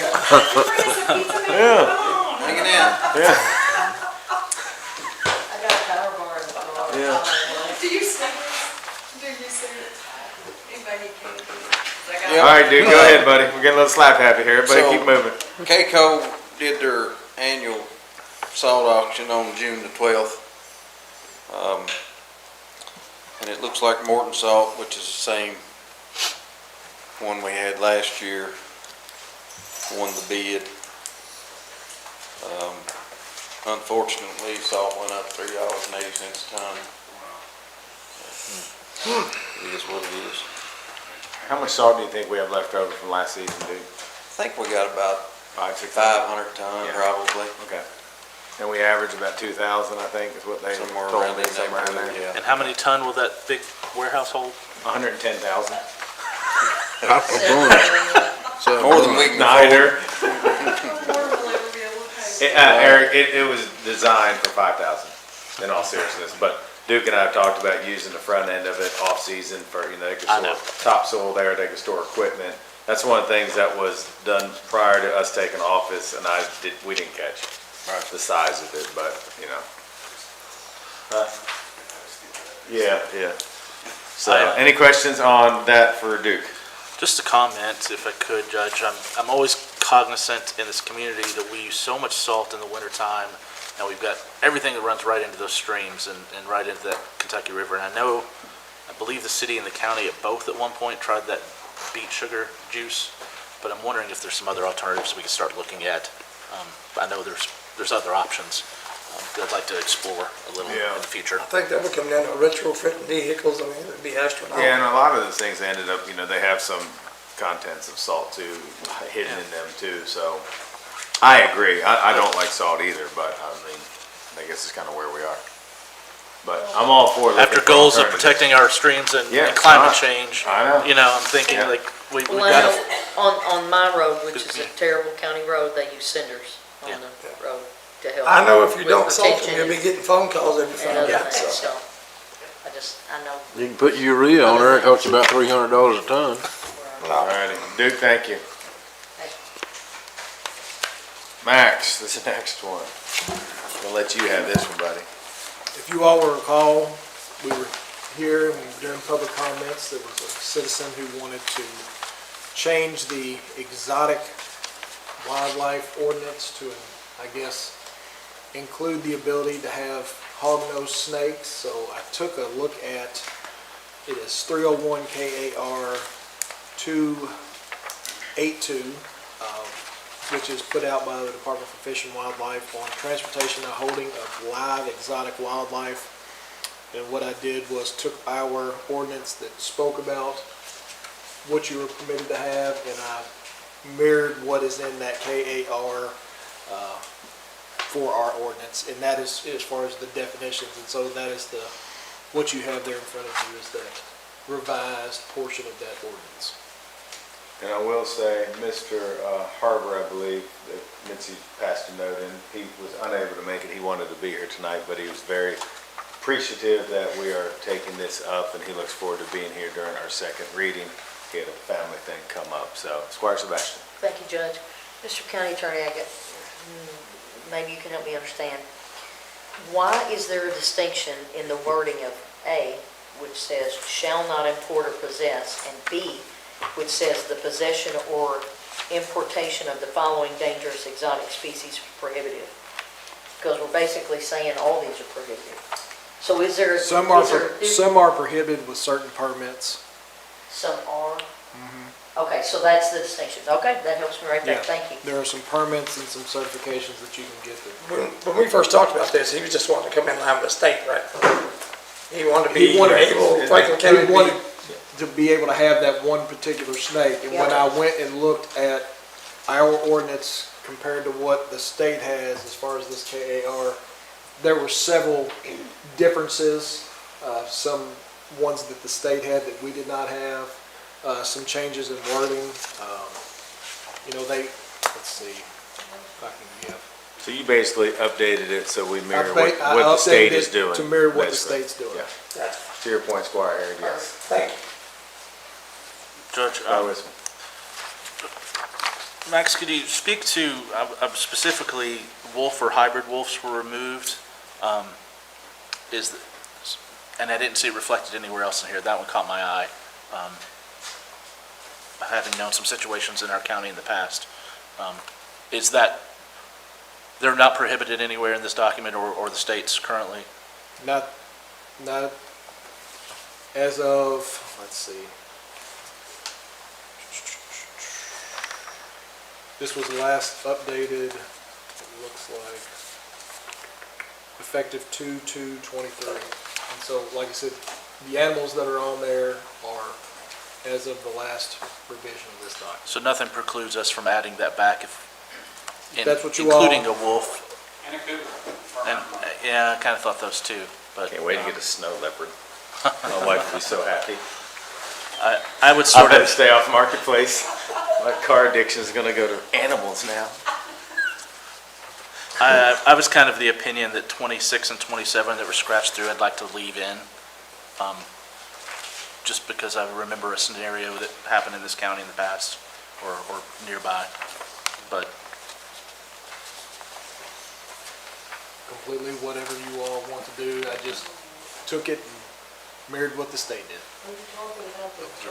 No, the wolf or hybrid wolf, over 25%, which Cougar in or theory you mountain would think would be dangerous. I would assume that's why. No, it doesn't. You can have a cougar. Well, this would be allowing that to happen. I'm saying we should continue to exclude this. I couldn't believe that the state would allow that. Big ass cat. What are you? He wants to add it back in. 26, 27, right, Squire? Yes. Yeah. So if it's a will, we can. If not, we could always leave it out, and then if somebody comes in and wants a request that we change it at that time, we could go that way too. Because this is what the state has right here. Correct. Thoughts from the court? I would imagine that it's maybe removed because Fish and Wildlife has reintroduced those to some areas of the state, but generally not a native or an active native here to our county, and there's no reintroduction efforts in my mind that would warrant that, so I would just like to keep those in as prohibited.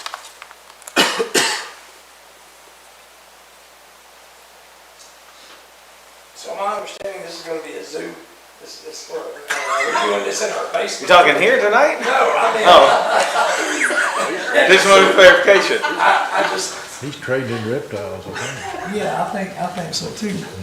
Yeah. Throw that to us? The way, I think it's your district, Sherry. the way No, that it's it my was district. written, the way that it was written, that particular snake was not permitted. But there, according to him, in his presentation in the scientific community, there have been some studies and that I believe they didn't figure that this was a fanged, dangerous animal as I'll was. take his word for it. I don't want to bring it in.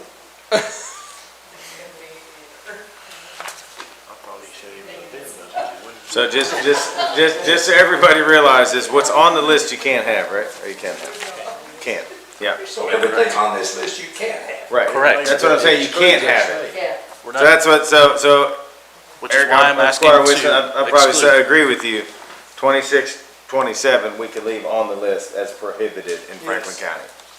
Is that clear to everybody? Yeah, okay, sorry, I know everybody's a little tired, I just wanted to circle back. Clerk, did you get that? Yes. Thank you. Okay. Is everybody good? So the funny thing is, I have to admit, during break, I was like, your office is dark. I'm like, Amy left. She totally left. Everyone's like, I haven't seen her. I guess she's gonna zoom in. I just told Jack, I said, oh, wait till we see her in the morning. Oh, yeah, and then you snuck in, so. How are you doing tonight? Great. Good. Okay, so we've got the second reading of Budget Amendment Number 4. We did our first reading May 22nd. It has been approved by DLG, and now it's coming before you for the second reading. And this is amending in additional revenues that we need.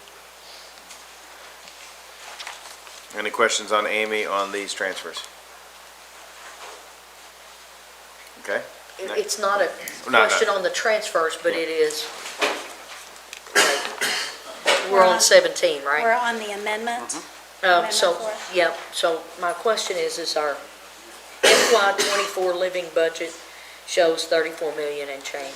So as we end, and that is as we near the end of the fiscal year, where did that budget, excluding capital expenses and federal projects, where did we start the year? We're gonna end at 34 and change. We started at 32, 31, just trying to Yeah, no. reconcile, because stuff has happened. Let me see if I have that. If it's not imperative I have it now, you can send it to us all in an email. I do have it. We started at 31.6. Okay, thank you. I thought we were like at 32, so I was close enough. All right, thank you, thank you. Any other questions on this agenda item? 34.6. All right. The next agenda item is budget transfers, and this is just movement from one account to another to cover some expenses that were over budget. And this does not affect the budget, it's just movement of.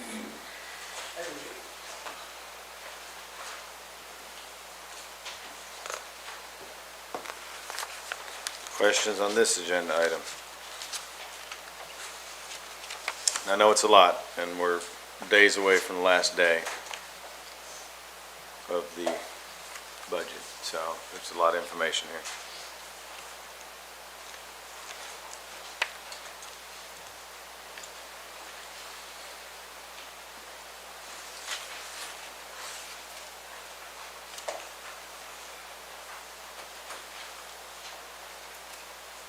Everybody good?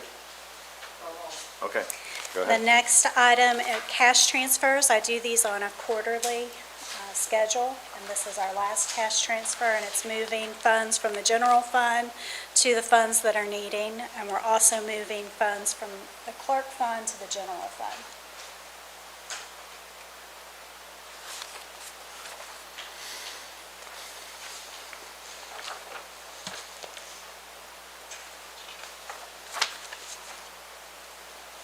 Okay? And then my final agenda item is the treasurer's report.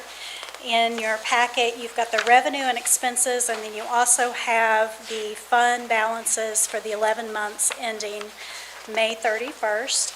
Receipts at 43.3, expenditures at 32.3. Adding in the fund balance as of June of '23 gives us a fund balance of $32 million. And I do want to point out, because I know we had some discussion about the opioid, if you look at that column, the opioid fund has $430,000 in it right now. Squire Sebastian. My question is are all of the benefits paid out for staff who have separated in this fiscal year, or are we going to see some expenses come to us in FY '25 that are for staff who've separated? You will see some in the next budget year. And be prepared, y'all. Yes. Be prepared for sticker shock. Thank you. Any other questions?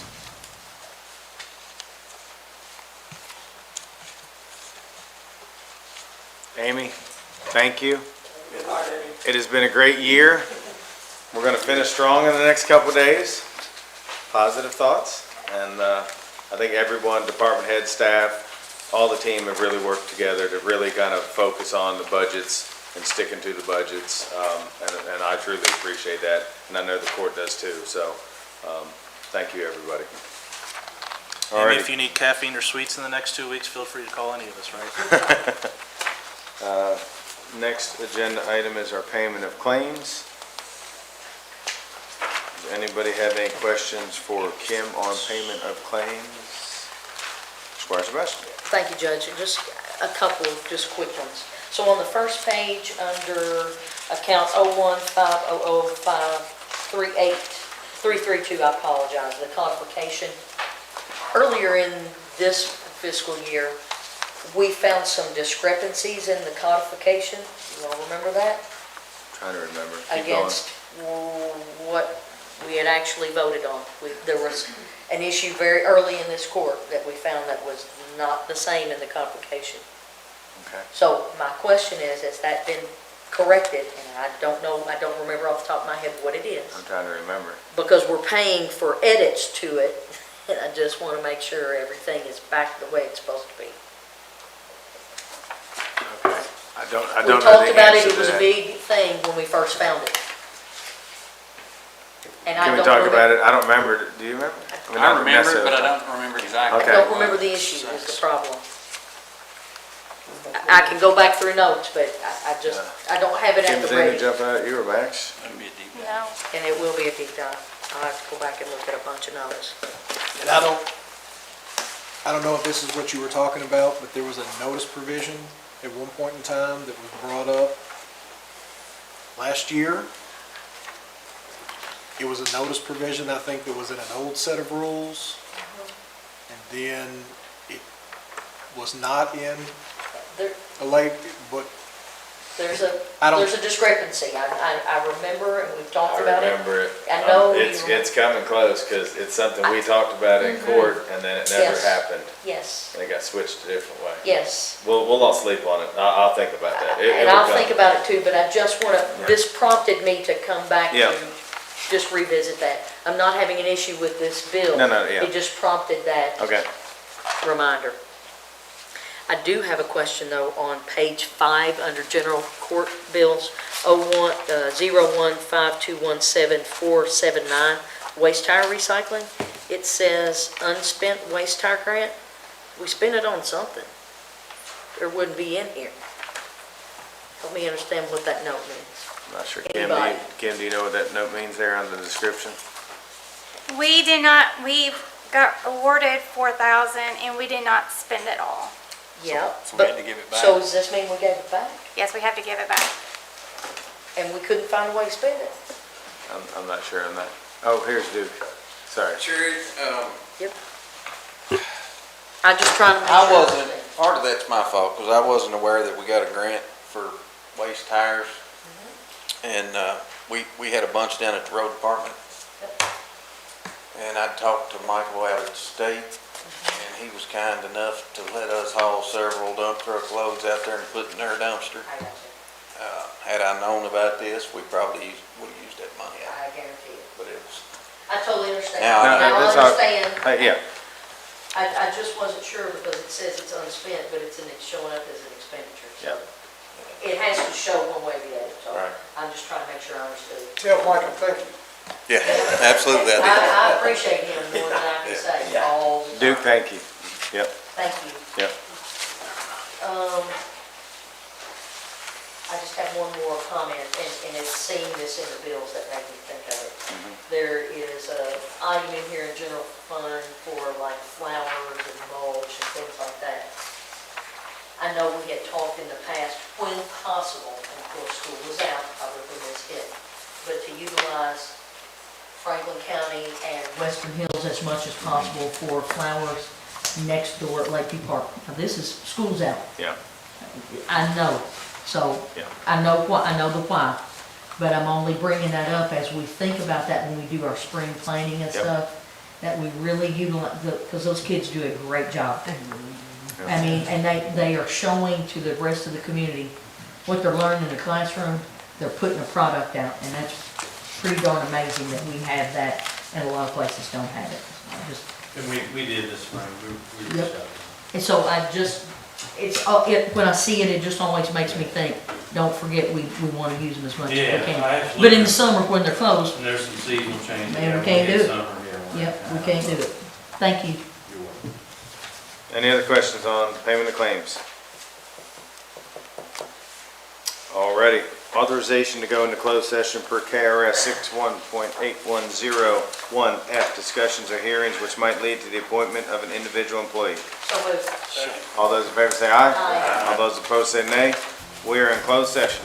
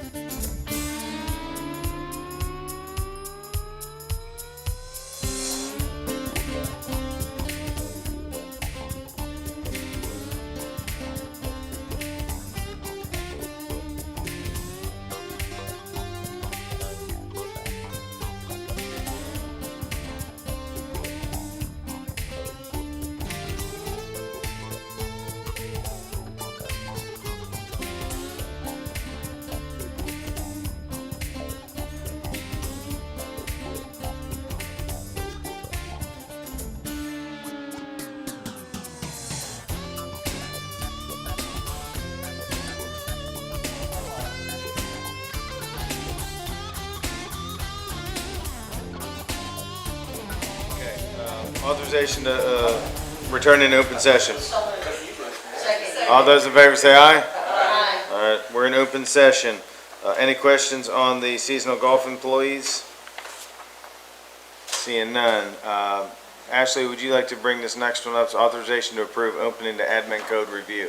Can you just give kind of a quick update of where we are with that, please? Yes, so we have had several think sessions with the Administrative Services Committee, just looking at updating language, making things concise.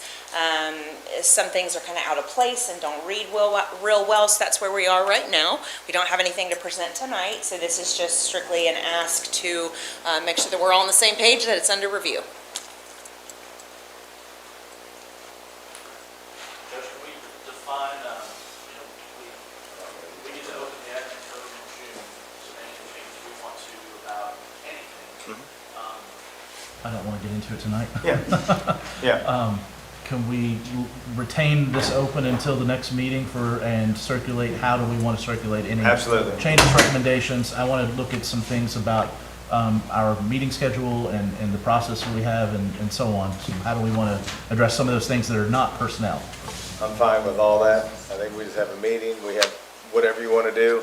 We want it on the agenda because, we wanted it to be shown on here. Right. But ultimately, I'm not going to be a kind of judge executive that says we only open it in June. That's not it. So, yes, I think we just work together and we have some conversations and we figure out. Go ahead. Go ahead, Sparky. Thank you, Judge. So could we get, like, the comments from the rest of the court, what you would like to see sent to the Administrative Services Committee? So we could put all that together in one document and circulate it rather than a piece here and a piece there. We're already looking at a model to utilize, and that way it's all together in one place rather than getting 7 different pieces. Because that's hard to keep up with. I'm only suggesting that. I'm going to see what everybody thinks, but it's a lot easier to look at one like that rather than multiple pieces. I'd like that, okay? and then maybe all of us meet in a special meeting to comb through that and set aside some time to do it and what's changed. Maybe if the Administrative Services Committee could pull all the pieces together and put it in one, then we could come back maybe at a meeting of the whole. Yeah. And go over it. It'll be a little bit closer. If that works for everybody. Go ahead. We're looking at, Hold on. we're looking at using Warren County as a template and changing it to fit Franklin County, which would make it more readable. Go ahead, Max. Just so everybody knows, and so it's clear, there's a statute directly on amending the code, and when it can be done, and by which group it can be done by. So the fiscal court can do it by themselves during the month of June. Outside of the month of June, it has to come from the judge executive. I mean, that's statutorily written in there. The judge can open it at any point in time for us to make amendments, right, throughout the year, but June is the only time. The statute, I'll read you the exact language from the statute. The fiscal court shall review the county administrative code annually during the month of June and may, by a 2/3 majority of the entire fiscal court, amend the county administrative code at that time. And I think at that time, when you talk about the month of June, it goes on to say, the county judge executive may at other times prepare and submit amendments to the code for the approval of the majority of the fiscal court. So I'm thinking when we get outside of June, I just want everybody. But as long as I'm presenting it, so let's say one of the squires comes to me and says I would like to this, see A, B, C, D. Yes. I mean, but it's who's presenting it. Okay. And if I may, there are, and I'm speaking strictly on the Personnel Administration chapter, okay, just for clarity. If I may, there's already several changes underway that have not been made yet, but that have just been discussed in the Administrative Services Committee. So it seems kind of order of events, if I could compile that first, get it as final as we would like it to be, and then, whatever, judge's pleasure is to distribute it, however you want to go about that. I just think that that would just make it a little cleaner. And I will also add, that is the largest section of what makes up our administrative code. So we tried to tackle that first on purpose. so that the other elements may not be as lengthy to go through. And it needed the most work, clearly, from review, and probably everybody's nodding their head, you will agree too, so. I was looking at ours online today. It still has the last court's name on it, but it also dictates that we'll review it annually, adopt a new one, and have it updated there for us. So we're out of compliance 2 years effectively already. But can we make it just a note for ourselves? Let's put it on the agenda, very first of June for going forward, so that this body can re-adopt or change it, whatever it needs to be. But we need to be re-adopting that every year, according to our own code. The past court dealt with one with everybody else's name on it for 3.5 years, and then when our name got put on it right as we were leaving. Of course, the judge is very agreeable to correcting it and making a better code, and it's up to him now. And it always has been, but if we're gonna comply with next year to rewrite the code and get it done by June, we gotta start on it in January. Whether, because you can't do it in a month. But in theory, we'll have the new one, and there shouldn't be that many changes. I mean, we're really once starting we get it from redone, scratch. it won't change. Yeah, that's what I'm saying, but right now, we're literally starting from scratch. But it currently says that we'll re-adopt it every June. Gotcha, I think it's every June. That shouldn't be a On problem. the front page of the thing, and we've not delved into it at all yet, so. So you're right, after we get it done, it should not be that much of a deal. Maybe nothing at all, just to do it. Okay, I'm gonna keep moving. Any questions on the P&Z director? Seeing none, okay. Any questions on light equipment operators, plural? Any question on the salary increase for the building inspector for the expanded jurisdiction? We did have that question of insurance, how that affects that, but I don't think that would affect, it's not gonna affect my vote moving forward, but I think it's something we need to know Okay, as a whole. we'll check into that. Sure, that's a good question. Alrighty, thank you, Ashley. Yeah, absolutely. Other business, anybody have any other business? Yeah, I got one request, if you don't mind. I'd like to request that Chief Brewer, He jumped up again. He just woke up, he thought he was gonna go to sleep, I stopped that. I hope camera got that. The kid just got in trouble in school or something. I would like for him to show me, however, whatever the correct term is, every fire department of the county with their equipment in it or wherever it might be, so I at least see what we got. Look at the building. I don't know where all the fire departments are, actually. I only know where 3 of them are, I think. And sometime at your convenience, could you take me around let's review the whole thing, the fire stations and the equipment and the roads there. Chief, he said he's gonna buy you lunch that day. You know what, I wanna see the firemen carry it, I wanna see you carry it. Either drive me, carry me, or pack me, it's according to where you run. He's not doing anything tonight, he can take you. Waffle House, that's close to one of them, is that close to one of them? It is. He said it. But I wanna go for my information only, and I would certainly like, if anybody wants to go with us, and if he'll do it. That's funny. I know where they all are. All right, good, you can take me, can you show me that, yeah, you could. All right, Chief, you got a request there. Thank you. Well, sure enough, While the chief is here, Chief, are we under a burn ban because it's been so dry, or because it rained today? We have not done any official burn ban. All right. We advise people who have called in just to be cautious. Hopefully, if the rain comes through last night and Got today, it. help us out. Thank you so much.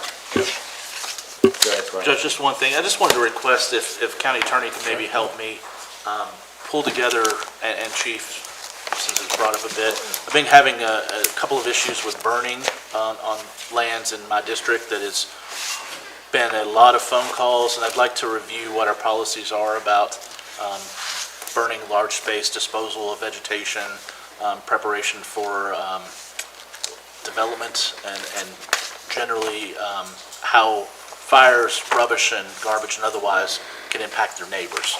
I'd like to take a look at what we have in place, if anything. Yeah. Out in the county? In the county.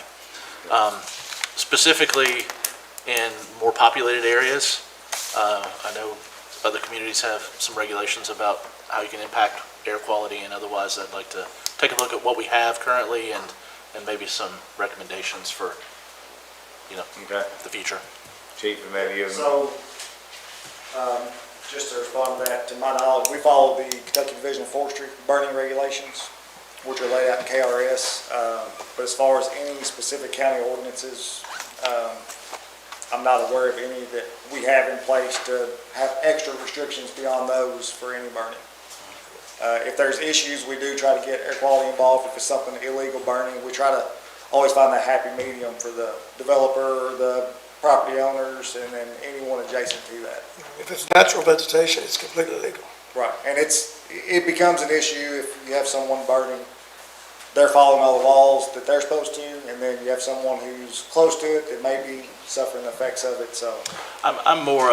I'm kind of thinking of drafting an ordinance for us to look at that would dictate that parcels that are actively being developed, disposal for materials, let's say for land clearing, cannot be disposed of in just big bonfires. I'd rather see those done in ways, at least in areas that are populated. We have areas of our community that are within the county, but are very, Chopeville, for instance, right, is a fairly populated area to have impact of fires, and that's where one has been in multiple places there that I've got complaints about recently, going back, a year and a half, that I'd like to look at let's have some conversations about how you dispose of land clearing activity when you're intent to develop a property, and also something about minimum lot size to be able to have, or minimum clearance to neighbors to have things like rubbish fires or open container backyard fires. City has spark arrestor regulations and all those kinds of things that I would like to look at replicating in areas of the county that are fairly populated. Rubbish fires are illegal anyway. If it's natural vegetation, it's controlled by forestry, correct? Yes, forestry does the open burn Right. regulations. Yeah, now if there's trash or anything in it, you can't do it. That's illegal, it has to be extinguished, but if it's natural vegetation. I think it's a really specific thing, because like, as far as Westman was talking, we've had a bunch near Governor's Place. And you've got a whole neighborhood of folks, and the way the weather pattern is, that's a large area. You got 5 acres, and then you put the burn pile 60 feet from somebody's house, and the wind's blowing towards the neighborhood. Everybody wakes up in the morning, everything they have is covered in ashes. And smoke's going through their house, they got their windows open. I get it, and I get both sides of it, because I grew up in the country, we burned every tree that fell in. But how you do it, not a matter of controlling it, but just being courteous, and that's hard to govern. Okay. Maybe y'all can look at that and talk about it. Alrighty. We ready to go? Let's go. Alrighty, we are going to move into our June 26, 2024 voting session. Clerk, please call roll. Squire Sebastian. Here. Squire Blackburn. Present. Squire Dykus. Here. Squire Harrod. Here. Squire Tanner. Here. Squire Wisman. Present. Judge Mueller. Present. Authorization for approval of minutes from regular meeting of June 5, 2024. So moved. Second. All those in favor say aye. Aye. All those opposed say nay. Motion passes. Authorization to approve order of allowance up to the Board of Assessment Appeals. County Clerk. So moved. Did you get that, Clerk? Yes. All those in favor say aye. Aye. All those opposed say nay. Motion passes. Authorization to approve renewal of inmate health services agreement with Western Kentucky Correctional Healthcare LLC DBA Comprehensive Correction Care 3C beginning July 1, 2024, ending June 30th, 2025. So moved. Hold on, Judge.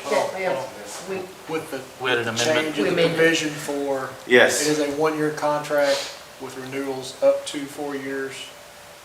Is that what the motion is? That was correct. And that the litigation, the venue be in Franklin County? Yes. So is that the motion that's currently in front of you? Okay. Thank you, Mr. County Attorney. And so, Second, did anyone? second, then all in favor say aye. Aye. All those opposed say nay. Motion passes. Authorization to award a bid to the Shepherd's House sole bidder for the Substance Abuse Program, SAP. So moved. Second. All those in favor say aye. Aye. All those opposed say nay. Motion passes. Authorization to approve tri-mark agreement to design the kitchen at Lakeview Park. So, second. All those in favor say aye. All those opposed say nay. Motion passes. Authorization to approve an agreement with Net Recovery.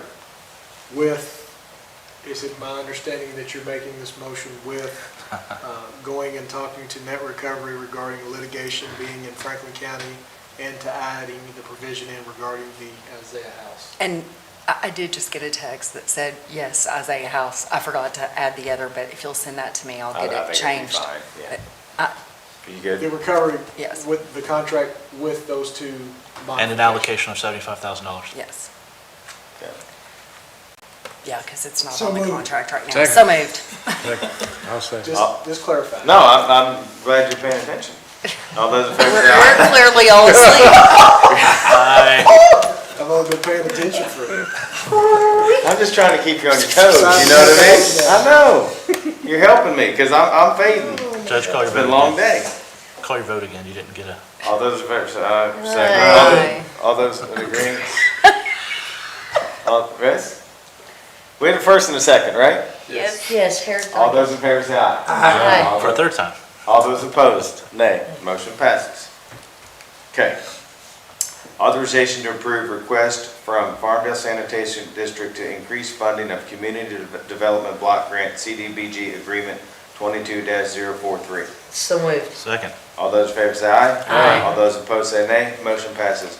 Authorization to approve a resolution authorizing the filing of a Kentucky House Bill HB 1 Jail Arraignment Equipment Phase 2 Grant Application for up to $44,018 in HB 1 project funds with the Department of Local Government, DLG. So moved. Second. All those in favor say aye. Aye. All those opposed say nay. Motion passes.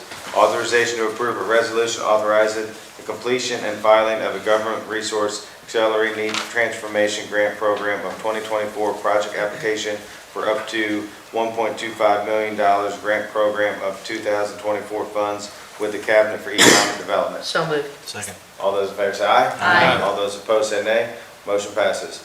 Authorization to approve a resolution approving the goals and policies of the comprehensive plan in accordance with KRS 100.193. I'll move to approve as amended. Approve as Second amended that. with, in, Well, do we have the amendment, do you have the amendments that we made? and I think that can, I know goal 1, policy 2, to add in language about the county park plan, Strike goal 5. strike goal 5. Take out One of them, goal 3, policy 8, and growth and development. Yeah, strike number 8 under goal 3, transportation infrastructure, And then the 2 typos. and then the 2 typos. Thank you, Ben. second, or I'll move that, whatever. Has it got a motion on the floor? I made the motion. I second it, yeah. Okay, second. We've already done all that. All those in favor say aye. Aye. All those opposed say nay. Motion passes. Thank you very much. Alrighty, this is the first reading of, no vote will be taken. First reading of ordinance amending the table of special ordinances, section 1, zoning map changes of the Franklin County Code of Ordinance for a 50.597 acre tract located at 850 Hickman Hill Road from rural residential ARA to agriculture district AG. The property is identified as a portion of PVA map number 104-00-00-005.00. Again, no vote will be taken at this time. First reading of ordinance amending the table of special ordinances, section 1, zoning map changes of the Franklin County Code of Ordinances for a 4.576 acre tract located at 850 Hickman Hill Road from rural residential ARA to rural residential district RR. The property is identified as a portion of the PVA map number 104-00-00-005.00. No vote will be taken at this time. Authorization to approve expanded jurisdiction program agreement with the Commonwealth of Kentucky Department of Housing, Building, and Construction. So moved. Second. All those in favor say aye. Aye. All those opposed say nay. Motion passes. Authorization to award a bid to Morton Salt, the best bidder for de-icing salt. So moved. I'll second. Did you get that, clerk? Yes. All those in favor say aye. Aye. All those opposed say nay. Motion passes. This is the first reading of ordinance amending ordinance number 7, subsection 90.21 relating to the possession, keeping of exotic wildlife, protected wildlife, endangered species in the Franklin County, Kentucky. No vote will be taken at this time. And that to first reading as amended, correct, Judge? Correct. As amended. Thank you. Did you get that clear? Yes. Okay, making sure. Second reading of an amendment number 4 to ordinance number 7-2023 relating to budget for fiscal year 2023-2024. So moved. Second. All those in favor say aye. Aye. All those opposed say nay. Motion passes. Authorization to approve budget transfers for fiscal year 2023-2024. So moved. Second. All those in favor say aye. Aye. All those opposed say nay. Motion passes. Authorization to approve cash transfers for fiscal year 2023-2024. So moved. Second. All those in favor say aye. Aye. All those opposed say nay. Motion passes. Authorization to receive treasurer's report. So moved. Second. All those in favor say aye. Aye. All those opposed say nay. Motion passes. Payment of claims. Is there a motion to deny payment of any claim? No motion was made. Let the record reflect payments are to be paid. Authorization to hire Caden Bratton as a seasonal golf employee. So moved. Second.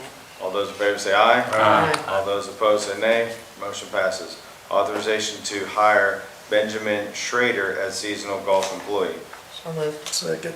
All those in favor say aye. Aye. All those opposed say nay. Motion passes. Authorization to approve to open the admin code review. So moved. Second. Second. All those in favor say aye. Aye. All those opposed say nay. Motion passes. Authorization to hire Autumn Goddard-Wise as planning zone director. So moved. Second. All those in favor say aye. Aye. All those opposed say nay. Motion passes. Authorization to hire Stephen Jones II as light equipment operator. So moved. Second. All those in favor say aye. Aye. All those opposed say nay. Motion passes. Authorization to hire Malik Beasley as light equipment operator.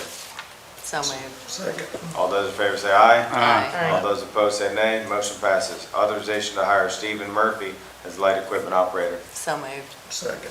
All those in favor say aye. Aye. All those opposed say nay. Motion passes. Authorization to hire Tyler Lacy as light equipment operator. So moved.